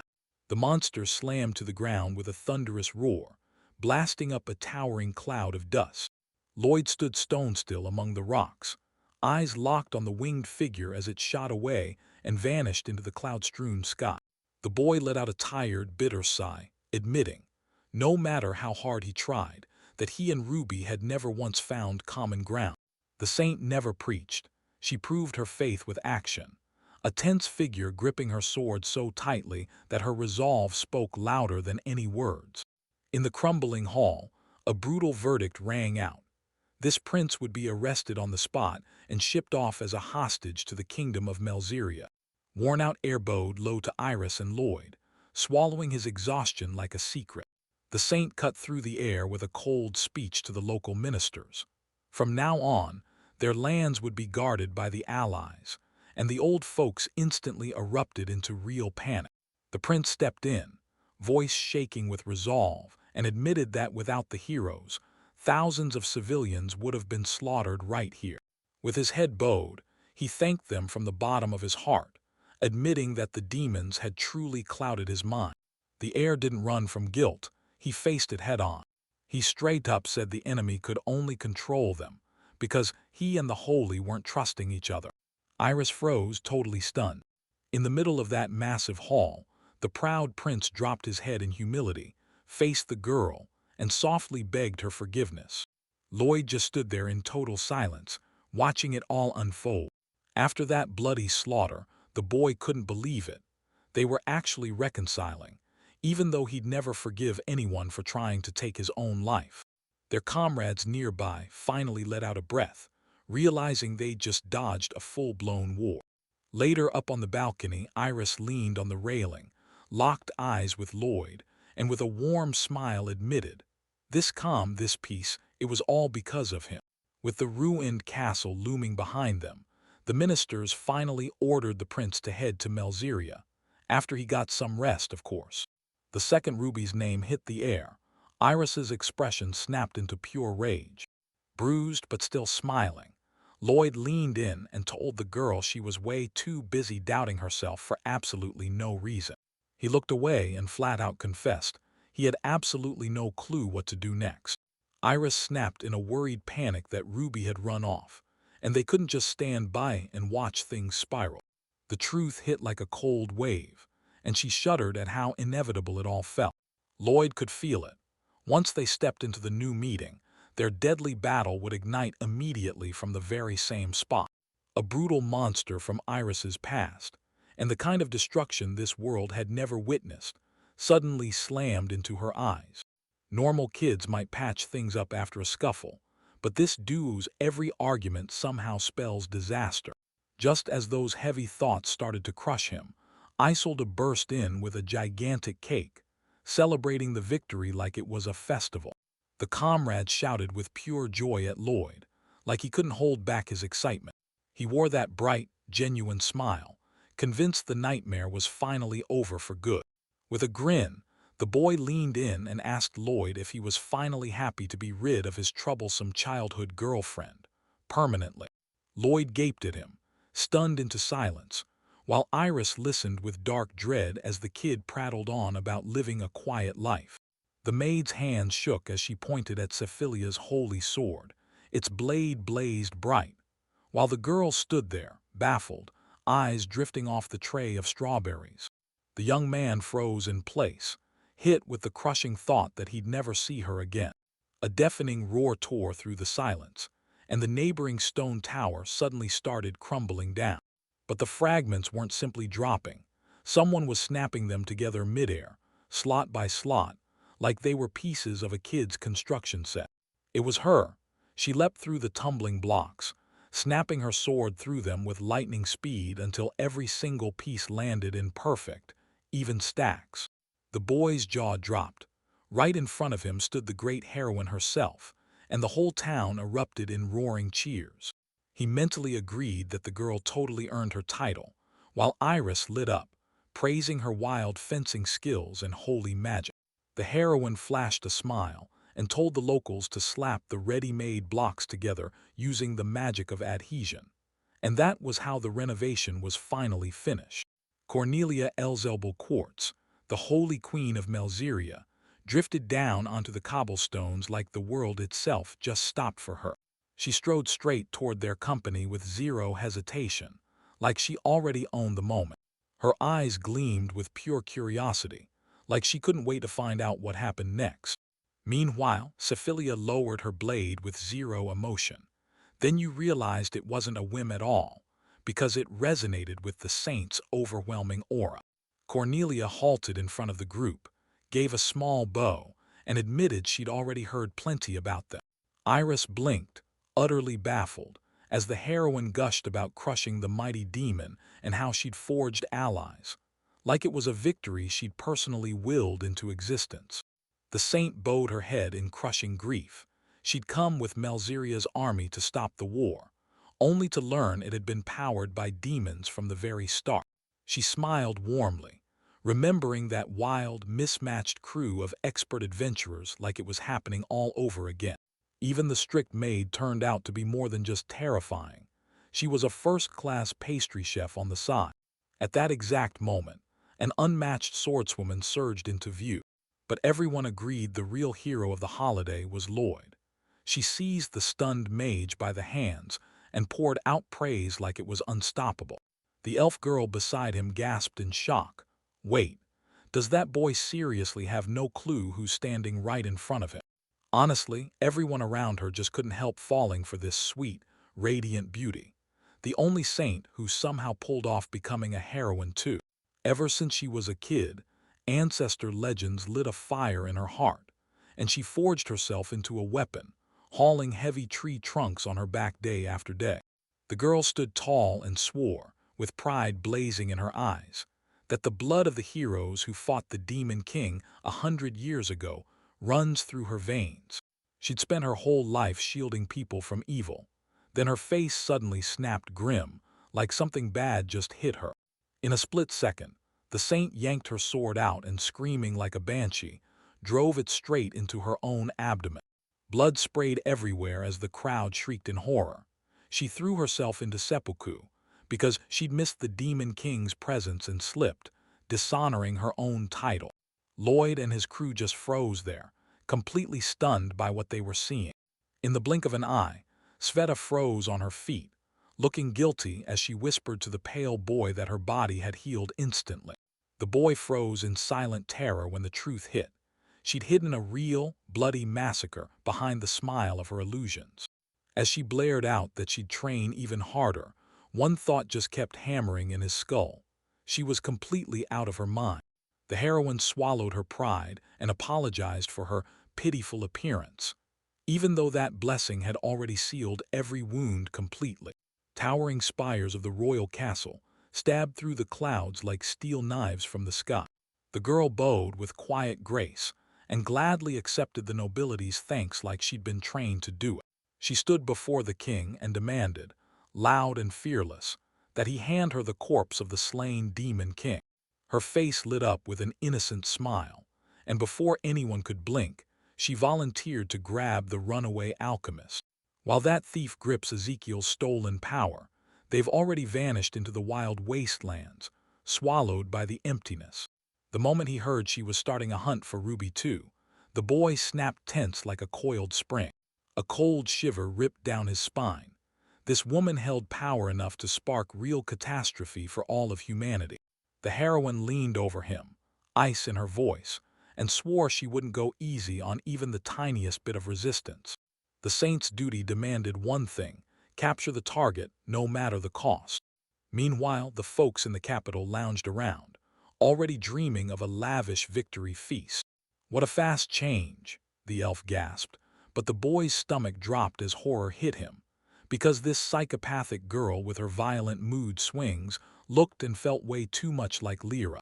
With a sweet, innocent grin, the girl announced that the rebels were finally locked up. With Ruby nearly beaten to death in the background, she tossed out a careless line, like, now he was the one who had to deal with the monster. Lloyd's eyes went wide in pure shock, because he knew Ruby would never back down without tearing into the fight. The partner snapped into her, warning that if she resisted, the fallout would have been brutal. All the other satellites just stood there, totally stone-faced, like they didn't even blink. The friend called out to the boy, worry blazing in their voice. Beaten up and drained to the bone, Lloyd could barely drag himself across the castle grounds. With a strained smile still clinging to his face, he finally let out a breath of relief and urged everyone to break off and take a rest. Right out of nowhere, the maid shot her hand up and casually declared, "Let's eat the cake first." That same night, Lloyd tossed and turned, unable to sleep, staring at the ceiling like it was staring back. In her mind, Ruby's fury exploded. She screamed that their efforts were getting ripped off, and vowed she'd never feed him anything but stew, forever.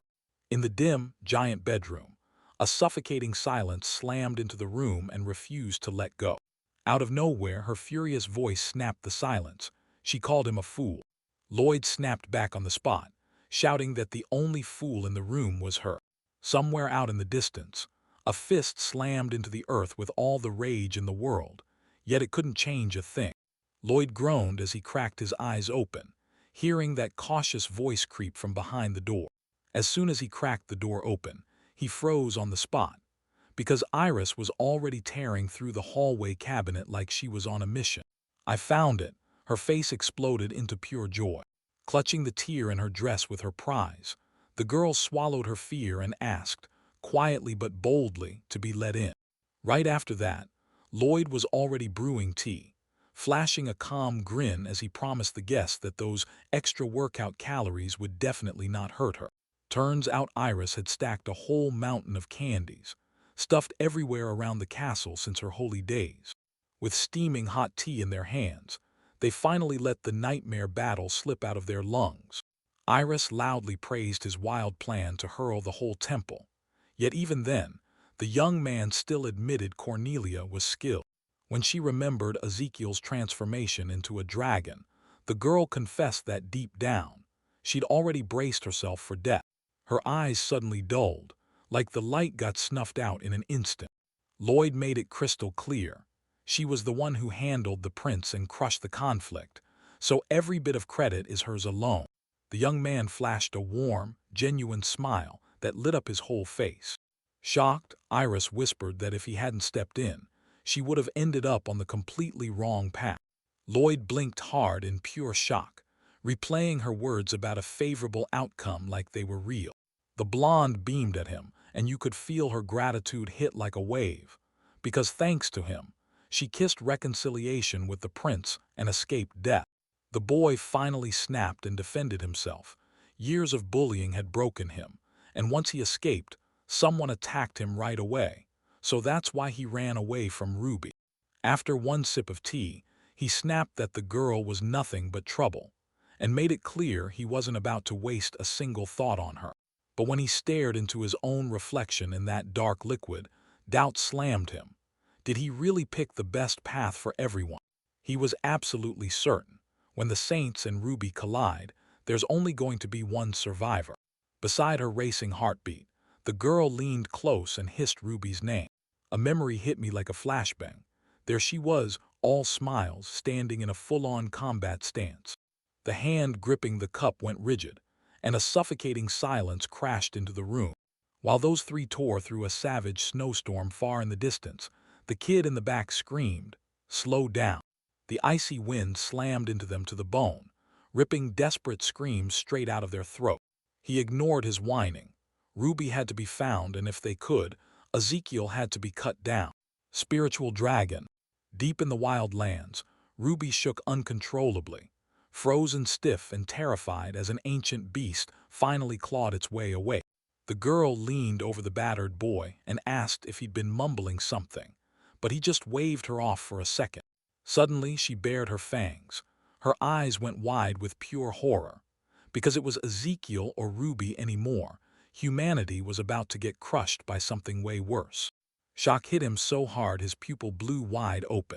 From the pitch-black void, a colossal spiritual dragon skeleton roared into existence. That monster had to be shut down right now. If that monster, so terrifying it even haunts the demon lord, keeps running wild, the whole continent will be wiped clean. Cold sweat drenched her as she shot upright. She had to break free from the shelter, and she needed Lloyd by her side now. Darkness. A blinding flash ripped straight through the darkness. Then again, the world plunges into total darkness. Those memories wrecked her.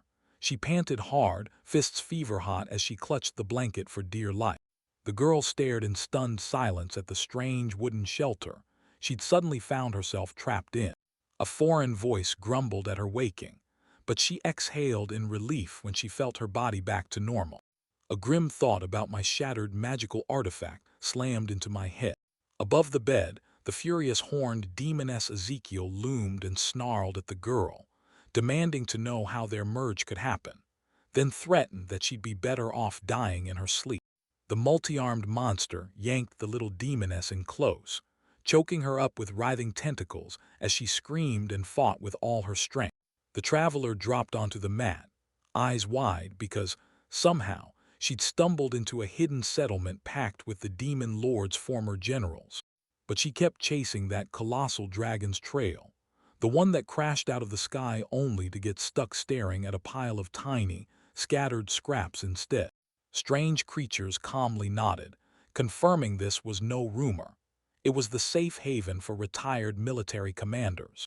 In those ancient days, their cruel commands slammed into their bones, forcing them to crash into the human world with a non-stop, immediate assault. She thrashed against her bindings like a storm and tore out a blood-curdling scream. She wasn't some nobody. She was the mighty Ezekiel. That fish-like giant let out a cruel laugh, jeering about how the strongest warrior had once roared with pride, until now when he had not a single drop of mana left. Both giants stared at her hysteria with stone-still, blank faces, like they couldn't feel a thing. The many-armed one beamed calmly and told him the war was ancient history, and in their village, fighting was strictly off-limits. That giant mountain range stood like a locked fortress, keeping these brutal wastelands safely cut off from the world of people. The girl let out a tired sigh, finally realizing she'd been dropped into some truly strange place after aimless flights. She whipped her head back toward the monsters, stunned by how absolutely they didn't care at all. Suddenly, the dead quiet got shattered by her stomach's fierce, treacherous growl, loud enough to betray how ravenous she was. Zdoravan halted mid-step and flashed a knowing smile. He instantly figured out those two were dodging people just like him. The monster stalled the interrogation and shoved the idea of food at her, but the girl's nerves got the best of her, and she turned it down. They slammed a heaping bowl of thick potato soup in front of her, and she flinched hard, while the horned neighbor sat there eating every last bite like it was no big deal. The last one drifted back in her mind to the human lands, carrots, onions, all of it, and admitted she was absolutely dying for those flavors. Meanwhile, the monsters happily slurped their stew, grinning as they wondered if they could handle something totally new. Monsters lunged in with spoons, craving a feast like it was their destiny. Suddenly, the captive violently snapped up from where she'd been sitting. She bolted away, yelling that she wasn't about to cool off here, so hard the horned one nearly choked on his own shot.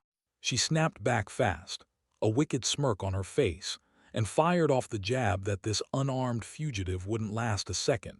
He'd be monster food. Then the girl spun around and yelled that she'd come back to set everything right, brushing off the horned one's desperate cries. She didn't care about the monsters or the mountains of fairies. That fire in her eyes runaway snatched the thought away. She's not about to rot in some pathetic, retired crowd. The horned demoness scoffed with pure disbelief, like she didn't buy it for a second. Without slowing down for a second, the girl screamed with everything she had that she didn't care about monsters or piles of fairies. She shot a defiant glance over her shoulder and declared she'd rather bend in pain than stay stuck with these losers. The horned demoness could only freeze and clutch her head, because that audacity hit like a punch. The demoness just flashed a confident smile, like she already knew how this would end. In the middle of a barren wasteland, the girl in rags declared Lloyd was just like her. Both of them clawed their way up from the very bottom and dragged themselves into everything they'd built. Rage twisted her face as she screamed that this fool still couldn't see the worth of everything they'd accomplished. With a sharp, contempt-filled sneer, she snapped that the guy had stayed blind for way too long. So yeah, he'd earned every bit of being treated like trash. Suddenly, a brutal wall of thick mud slammed down on her with a savage splash. Massive stone blocks crashed down like thunder, smashing into her and knocking the wind clean out of her as she hit the ground. The demoness stood calmly atop a mountain of rubble as the captive below thrashed helplessly, scrambling for freedom with no luck at all. The victor's eyes blazed with disgust. She snapped those pathetic excuses in half and treated the captive like the demon lord himself. Dust and grime clung to her skin as she bared her teeth, and snapped that she had absolutely no clue what Lloyd was thinking. The demoness spat out a sneer and branded her an evil, arrogant fanatic, like there was no saving her left in this world. She remembered how that young man charged in without a second thought, risking his life to protect the fragile saint. Even with her defeat stinging like poison, the demoness finally admitted it. He'd found real happiness at last, surrounded by true companions who had earned his trust. Branka stood there, stunned and stuck in the mud, as that brutal verdict hit. No worthy soul would ever choose someone like her. The demoness spun away in disgust, and she ditched the enemy to rot all by themselves, soaked in those twisted, sick ideals. Neck deep in mud, she went still, crushed by the brutal truth.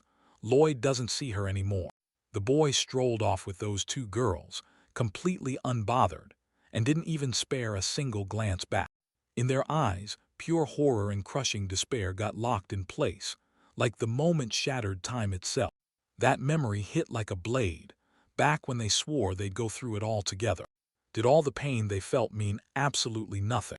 "Don't leave me, Lloyd," she choked out, tears blurring everything. Up above, a horned demoness watched in complete silence. She stood at the edge of the abyss, staring down with cold contempt at the captive trapped beneath. The demoness shrugged, but serving the albatross still felt like a punishment that grated on her soul. But it's finally done, and the whole world just feels over. Suddenly, someone gasped. Then the bloodied girl screamed Ezekiel's name with what little strength she had left. Just like that, a monstrous spider lunged out of nowhere and slammed into the demoness, hungry for blood. With one brutal strike, she slammed face first into the earth, just her legs kicking in the dirt. Gasping in the mud, she spat out in furious rage that this body was completely useless. The horned girl snapped into panic, firing off curses like they were flames. She and her friend fought to wriggle free from the slippery tentacles, while their long-necked buddy kept squirming and panicking right beside them. Gloomy, jagged rocks rose up like a cold fortress, looming over everything. Her filthy, worn-out companion squinted ahead, fighting to see what was coming next. The long-necked one kept on ranting about their pointless dash into the swamp, while the horned one froze in horror, staring straight down at the giant centipede crawling beneath their feet. A hulking fishman roared out a cheerful greeting to them right at the camp gates, loud as thunder and twice as happy. Those poor girls looked so helpless that every single person in the room couldn't help but turn and stare. The monsters buzzed with wild delight, welcoming the crew back to that huge empty cauldron. The short-haired girl let out a quiet sigh, then admitted the truth. She'd love a campfire right about now. The long-necked one lunged in to help and started grinding the wood hard against the ground. The girl frowned hard and muttered something you couldn't quite catch.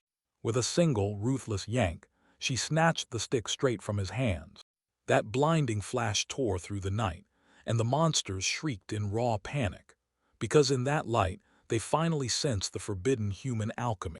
The giant monster hung there, jaw dropped, frozen in pure shock when it recognized human magic in that flash. Right then, a pot of hearty soup started boiling over the fire, steam and all, and the monsters froze, gaping at the tiny cook in disbelief. The horned demoness snorted with pure disgust, then reminded everyone she's not just powerful, she's a legendary alchemist. That giant fishman sneered and swore he'd never humiliate himself by begging those losers for help. The girl let out a bitter smile and admitted it.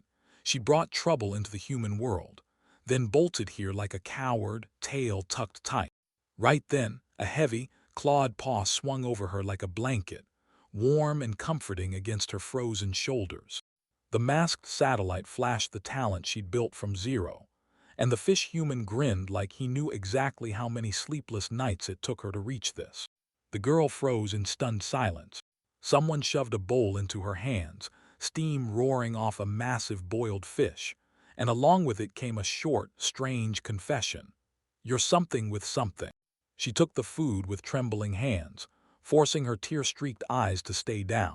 Around them, the monsters jabbered happily, fully convinced that hot food really does work miracles.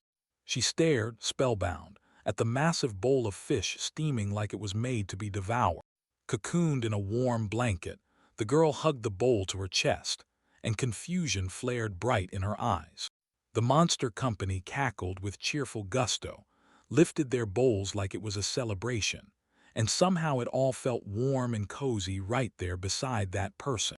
A careful hand reached in to drop another piece into her bowl. She leaned over the spoon and blew hard at the steaming soup, doing it just to stay breathing. The girl gripped the bowl with grimy hands, and a heavy sadness sat frozen in her tired eyes. But that sharp gaze suddenly burned with heat. Right ahead of her, a fish human and a freaky horse stood there in silence, staring like something out of a nightmare.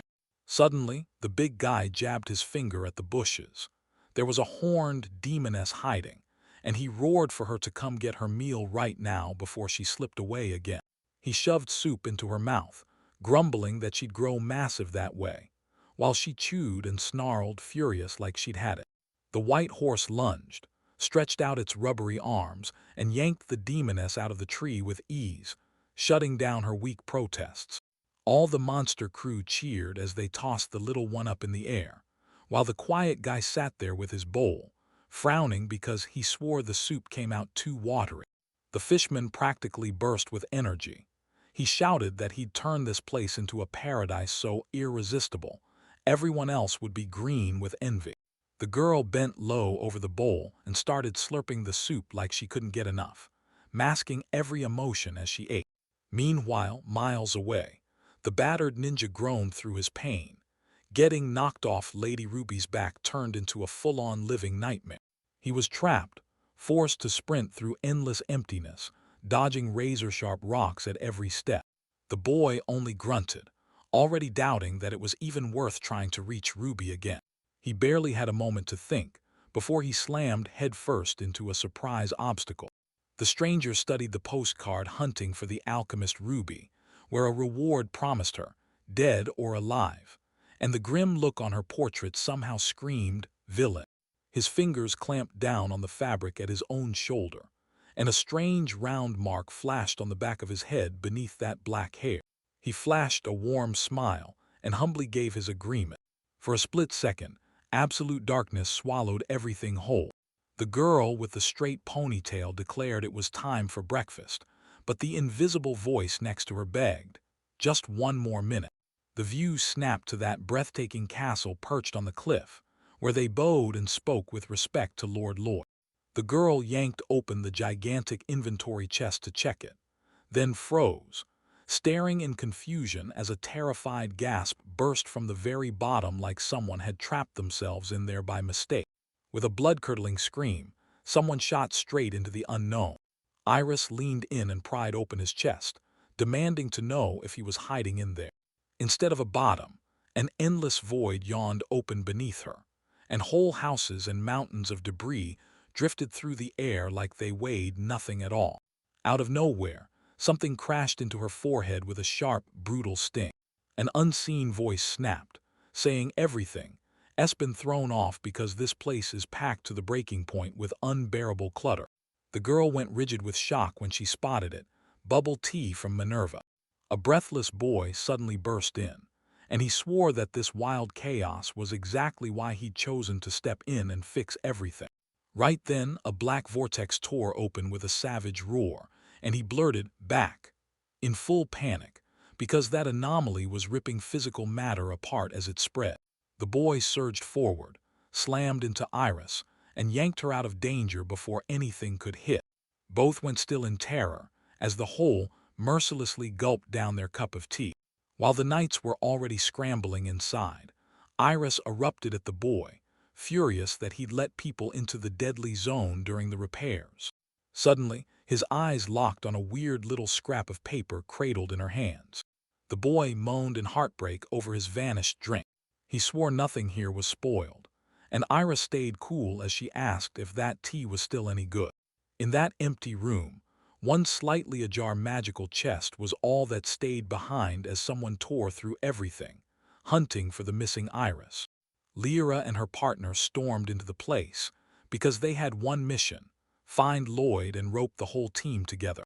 The boy pressed against the open lid, stomach in knots, replaying how their last drop down turned into a living nightmare. Suddenly, the elf girl jolted back, because the box was already wide open. While Iris stared down at the very bottom of her chest, she went rigid when she spotted the system message. Technical work had locked the inside, and there was no way out. They suddenly realized there was no way out. While Lloyd froze in confused silence, Lella's wild imagination outside spun up a fiery secret rendezvous for the two of them. The moment the elf imagined those two shut alone in a cramped little space, cold dread flooded their veins. She clutched her head and groaned in her mind over Roland, then begged Lloyd to stay strong and not fall for temptation. Her partner snapped, panicked. He swore he could hear eerie voices leaking out of the box. Right then, Lloyd and Iris were losing it, screaming at the top of their lungs as a massive, spiked pendulum crashed down from the ceiling straight toward them. The boy outside sprinted to rip the lid off and save them right now, but Lyra snapped at him to stop, sharp and loud. With wild fire in her eyes, she knocked a magical arrow, drew the bow tight, and coldly told the captives they'd entertain them. No mercy, just performance. She squinted through it, clinging to the sight of the doomed couple's final performance as it came crashing down. The elf girl yanked the bowstring tight and glared him down, ready to flay him alive the second he slipped. At that exact moment, the boy crashed down, hard right onto her. The arrow finally landed in his chest, and he crumpled over like all the fight just vanished. Out of nowhere, a black vortex ripped the space open like it was paper. A scream ripped through the air as the girl was yanked inside. He barreled after her, snatched Iris mid-fall, and slammed wind magic into place. They dropped into the pitch-dark room and landed smack in the middle of a heap of wooden wreckage. Seeing where he stood with the girl, the boy's face went beet red, and he yanked himself aside, blurting out apologies. Later, he finally cracked the truth. His gear didn't fail for some mystery reason. It overloaded, then the parts jammed straight into a spatial gap. They both leaned in and stared straight into that dazzling crack. The boy fumbled around and finally yanked out a crumpled scrap of paper, staring at it like it held the answer. Iris reckoned a fresh shockwave had slammed it right outside. Along with the tea, an old note slipped out of the package like it had a secret to tell. He smoothed out the crumpled paper, and like always, Ruby with zero fuss demanded her black tea and curry. Those familiar, blunt letters didn't leave a single doubt. Only one person could have written them. Lloyd told his companion, "It's an old message from her," and the words hit like a buried truth coming back to life. The moment he started talking about his childhood, his eyes grew heavier, like the weight of it was finally sinking in. In the shelter, little Lloyd broke down and cried himself hoarse every single night, just aching from loneliness. The girl leaned in, eyes wide, holding her breath like one wrong sound could shatter everything. His home village got obliterated. Monsters tore it apart with zero mercy. At last, the night terrors finally backed off, and he sank into peaceful sleep. But before any of that, the brutal hit of losing his home and being completely shut out by everyone shattered his mind. Ruby became their salvation. Then, out of nowhere, she stepped forward and offered to unite everyone. Then, as he dropped onto the neighboring bed, sleep hit him, and for once he felt totally safe. Just like that, the peace shattered. Ruby started lashing out at him nonstop, tormenting him with vicious, cruel jabs. He spun away and, with ice in his voice, swore he'd never forgive her and never wanted to see her again. The companion's voice dropped to silence, and sadness hit like a heavy curtain. Lloyd clutched the note even harder, jaw set, swearing he wouldn't leave Ruby hanging when trouble struck. The girl finally whispered the truth. Lloyd's endless kindness always dragged the suffering straight back to him.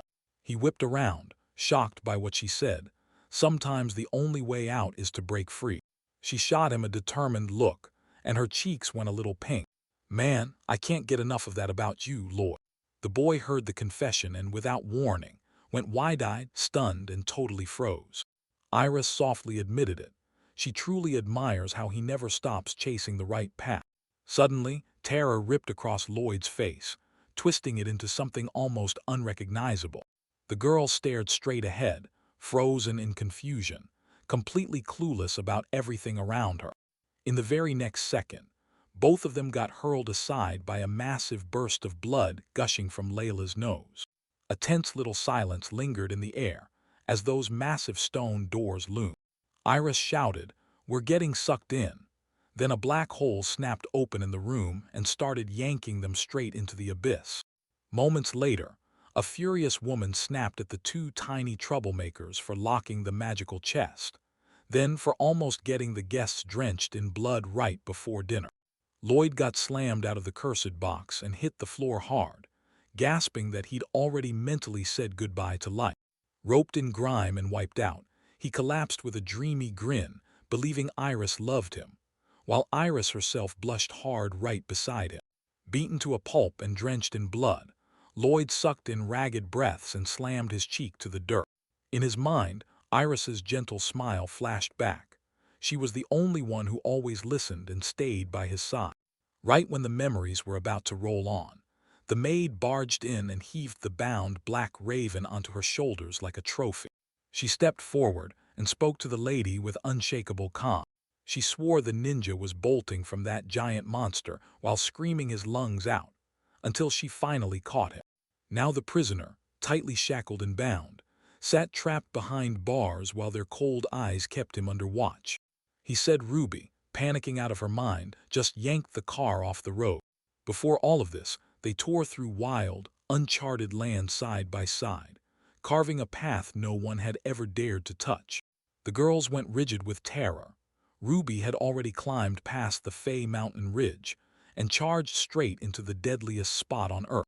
The Raven swore he just wanted to tag along, but the second the many-eyed terror reared up, he spun around and ran. Lloyd didn't hesitate for a heartbeat.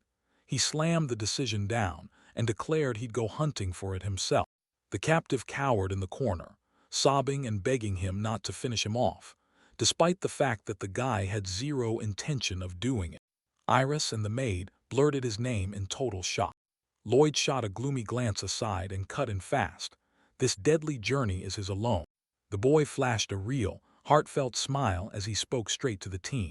The girl stiffened with dread, knowing meeting Ruby again would slam them into another brutal trial. Meanwhile, Ruby hurled that heavy hoe through the air with pure, break-the-world strength. The moment he heard her scream, the boy panicked and begged her to run with him. Ruby snapped off the monsters with a sharp dismissal, furious that she had to sit around doing nothing after they'd helped, even as they warned her to remember. A regular person can't overexert themselves. The horned demoness cradling a baby in her arms coldly warned the girl not to even dream of joining their ranks. Ruby gripped the tool with total confidence, like she'd done this 1,000 times. That massive, toothy giant ordered her to build him a fire, and she just nodded, calm as ever, and agreed. She straight up told the horned one, face to face, that she doesn't buy her own sudden change for a single second. Suddenly, a savage rumble blasted through the ground, like the earth had just started to roar. The monsters snapped into panic and pointed at the fairy mountains. Then the sky above them instantly erupted in bloody crimson. Ruby spun around in pure terror, snapping her gaze toward the strange noise she couldn't explain. Right behind her, the stone wall exploded with a thunderous, deafening crash. Through the breach, a monstrous horde of dark creatures blasted out in one unstoppable, crushing avalanche. Suddenly, giant stone blocks started raining down from the sky like the heavens were cracking open. In sheer panic, the fisherman snatched the girl and hauled her straight into the city. Thick dust. In a blink, a towering shadow slammed down and pulverized the monster into bloody pulp, then flung the girl across the ground.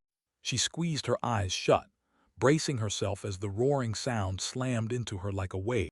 When she finally tilted her gaze up, a colossal horned dragon made of pure light crashed over the ruins like it owned the sky. The sky suddenly erupted as a whole swarm of winged monsters tore through the clouds. A thick, heavy dust clung to the air like it could choke the room. The girl cracked her eyelids open just a sliver, wincing and groaning through the pain. Her companion lost it, screaming at the top of her lungs. She jabbed a trembling finger straight at the blast's epicenter. The earth under my feet rumbled again, like it was daring me to blink. Ruby squeezed the green minion of the Lord of Demons with pure relief, because it smugly snorted that he was certain he'd never die from this. Space kept screaming with tension. The little green accomplice let out a shaky breath, finally thinking he'd slipped away this time. The mountain detonated with a deafening roar, and from under the wreckage, a whole swarm of many-eyed monsters burst out. Ruby clocked that the predators were too busy munching on the mountain rock, and she seized the opening to bolt for freedom. Amid the chaos, a cold voice suddenly sliced right through the noise. The invisible voice clocked it instantly. Ruby had basically kicked Ezekiel out for good.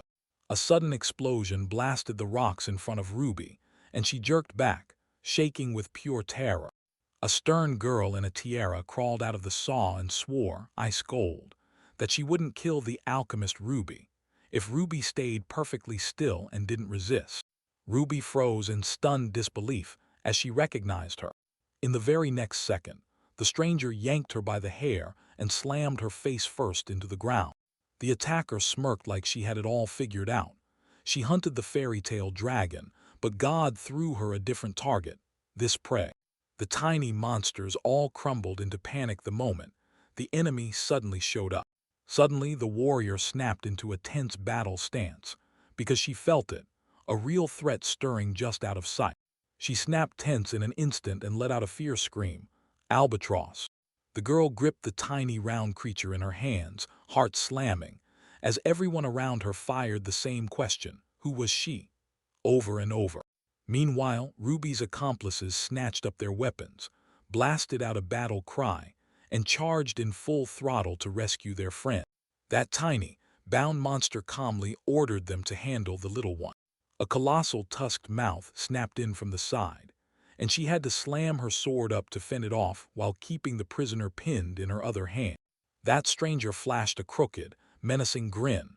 Then Ruby, pinned to the ground, erupted into a gut-punching scream. The petty accomplices screamed for the albatross to be handed over, and someone frantically yelled for them to stop, right now.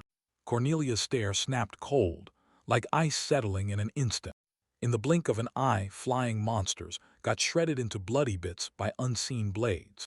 She landed in a smooth, controlled stomp after the attack, and Demoness Ezekiel froze in terror as those monster heads slid past her horrified eyes. Cornelia hovered inches above her and sliced down with ice in her voice. She didn't care that her look had shifted, because right in front of her was still the same monster that had driven everyone to tear each other apart. Suddenly, a brutal spike tore into Ezekiel's chest. Those many-eyed monsters lunged from behind, laughing like death by their hands suited her perfectly. The monster's severed chunks started to crawl back together, snapping into one hideous form. The demoness's human companion froze in pure horror, completely struck mute. A monstrous chimera tore out of the ground, and Cornelia snapped her sword up instantly, shielding the girls with pure instinct. While the multi-armed monster got jammed in the rocks and howled for help, the heroine dropped her gaze to the wounded. She noticed, almost without caring, that the girl was still breathing. Then she dropped her gaze to the wounded body. Ezekiel hacked violently, spraying thick blood with every brutal cough. With a death wound tearing through her, the demoness gasped to Cornelia, "Don't touch my companions, they're innocent. No wrong was ever done." "Stop," she screamed, fighting through the pain like it was trying to stop her. The heroine stood there, totally stuck, because she just couldn't wrap her head around it. Why a human and a demon were fighting tooth and nail to protect each other. The terrified creatures threw their hands up and begged for the attack to be stopped, right now, before it swallowed them whole. A monstrous icy paw already hovered over the girl, ready to crush down. Those enormous claws came crashing down, again and again, with zero mercy. Her eyes snapped wide, pure terror freezing her in place. Moment. His fist slammed into the ground with a bone-rattling boom. The shockwave slammed the team apart, and the swordswoman let out a sharp, irritated breath, because the plan had totally blown up again. Her horned companion screamed in terror, "They found us. The enemy's here, and this is it for all of us." An unseen voice deadpanned that nobody had given the order to wipe out the hairy dragon. That bear warrior didn't even blink. She barreled into the fight and coldly swore she'd smash everything standing in her way. As the terrified allies shrieked and clung to the many-eyed monster to stay upright, it suddenly began to rocket faster and faster. Space itself buckled under the wild burst of holy energy. The girl gripped the handle so hard her knuckles went white, like she was holding back a storm. Giant magical circles detonated in the sky, and she unleashed the holy sword's deadliest secret, the exorcism dance, straight into her opponent. The girl went still, barely managing a breath as shock hit her. A massive sphere of blinding energy blasted across the night sky, hanging there like a living doom. Then the monster yanked its jaws open and gulped her down in one greedy bite, swallowing her whole. She couldn't even breathe. What she saw shattered her. The monster had swallowed the holy energy meant to keep it trapped. A violent shockwave ripped through the ground, and it blasted the girl backward like a cannon. A sharp crack split the air as the broken stone shattered. A massive predator hung over her like a nightmare, a real, ruthless enemy of humanity. Nearby, the battered albatross let out a brutal groan, proving that even all that strength still wasn't enough to win. She barely raised her head from the wreckage of fallen allies, scanning faces like, "Are you all still breathing?" Her horned partner snapped at her for trying to get up looking like that, but the albatross swooped in and cut him off, roaring that she wasn't allowed to count herself out. Right then, the horned girl exploded forward, threw her body in front of the blow, because the demon lord's resurrection had just been announced. The albatross went rigid with shock when it realized the master wasn't some towering figure at all. He was just a tiny kid.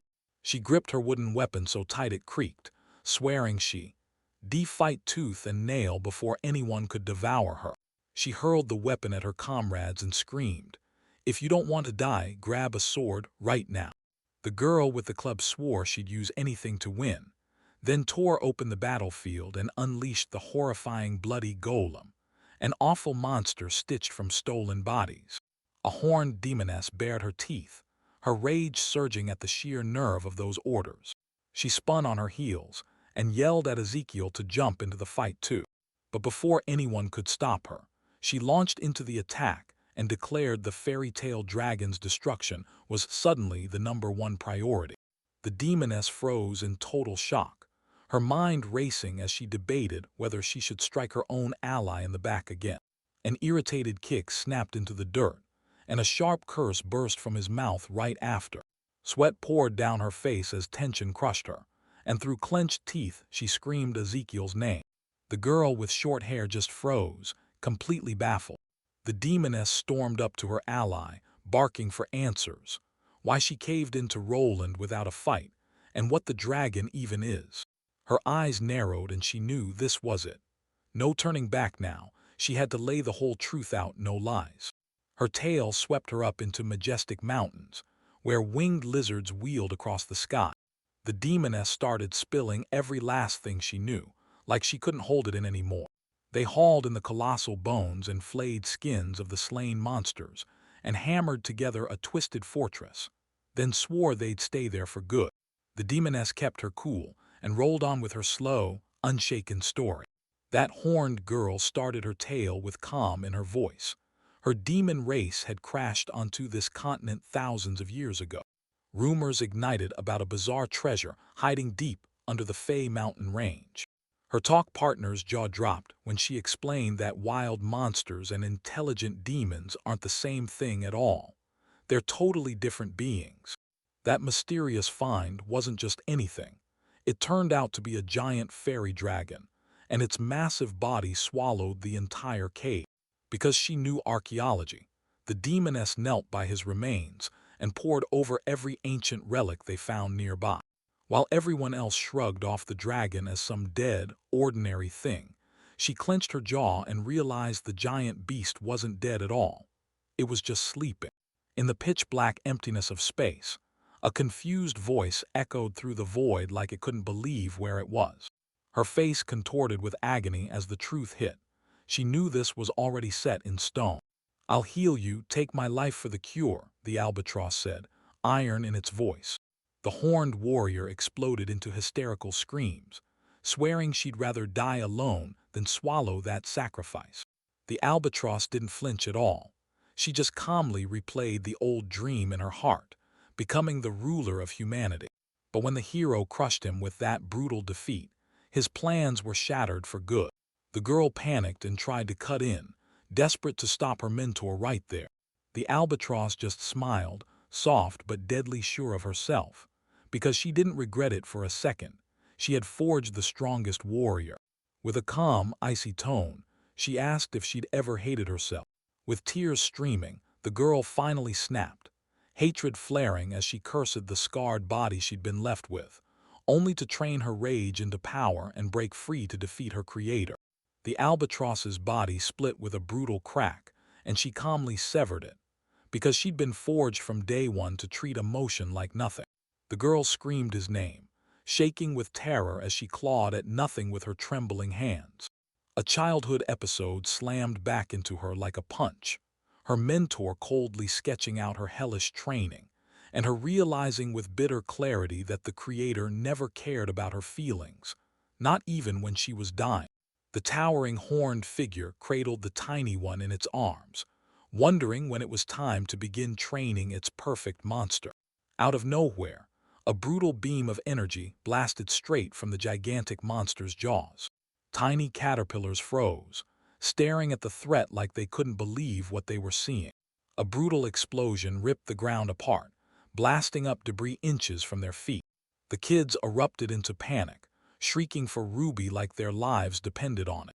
When the smoke finally thinned, a horned demoness loomed over the ruins, somehow snatching both Ruby and one of the caterpillars right out of the blast.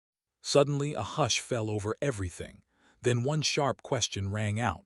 What happens to the demon lord? After the attack, Ruby snapped her eyes open, completely thrown off. The demoness snapped that this was exactly what she meant. Then, boom, she spotted Ezekiel hiding in the caterpillar. Her face twisted in pure agony, tears pouring down her cheeks as she screamed. The mistress is dead. She selfishly dumped all her power on herself. She fidgeted and blurted out, panicking, Ruby, you get it right. The girl shook so hard she could barely force out a single word. The caterpillars froze in pure terror when they realized the new demon lord was standing right in front of them. Tears burned in Ruby's eyes as it finally clicked. She understood what that brutal suffering was meant to bring, and why the person who hurt her did it. A single tear slid out from beneath the horned girl's mask. The giant let out a roar so loud it rattled everything around it.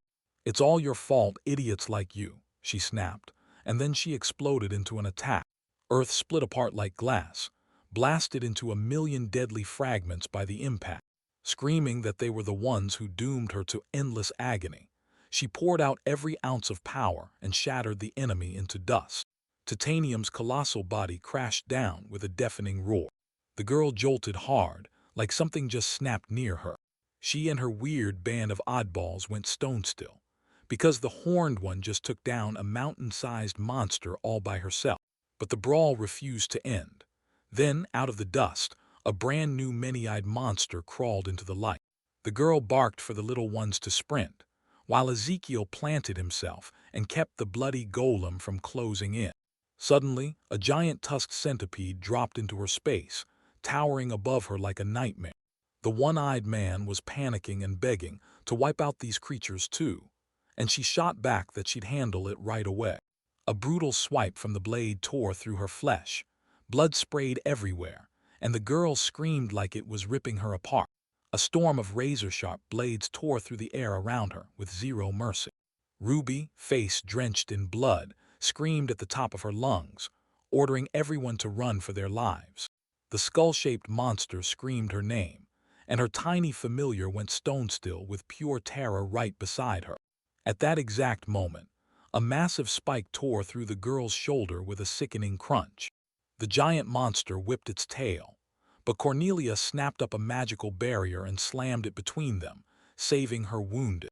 Glowing with magic, she leaned over like she owned the world and smugly reminded her, "I just saved you from the fairy tale dragon's deadly strike."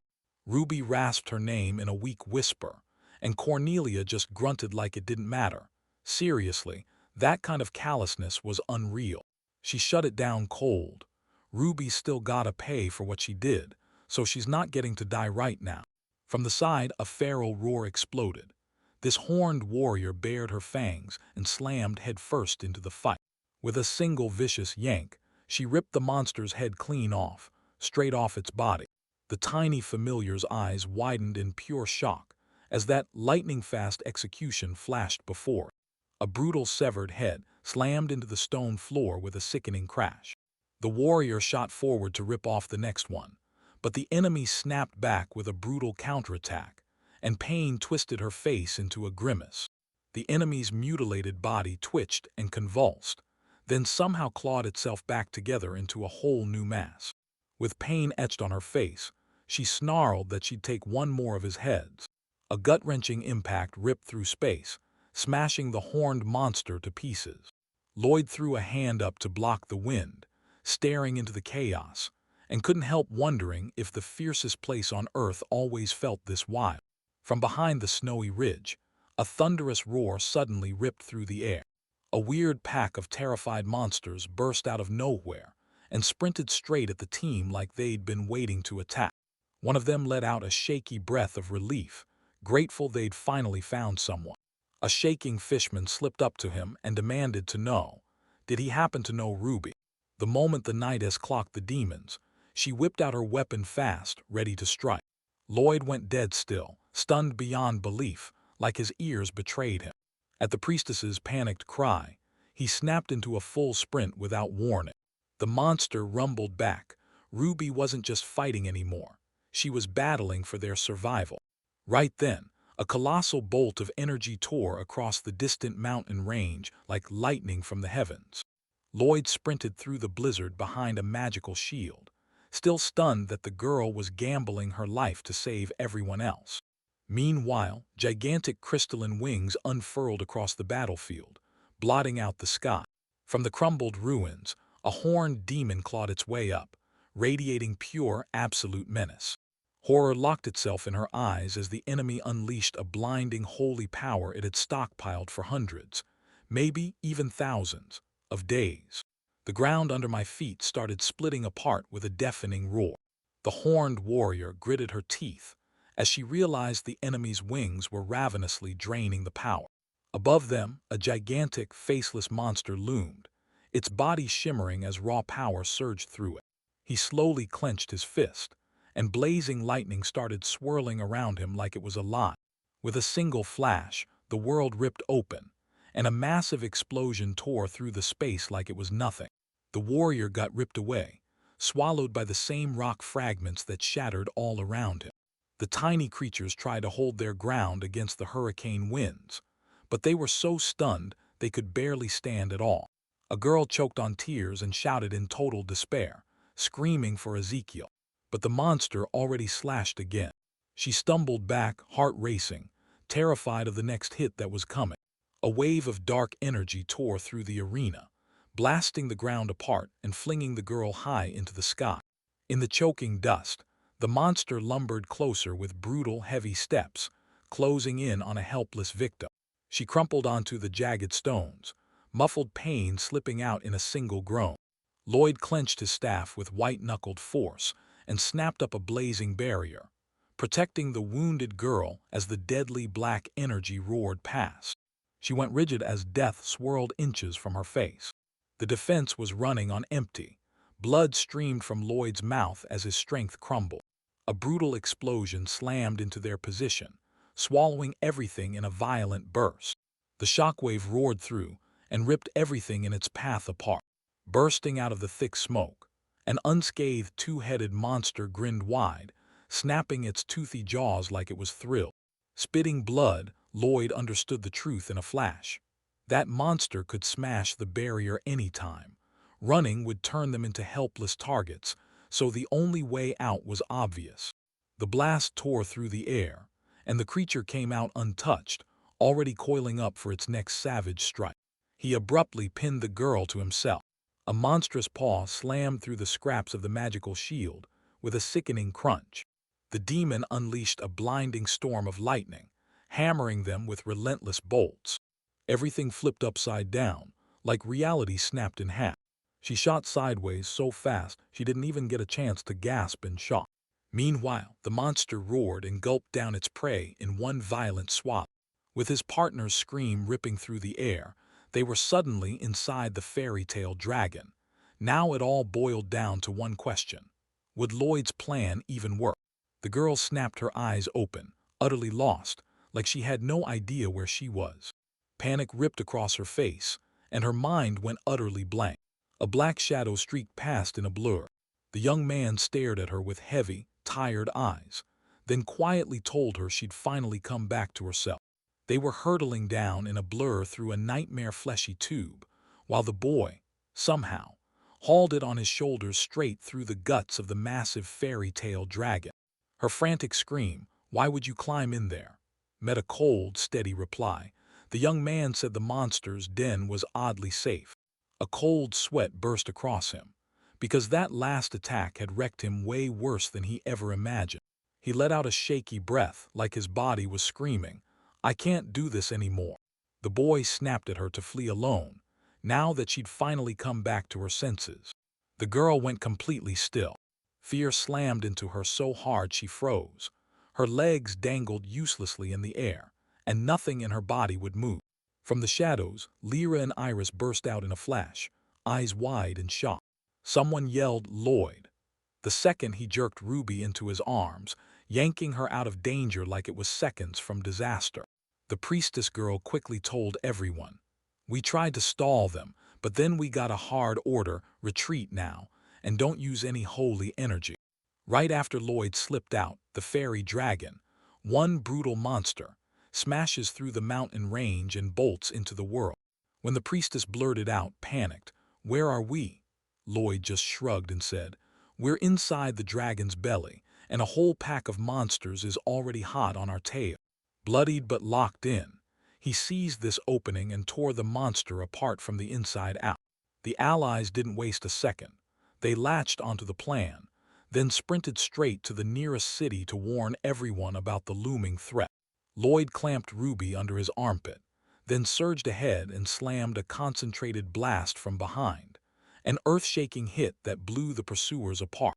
He roared for her to bolt away from that wall right now, clamping down on the girl even tighter. With a bone-rattling roar, giant black spikes tore out of the dragon's flesh. Those mangled entrails started bubbling like a living nightmare and snapped back to heal on the spot. Lloyd's gut sank as he realized this wasn't a one-shot problem at all. When Ruby heard the news, she burst into a goofy grin and yelled that nobody should ever go into something like that without a warning first. Lloyd snapped at her to sprint and never look back, while his magical weapon started swelling fast, ready to slam another devastating strike. Out of the dark lunged terrifying worm-like monsters, and the boy surged forward with magic, sprinting like his life depended on it. The heroes froze in terror, because right in front of them, monsters stood guard over the entrails of a fairy tale dragon. The boy snatched Ruby in a flash and bolted into the distance. The girl screamed, "Stop!" or she'd keel over from the insane speed, and just like that, he remembered how shaky her mana control really was. A colossal worm lunged forward, and its brutal strike sliced right through the air. The boy barely got his staff up in time, snapping a brilliant magical shield into place to catch the deadly strike. They froze in the dead center of a dark cave made from living flesh. He shot back with sarcastic questions about whether she finally understood the terror of the unknown, and Ruby snapped back in fury that she'd dump him right there. But the jokes died fast. Grimly, the guy finally admitted the dragon's attacks leave injuries that feel completely wrong. Even the elixir meant to save him from the worst injuries did absolutely nothing. His body just wouldn't heal. Ruby suddenly snapped. If she triggered an explosion in this tight space, that shockwave would rip the monster apart from the inside out. The boy shot the idea down instantly. If there was no barrier, that blast would obliterate them both, and he had no clue how to strike and protect himself at the same time. Gazing into the pitch-black tunnel, the girl snapped, shaking with nerves that they had to escape right now. Ruby's eyes blazed with pure determination. She stood firm and swore she'd build the bomb herself, right there with the materials she had. In front of them stretched an enormous stretch of space, crawling with monsters that a fairy tale dragon once swallowed whole. Then a massive, many-eyed monster surged into view, and Ruby practically burst with joy as she shouted that she'd finally locked onto the first target. Lloyd sprinted through the ruins with the girl strapped to his back, and her plan hit him hard. Snatch materials from the monsters, forge a bomb, and detonate it right inside the dragon's belly. They already had the first of the 28 ingredients right in their hands. With the explosion blazing behind her, she snapped at Lloyd to slam up a protective barrier the moment the blast hit. Out of nowhere, a towering tentacle whipped in and slammed the girl hard into the stone floor. Lloyd went ice-cold with terror when Ruby blurted, frantic and desperate, that he shouldn't come any closer. He sprinted straight to the wounded one, desperate to reach him in time. At that exact moment, the boy ripped into action, slamming his staff forward and driving the attacker straight through with a brutal ice spear. Blood slicked the stones, but Ruby shot back that it was nothing, just a scratch the potion would fix in a heartbeat. Lloyd let out her name like she'd finally found her way back to safety. In the blink of an eye, the bloodied but fired-up girl leapt back onto his shoulders and barked, "Keep going, next material." In the room next door, an utterly spent Lloyd crumpled to the wall while Ruby, stone-calm, dug through an old jug. Suddenly, a round, many-eyed monster dropped from the ceiling without a sound and landed on them. A towering skeletal monster loomed over Lloyd, shutting down every single escape route like the walls were closing in. He wrapped up the collection, then unleashed the Bahamut bomb, a blast so brutal it could obliterate an entire mountain. That spiked metal sphere didn't just sit there. It waited like a predator, ready to strike the moment the time came. The girl spiraled inward over how little mana she had, then snapped back hard, insisting no one should judge her for being weak. Suddenly, a quirky street lamp snagged her attention like it had a secret to tell. Blushing hard, she snapped at the wounded Lloyd, blaming him for everything. while he was bleeding out because he'd gotten hurt protecting her. Only after they tore free from the battlefield chaos did they finally notice the ancient city streets burning bright with light. For over 100 years, unknown machines have kept running nonstop, and every single day they scream the same thing. This civilization is built on greatness. Lloyd tossed out a theory that this was an ancient artifact, and the girl's jaw dropped when the glow revealed the legendary light of Hecate. They shot each other one quick look, then dove straight into the dark belly of the underground tunnel. Meanwhile, on the surface, that abandoned bomb suddenly let out a sharp electronic beep. Lloyd hooked the girl under her armpit and yanked her forward. Then both of them snapped around in total shock. His face tightened. 3 minutes flat remained before the blast was about to go off. Suddenly, defensive monsters came charging at them out of nowhere, while the explosive's timer still hadn't hit zero. The boy gasped in pure shock. The bomb still hadn't even detonated, yet those protective monsters were already charging straight at them. Gargantuan monstrous chimeras towered over the couple, looming above a shattered city like living nightmares. Ruby shrieked his name like pure terror was ripping through her throat. A creature shot forward and drove its dead grip straight into Lloyd's shoulder. Still clutching the girl to him, he swung in a brutal arc and smashed the monster's head, driving it straight through. Lloyd exploded out of the rubble, slamming himself in front of Ruby to shield her with his own body. Right nearby, the enemy gaped in disbelief at the stump of his shattered staff.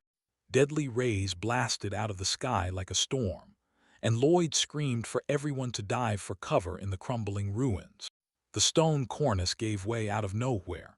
He crashed into open air, dangling over the abyss with nothing holding him but the girl's hand. He pleaded with her to let him escape and run, but Ruby sobbed through her tears and ordered him to shut up. A torrent of rubble ripped from the tower and smashed straight into the endless abyss. Teetering on the edge of death by a single step, Lloyd snapped his head up and blurted out that he had to tell her something, right now. His face turned grim, like trouble just walked in. The girl snapped into tears, completely stunned, like she had no clue why any of this was happening to her right now. A heartbreak smile flickered across his lips, and he whispered, "Sorry."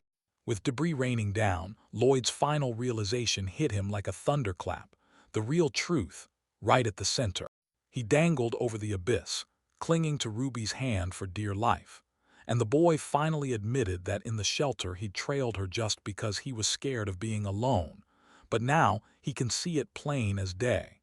Her grit versus his own crushing weakness.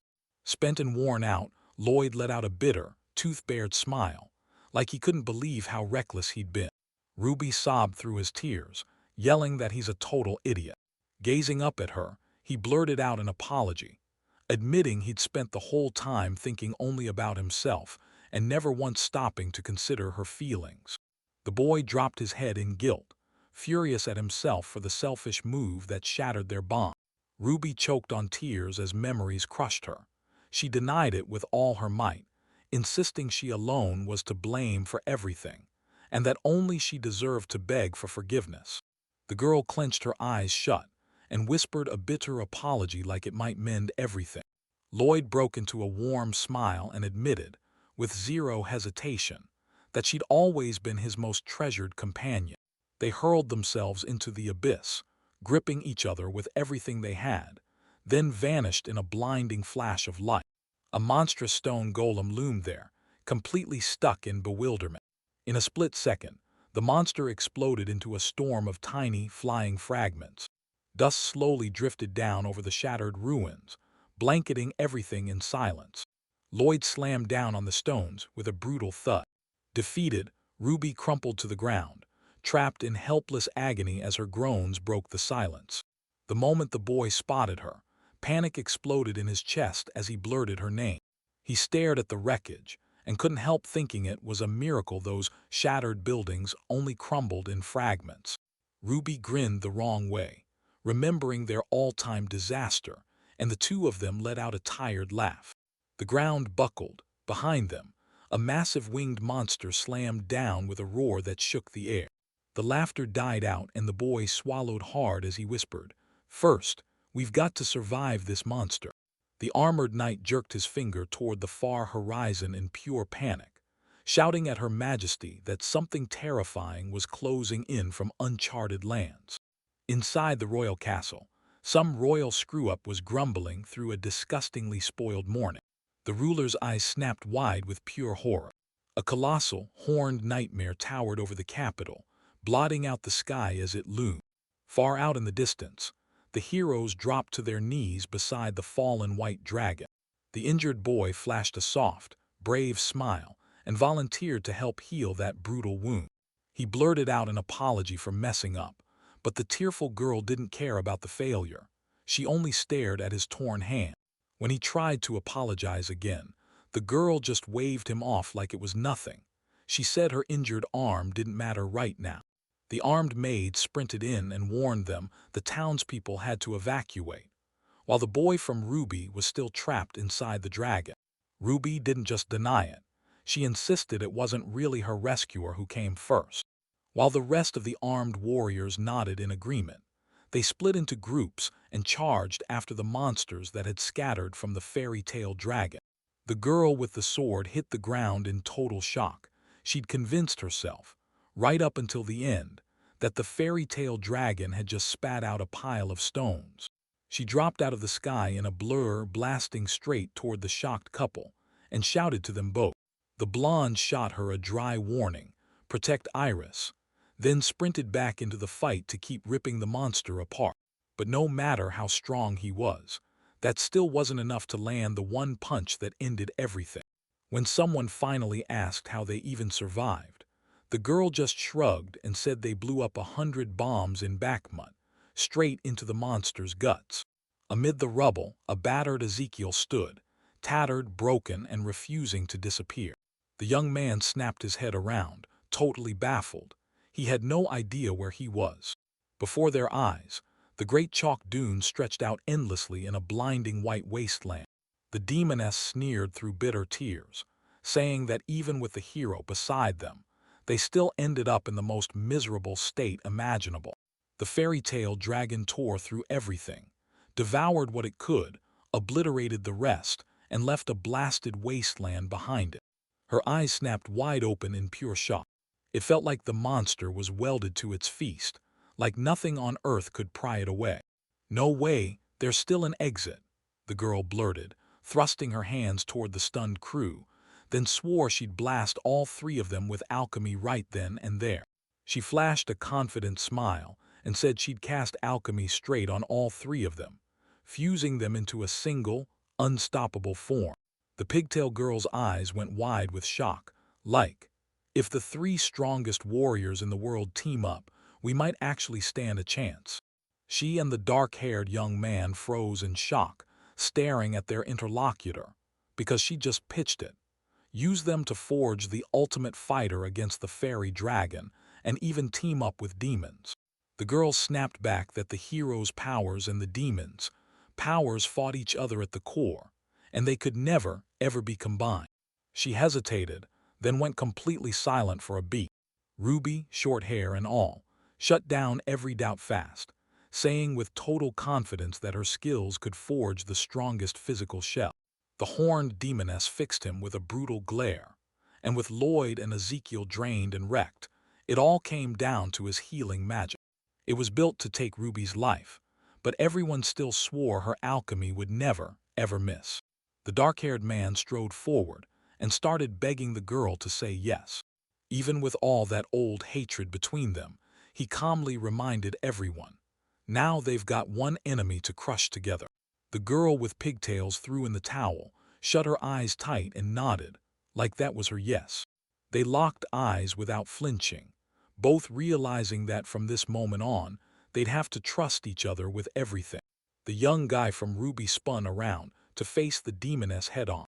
She stood with her back to them, silently staring into the endless clouds like fate was waiting to explode the moment the battle began. The young man and Ruby went quiet behind her, holding their breath, waiting to hear what she'd say next. The horned warrior said it with ice in his voice.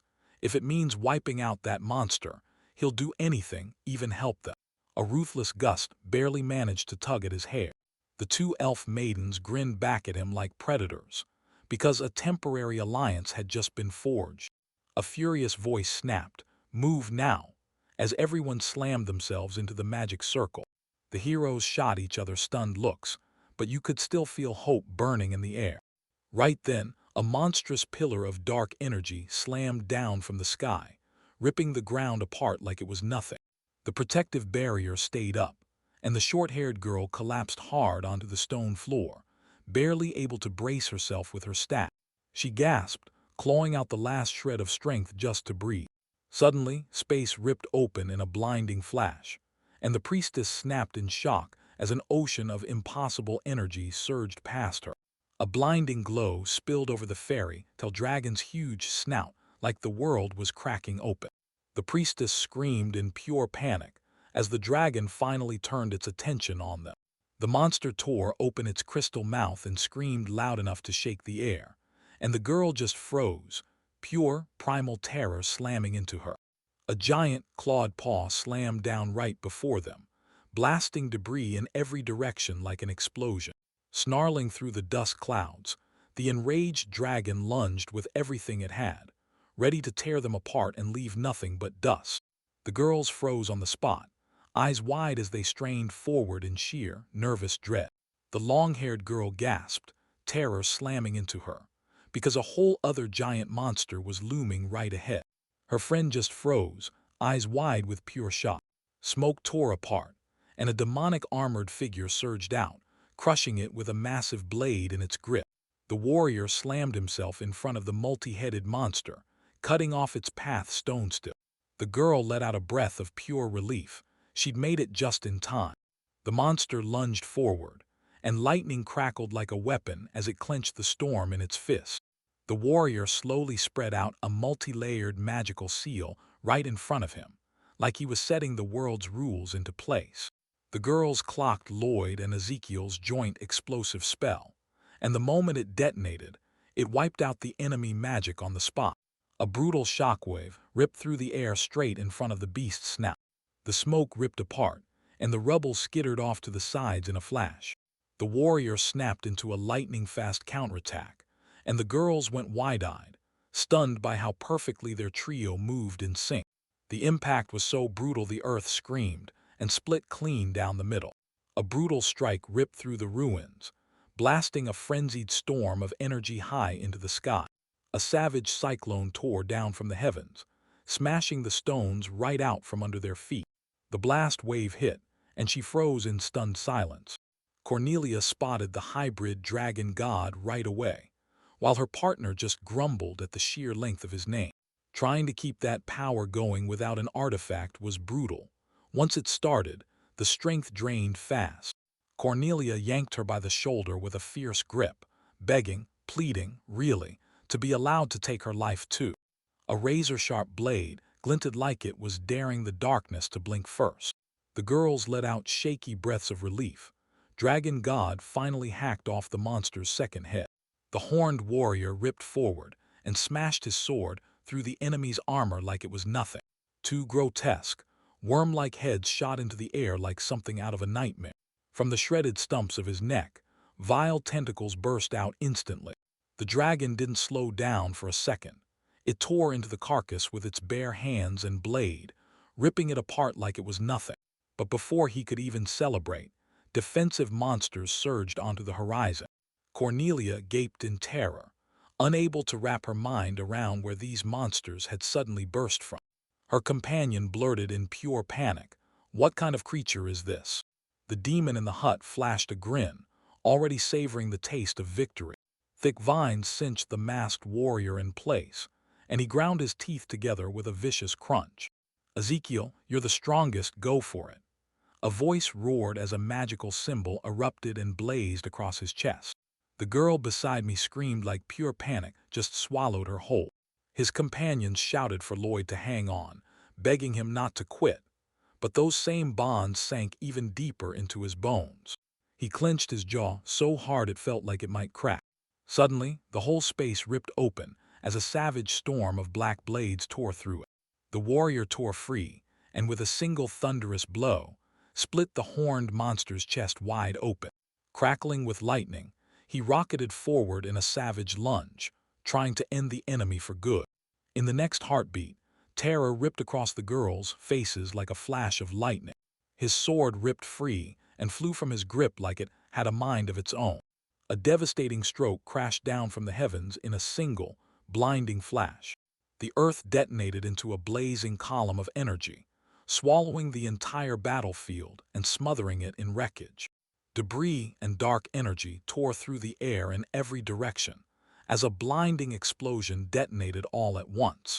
Beneath that horned mask, a chilling stare snapped out, and a shattered sword spun through the air like it had a mind of its own. The warrior snapped his fist forward and blasted a brutal shockwave that tore through everything. A colossal blade slammed into the earth right beside him, shaking everything. A monstrous blast of black energy erupted behind him, but he didn't budge. He just stood there, frozen in place. Cracked pieces of stone dripped and tumbled out of the thick smoke, slow and deadly as they fell. He lifted his gaze into the light, because this victory was carved out of pure, unshaken courage. After that brutal fight with the fairy dragon, the battered heroine could barely crack her eyes open, surrounded by shattered rocks. Trembling, she fought to prop herself up with shaking hands, while the horned demoness stood frozen behind her, looming like a living nightmare. She shot her hand forward and barked an unshakable command. "Look!"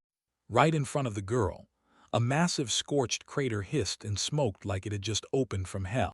The horned woman calmly declared her duty was done, and with that, the demons had no excuse left to hunt humans. The fairy dragon is dead, vanished for good, like a dream that got snuffed out. The demoness shut her eyes and, with a heavy sigh, admitted they were both too drained to keep fighting. The heroine dropped her eyes to the sword, and panic surged as her divine protection vanished in seconds. Her legs gave out in an instant, and she crumpled helplessly onto her knees. The demoness spun around and marched off, tossing out the threat that she'd vanish before the next problem even had a chance to start. The wind tore the black smoke apart, scattering it across the quiet sky like it never stood a chance. Meanwhile, just nearby, a short-haired girl scanned the area with shaky urgency, praying this smoke screen would actually do its job and keep them hidden. With her companion at her side, she snapped into frantic screams, tearing through the area to find Lloyd before it was too late. Iris yanked her sword free and sprinted ahead, dragging the whole squad in after her. The terrified girl blurted out her words, shaking with anxiety as she called for help. The priestess just pointed down, and right at their feet, a boy lay still, face first in the mud. The girl snapped her eyes open in pure shock, realizing the hero they'd been hunting was standing right there with them the whole time. The priestess kept spiraling in confusion, insisting Lloyd simply vanished, because she couldn't find him anywhere. In the blink of an eye, the team swarmed the found boy, cheering wildly as they praised his magic. The celebration cut off in a heartbeat. Right in the middle of the fight, they'd run out of food, and the starving Cephilia froze up into a stiff, lifeless log. The priestess stared in disbelief and shook her head, completely unable to recognize her friend like this. Desperation crashed over her as she begged for anything edible. Yeah, even if it meant grabbing a single bite of meat from a mythical dragon. She dropped her eyes and snapped at herself, bitterly furious at how helpless she'd been. Meanwhile, Iris clutched Lloyd's hand hard and blurted out the truth. She once threw away everything just to chase fame. Watching that tender moment unfold, the girl finally got it. These loyal hearts Lloyd picked up on his long journey were the whole reason behind it. She called his name in a gentle whisper, like it could melt the whole world. The boy spun around and answered her with a calm, warm smile. Ruby barely cracked a smile, then hurriedly thanked the boy for tracking her down. Suddenly, a voice from the cliff screamed her full name like it was ripping through the air. She instantly flushed red and whispered that she'd surrender. No fight, no resistance. Her pigtails and all, the little girl totally stunned everyone by bringing up what had been said earlier. The young man stared at it with a totally blank, unreadable face. Then he snapped it off for real, saying he'd conquered that brutal journey exactly because of this. He told them the bounty on Ruby's head was already set, dead or alive. A desperate scream ripped through the air from the edge of the cliff. Ruby, defeated but honest, admitted that death was probably already lurking for her in the capital. She couldn't shake the guilt. She blamed herself for the chaos she unleashed in Roland, the kind that nearly took countless lives. Ruby isn't bad, the tiny fluffy critter suddenly yelled. A whole pack of bizarre monsters surged in front of her, and she gasped like she couldn't breathe. A furious warrior blurted, "Let the world brand Ruby a criminal, because right here, she's throwing her life on the line for their salvation." Those little monsters erupted in praise. She didn't just impress them. She knew how to start a fire, and she wasn't scared to gamble her life for them. Lloyd went dead still, completely thrown by what he was seeing. He spun on his heels toward the monsters, begging them to team up with the hero and fight for Ruby's freedom. She flashed a tiny smile over her shoulder, like she didn't want him to see too much. The monsters burst into full panic, waving their paws and begging him to not do something reckless. Ruby strode up to the cliff and begged Cornelia to take her along. The warrior nodded with calm confidence, stunned to see the girl had grown up, and that she'd finally found companions he could truly trust. Ruby leaned in and softly called her friend's name. The boy finally dropped off and fell into a deep sleep. Cornelia declared she'd have to handle the human world's problems all by herself. Tears shimmered in Ruby's eyes as she admitted it. She didn't just want to hope for the future. She wanted to shoulder the responsibility to push it forward. She flashed a huge grin and told Lloyd, loud and clear, that he was finally free. While the boy froze in shock and couldn't speak, the girl leaned in and swore she'd make it, telling him to stop worrying about her. With a bright, warm smile, she told him, "You haven't changed one bit." Lloyd stared at her, then silently went along with her decision. Two lonely souls stood alone in the wasteland's heart, trading hopeful words about one simple dream, living in peace together. Tears burned in the young man's eyes as the brutal truth landed. This world wasn't going to let him walk away that easily. Ruby's warm smile lit up the moment, telling him he'd finally earned it. He wasn't just someone anymore, he was a real hero, and he'd saved the Western continent. He didn't say a word, just nodded as the advice hit him. His friends would hang back until he finished tying up every loose end.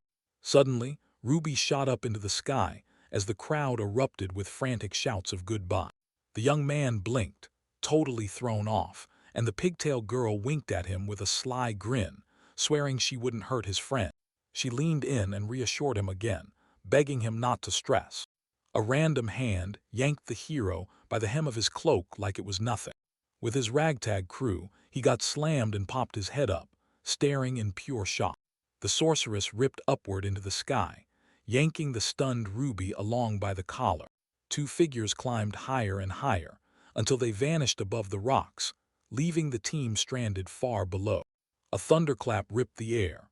Then a blinding flash erupted in the sky and yanked them out of sight in an instant. The hero let out a shaky breath of relief, kept his eyes locked on the clouds, and murmured grateful words with a smile. The priestess nearby gave a calm, gentle nod, quietly letting you feel that rare, peaceful breath in the room. The young man stared into the horizon with a steady calm, sure he'd finally picked the road that leads straight to his happiness. Meanwhile, the girl alchemist froze in shock. Her partner didn't take her to the capital at all. He just mailed a letter there instead. Wild mountains rose on every side, and nobody had a clue where they'd been dragged. Suddenly, the princess thrust her hand forward, and a magical emblem erupted in midair with a blinding flash. Her smile faded into a grim focus, because too many problems still crowded the world and she wouldn't look away. This mark forced the alchemist to battle right alongside the heroes, every single time. That master's talent was the lifeline they couldn't afford to lose. And that war with the monsters finally gave her the one shot she needed, to make amends for every sin she'd ever carried. The girl flashed a bold grin and refused to back down. No one in her craft was getting an inch. The princess beamed gently, like warmth just lit up the whole room. She lifted her hand to the girl's head and claimed her as her new companion. So every single one of that huge squad marched out, chasing the destiny that was waiting for them. After that flashy capital ceremony, the elf leaned in and told Maid Tururu she couldn't wait for their comfy little party. Tururu nodded. They had to race to finish decking out the castle before Lloyd came back.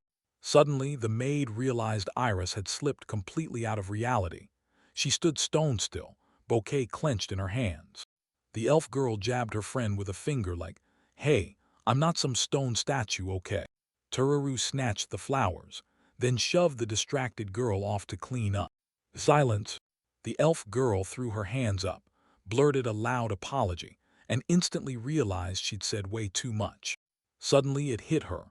Lloyd still hadn't answered Iris after that confession. Her cheeks burned red as she blurted out her thoughts, stunned that he could have heard those words at all. The elf girl narrowed her eyes with a sneaky little squint. She swung a toy hammer, vowing she'd smack that guy for his stupidity, while Iris sighed and replayed his line about a reliable companion. With no extra ears around, the elf slid in close and asked, straight up, what Iris really saw in him. The elf lit up, talking nonstop about Lloyd, while Iris sat there trying to hide a sadness that barely peeked through. Her stare snapped into place, like the world stopped moving. The maid's sly smile screamed that the girl was definitely taken with his kindness, and the elf burst with joy as he reminded her of the boy's wild, unstoppable strength. Iris turned red as a tomato, clutched her arms tight, and absolutely tore into Lloyd, praising his endless patience and even those perfect eyebrows like it was a crime. Their jaws dropped as that wild, non-stop adoration hit them like a storm. While she's still recovering, the elf girl asks, dead serious, doesn't Iris get hurt every time Lloyd dodges the real details about their relationship?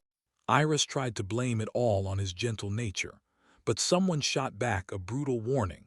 Time to stop hesitating and finally start making the call. The elf paused, then admitted that in more ways than one, she and Ruby are weirdly alike. Just a second later, her eyes snapped wide as a horrifying truth hit her. Iris snapped in a stone-cold voice. There was no way she'd let this happen, not for anything. She dropped her eyes, because that same stubborn folly was exactly what had wrecked her past relationship with Prince Giz. So from a young age, she learned to bulldoze through any stubborn resistance and still hit her goals. As a kid, she'd snatch whatever she spotted the second her eyes landed on it, then demand it all like it belonged to her. Right then, Mars cut in and threw the conversation off. He came back early, because Lloyd's group already had plenty of hands, and they didn't need him. The girl admitted, softly but honestly, that she never wanted to burden Lloyd with her feelings. That young man brushed it off like nothing, claiming every confession is only the spark that starts it all. She blinked, totally baffled. The boy trembled as the rules of the elven forest slammed back into his mind. Show up uninvited, and they'd cut you down on the spot. But instead of swinging back with blood, the local guard just stared at the light novel sitting in his shop, like it had just stunned him. He smirked and fired a question at Mars about how she felt back then, and she immediately shot her gaze away, stammering that she knew absolutely nothing about romance. That memory was razor-sharp, an overstrained bow, wild eyes blazing, and a scream demanding she take him as a lover or face death. The young man burst into a cheerful laugh, claiming the whole wild mess was hilarious, while the elf girl narrowed her eyes, burning with embarrassment. Smiling, Mars leaned in and urged the girl to stay stubborn, keep going, and just trust Lloyd right now. The princess instantly felt it. She clenched her fists with unshakable resolve. The friends just casually nodded like, "Yeah, you're right," and kept rolling.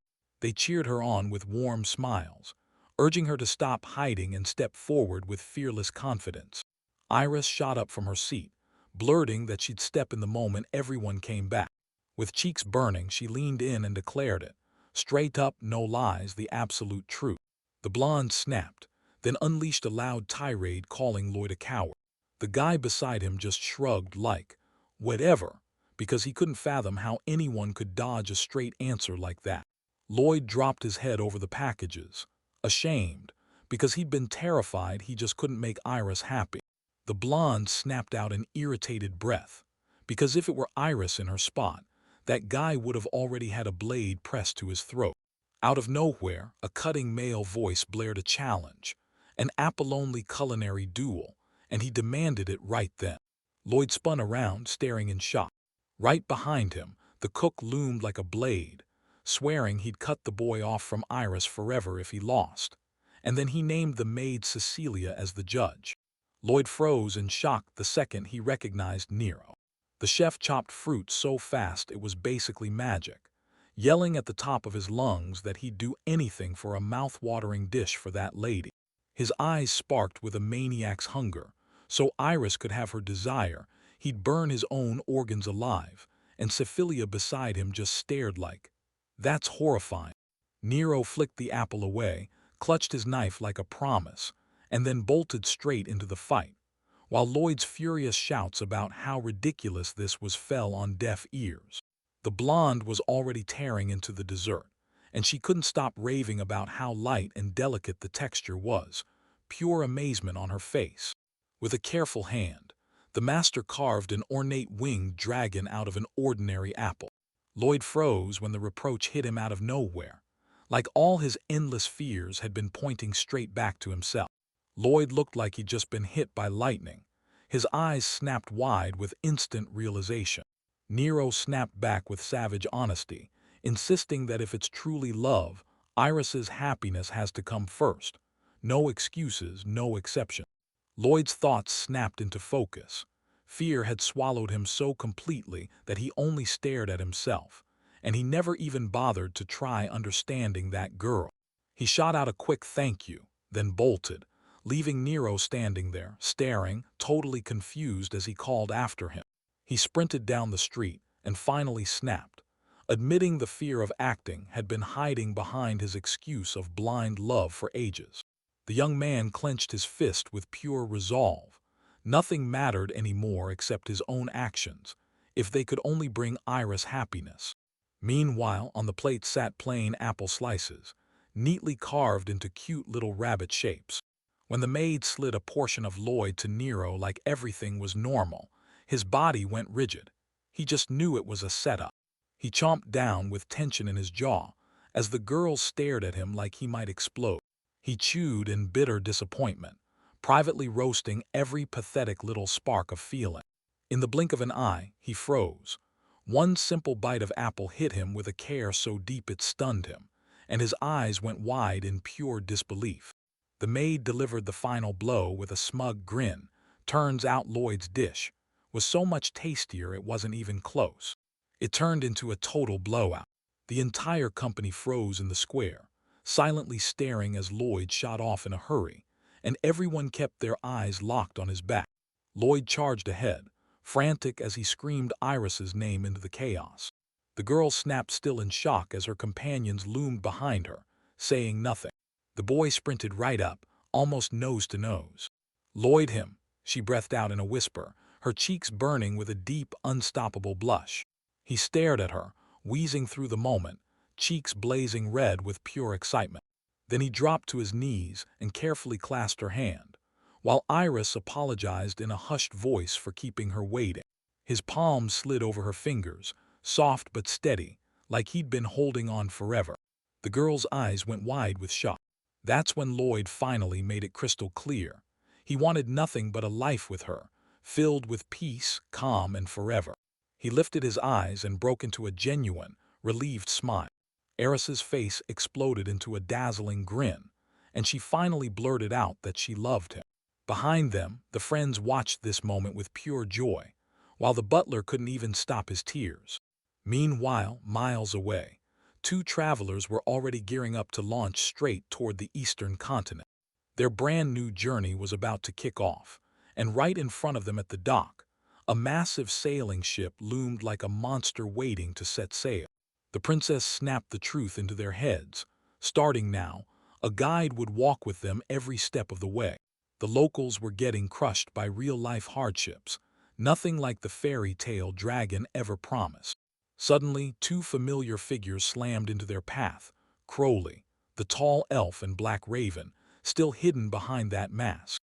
They sent a warm, heartfelt thank you for saving the day after that whole cookie incident. The moment she spotted her old acquaintance, a calm smile spread across her face. Crowley, an old veteran from the past heroes squad, stepped up and volunteered to tag along on their journey. She shoved Crow's head aside with zero manners, then demanded he get out of her way. The ninja shot into a frenzy of clones, each one striking a battle pose and snarling that she was only here to mock Ruby again. The elf just calmly squinted at all the chaos like it was nothing. Seeing how right they were, the girl stumbled, cheeks burning, and apologized for the insults she'd thrown at their friends. She froze, then stammered out her words when they hit her with the shocking news that another member was in the group. On the ground sat a bewildered elf girl with braids, and Crowley introduced her as his talented, though a little too green, guild mage colleague. The girl froze in total shock, staring like she couldn't even breathe. Their new acquaintance gawked at them with wide, stunned eyes, completely baffled. The elf girl fought back trembling tears and begged to be taken on a journey so she could sharpen her skills. The boy casually flashed a careless wink, like it didn't mean a thing. His companion flashed a confident grin, sweeping the new team member in like they'd already belonged. A gentle hand settled on the bewildered girl's head, and a caring voice asked if she was really okay. The girl with pigtails beamed at her with a warm, gentle kindness. The tears vanished on the spot. The elf snatched the offered hand, her smile lighting up everything, and she blurted out her agreement.